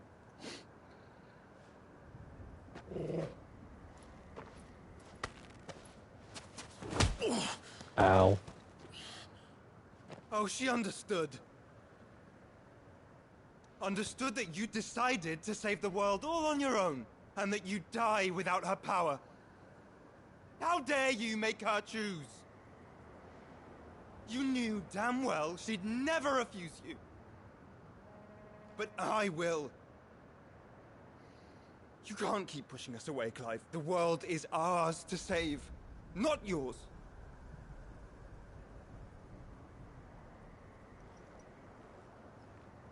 I used my gift because I thought it was the right thing to do.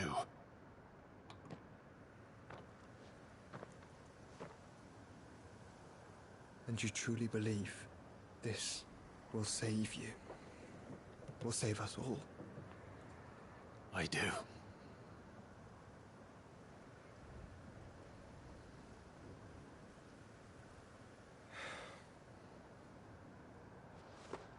Then so be it.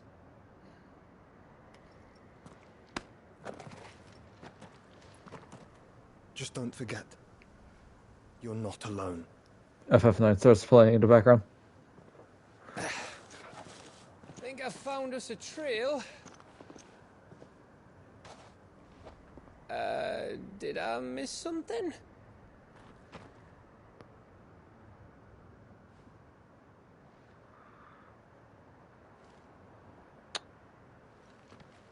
Only that Joshua didn't.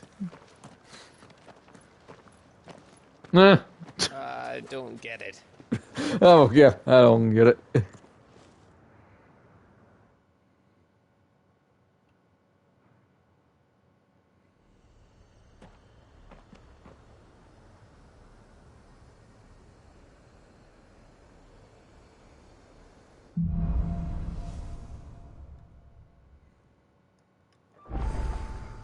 Always wanted to visit Ash.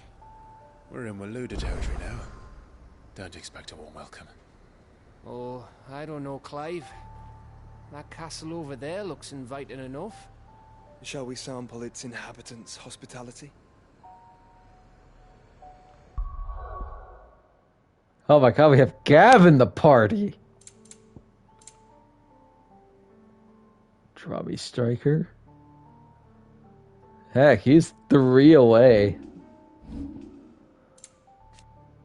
Let's go, Torgal.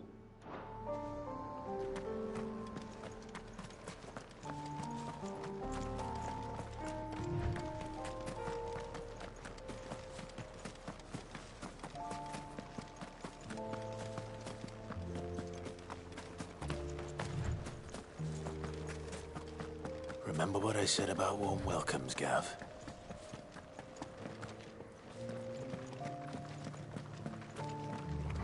Oh, this place is as dead as Greagor's ghost.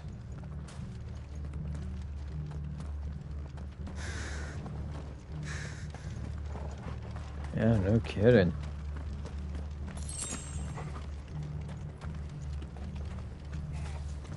Ah, Akashic. Great.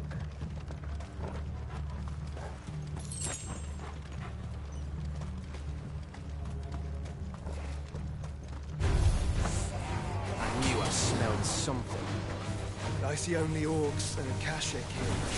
Let's hope the villagers made it out in time. Titan!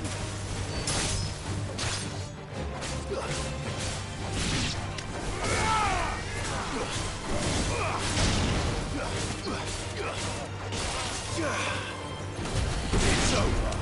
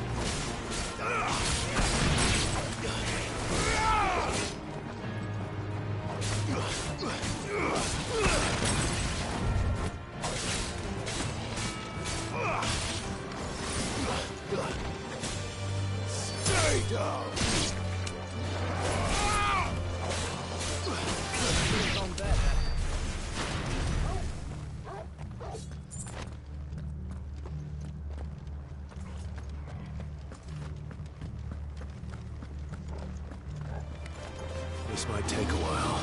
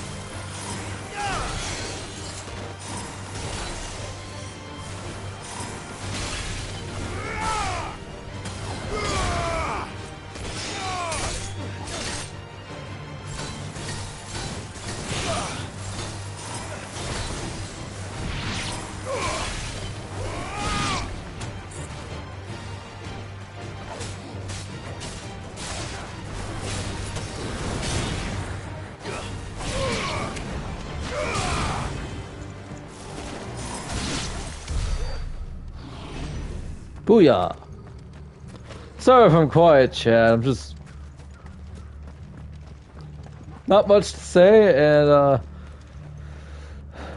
just playing the game. Just having a good old chill time. Oh.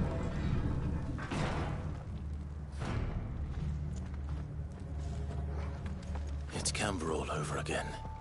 Where the hell are the royalists? Seems you were right about that welcome after all, Clive.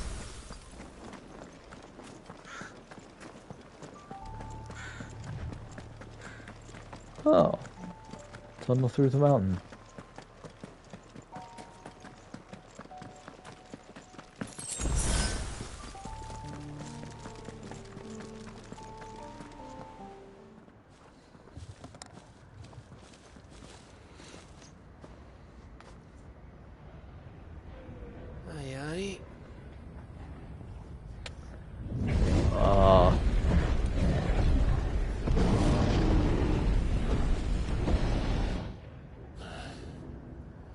Is the whole of Ash fallen into Ultima's hands?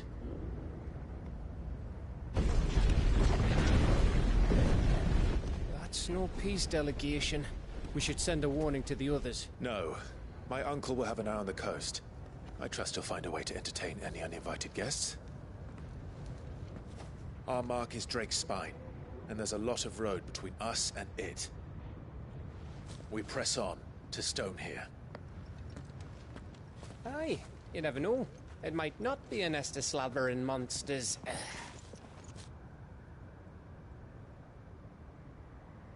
Yeah, maybe. Clive, you must go on ahead without me. This stronghold is as old as Phoenix Gate, perhaps older. It may yet hide Ultima's remaining secrets, and if we are to best him, they must be unearthed. All right. Stay out of trouble. I always do.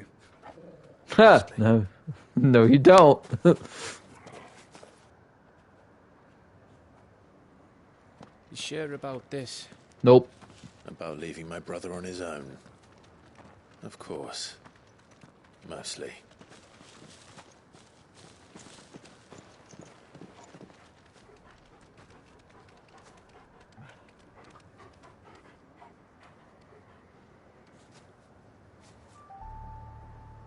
Lady Vivian's map is so old it's hard to tell which way is up. But if I'm right, we're not far from a village called Aistla. Can we make our way there, resupply, and wait for Joshua? I have not pitted Torgal this whole time. The Angry Gap!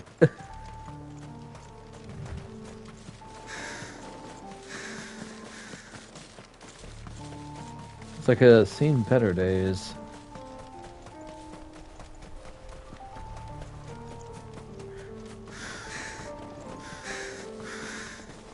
Grab! Oh, this place reeks like a mobile's arsehole. Though I'm guessing it's not the smell that'll kill us.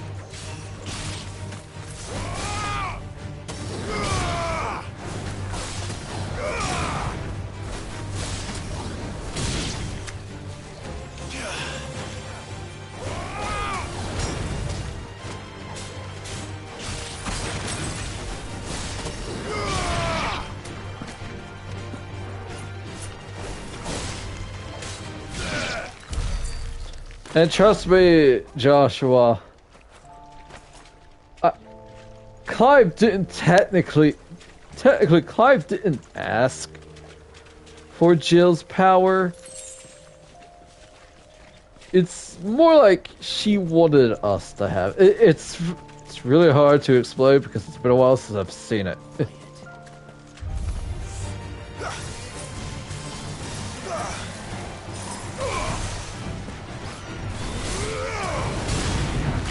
Oh God! Holy crap! Where'd you come from, Adamantoise?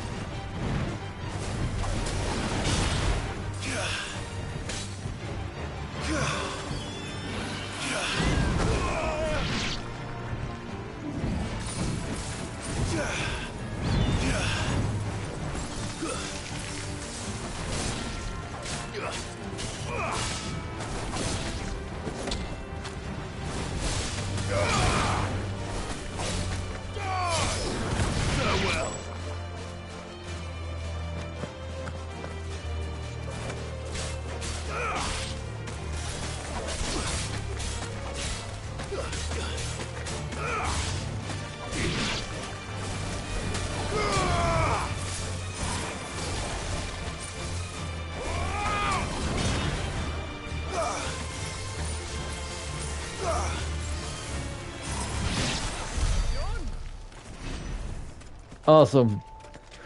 We're out of the threat range of the Adamantoise.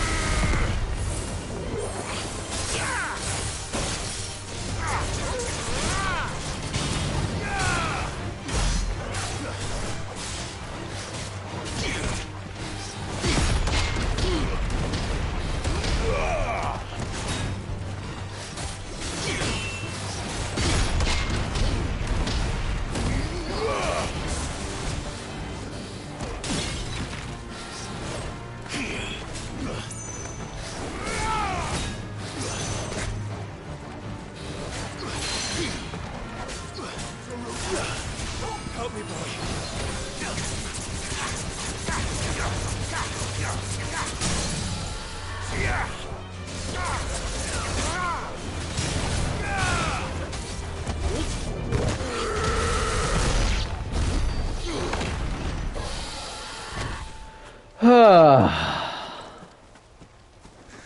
It is really satisfying to use Titan.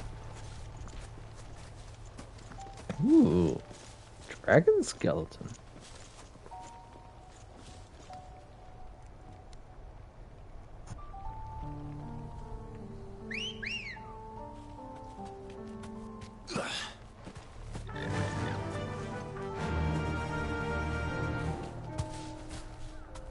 Fly, Ambrosia.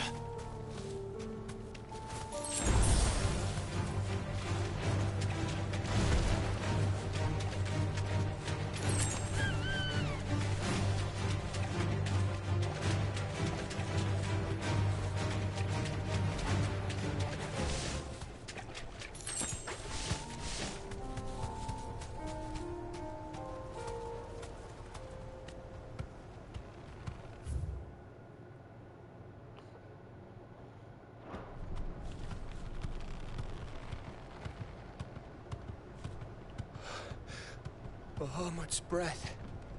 Don't look down, Torgal.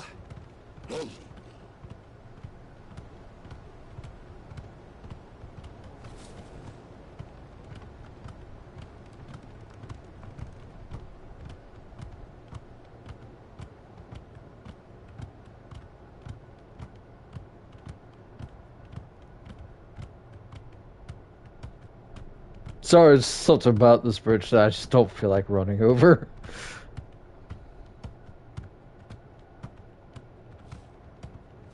That was a long bridge. That must be Istla. Be safe.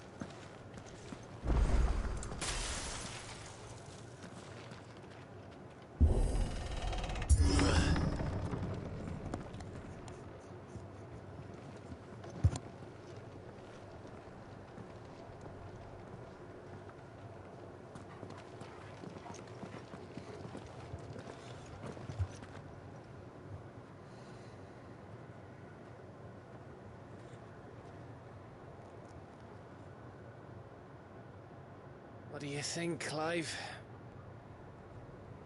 Then we're too late.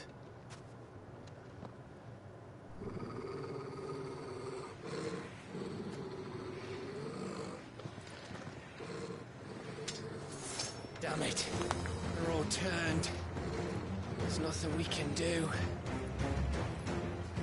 I wouldn't say nothing. No quarter, Gav! No quarter!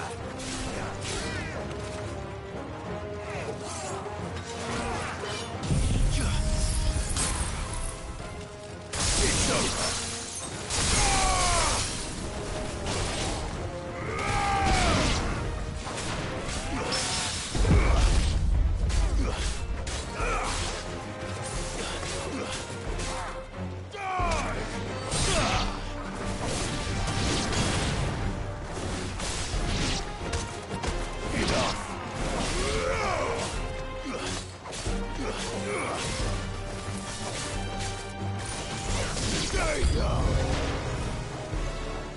You think all the villages in Ash are like this?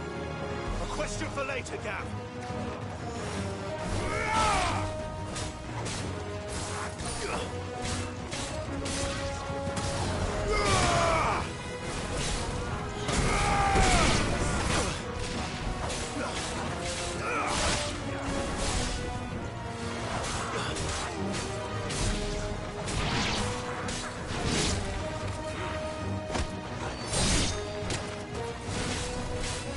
Two 2007. Hey, I remember that year.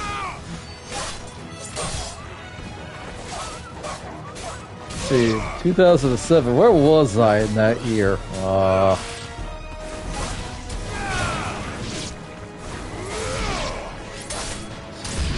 2012. Here they come! And come, and come, and come. Farewell.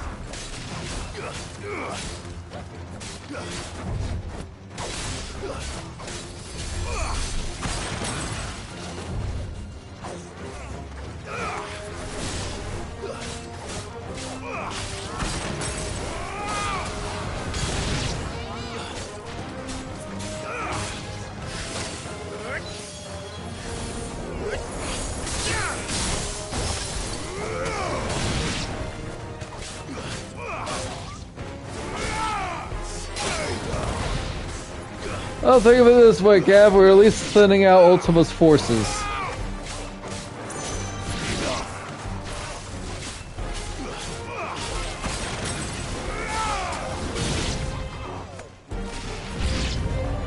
I don't want to die here, Clive. Nah, I'm with you on that. I don't want to die here, Clive. Then don't. Well then.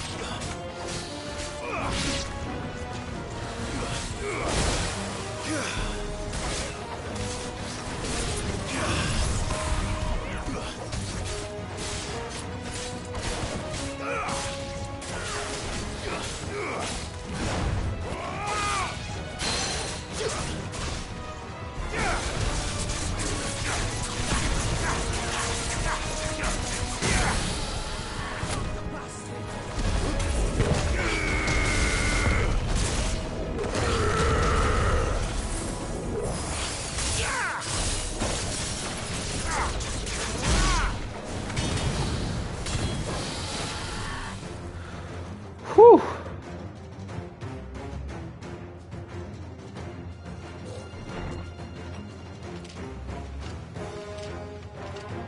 That's a big axe. And a big guy.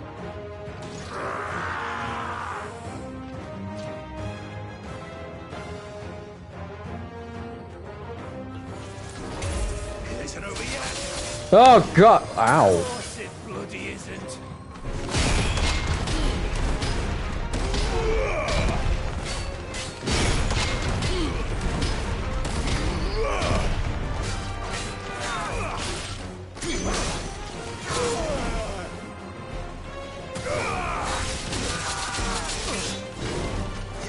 That's better.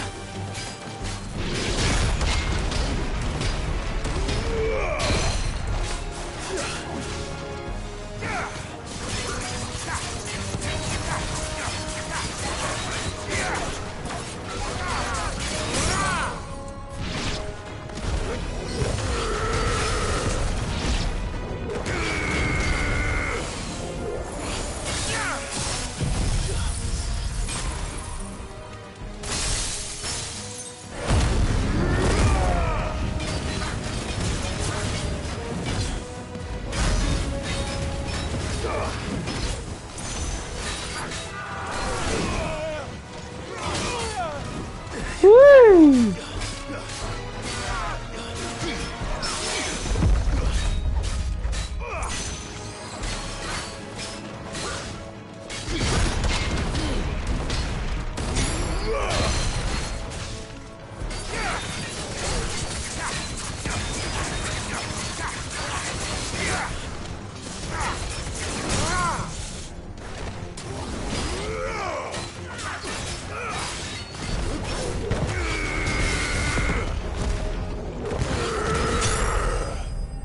Heck yeah. Oh, it feels so good.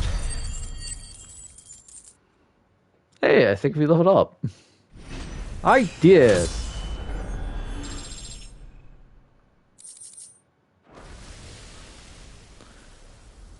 Whew. Think that's all of them.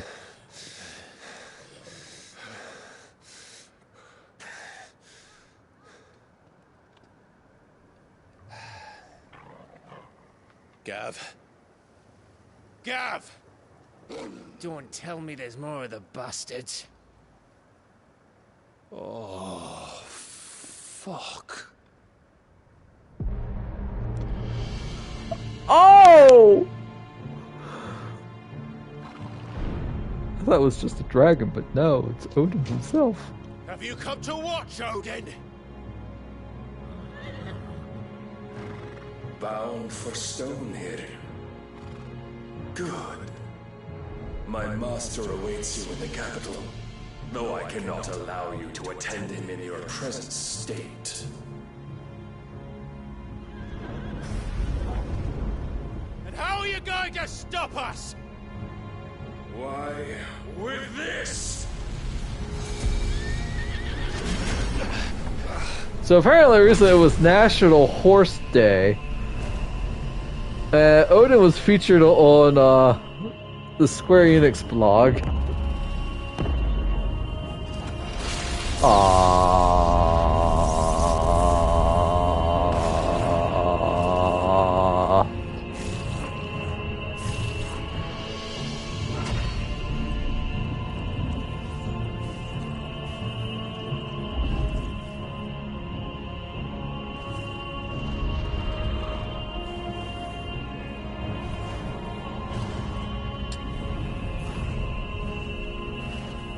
How are you going to stop us? Odin, with this, obviously. I believe we are trapped.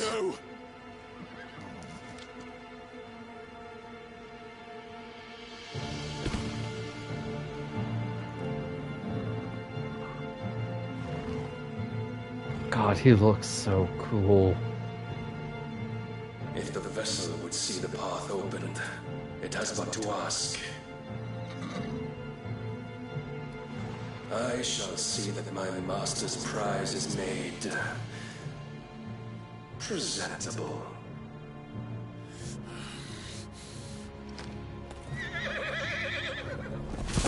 Shit! No!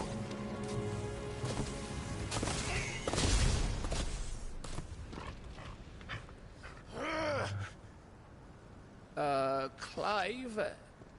Would you mind telling me what the fuck just happened?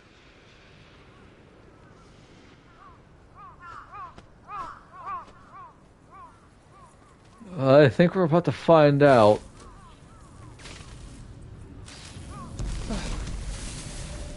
Oh. Oh, you've got to be. How are we supposed to get through that? We seek an audience with the king. If His Majesty wants me to come and ask him, then that is exactly what I'll do. Before you go practicing your petition, we don't even know where the fucker went. How about we cool our heads and think this through, eh?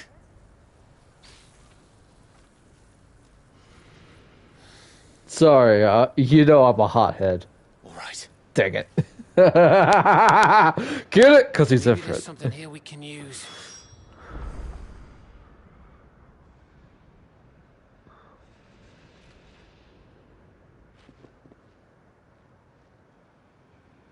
Oh.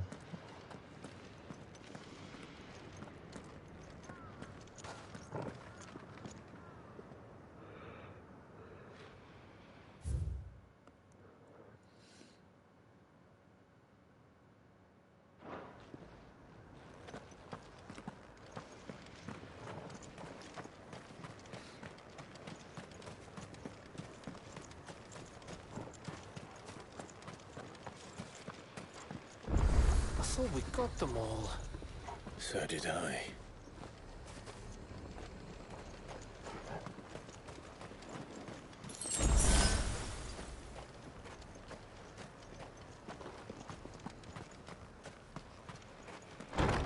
Gav? Huh? If I gotta zip more. Gav? What? Oh. Oh, point me in the Alps.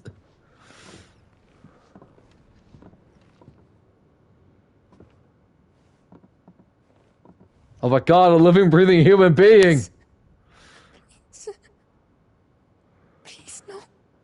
Ma'am, you are the first human we have seen. Whoa, easy, easy. We're not turned, all right?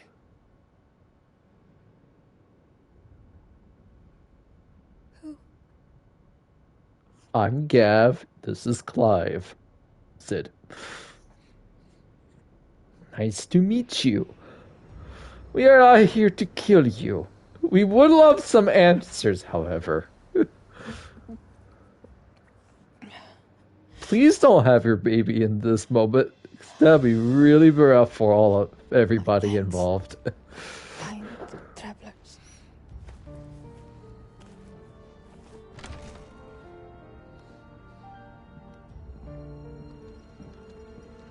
Edda, forgive me for asking, but... Oh, me, her name is Edda.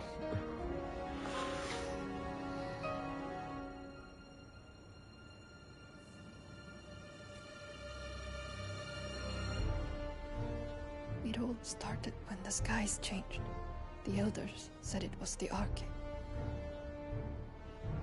One by one, people went mad. Minds taken by the ether. Till only I remained. By then, I was too far alone to run. And then the nights came. And I didn't know what to do.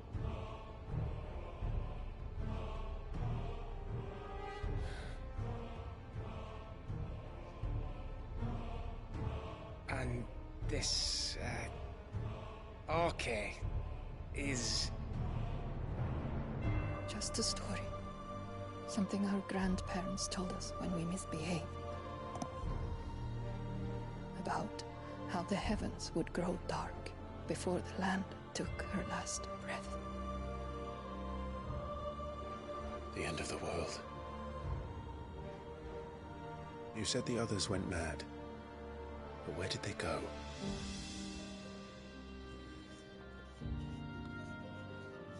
They all left. Drawn east to the tower. To Reverie. The elders.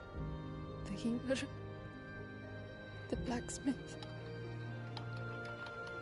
My husband.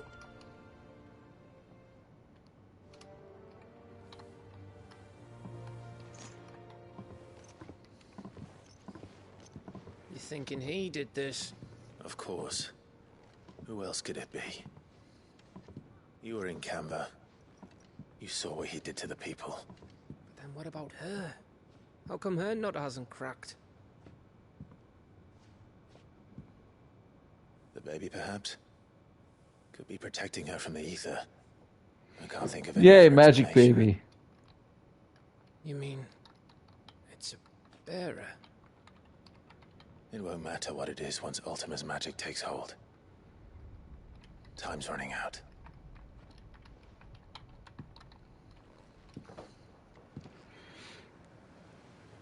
This tower. That's where we'll find the king.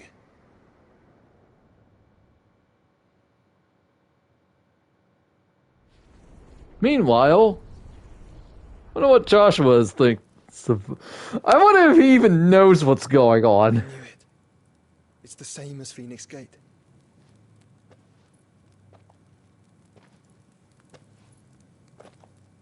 Which means at the end of these stairs should be...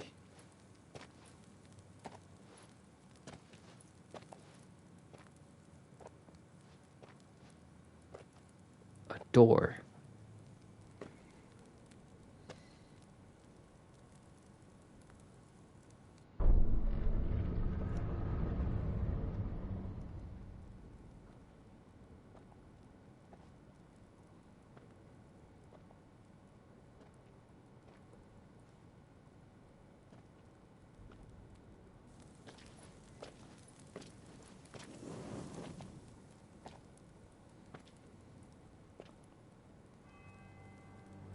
The mural is complete.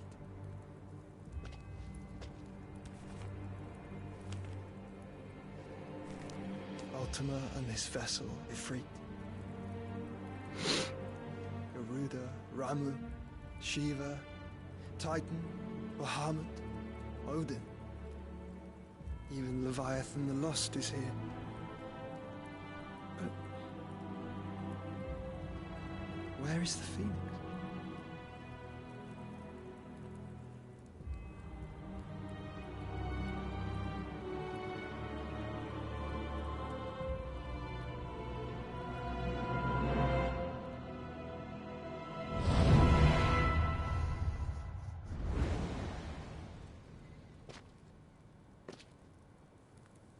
By the Founder.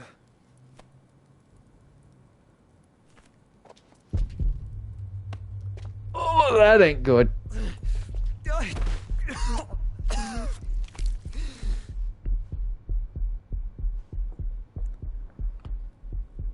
Oh, the controller is vibrating like it's a heartbeat. So that's what you want, isn't it, Ultima?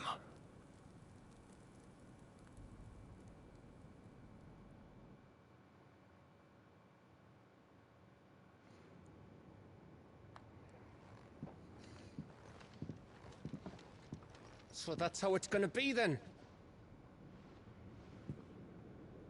I'm not asking, Gav. I need you to stay with Edda. What? I must do this alone. If I don't return, you're to find Joshua and make for the Enterprise. Understood? Aye.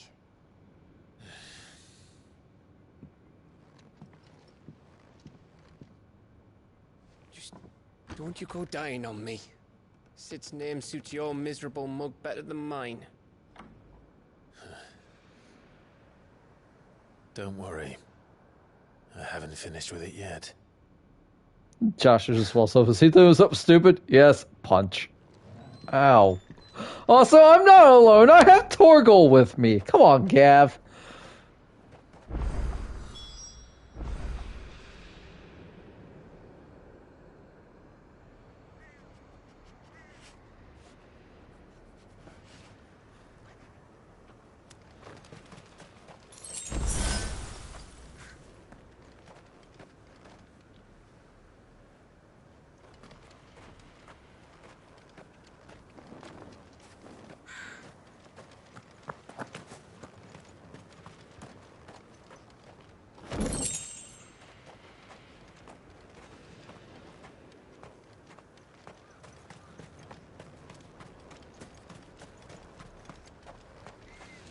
Well, unfortunately, we only have 7 minutes left, so I'll do some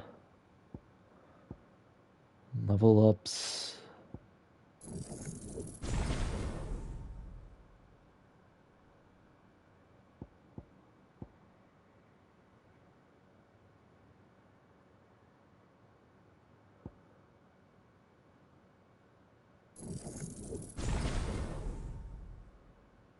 And I'm going to save and call it here, chat.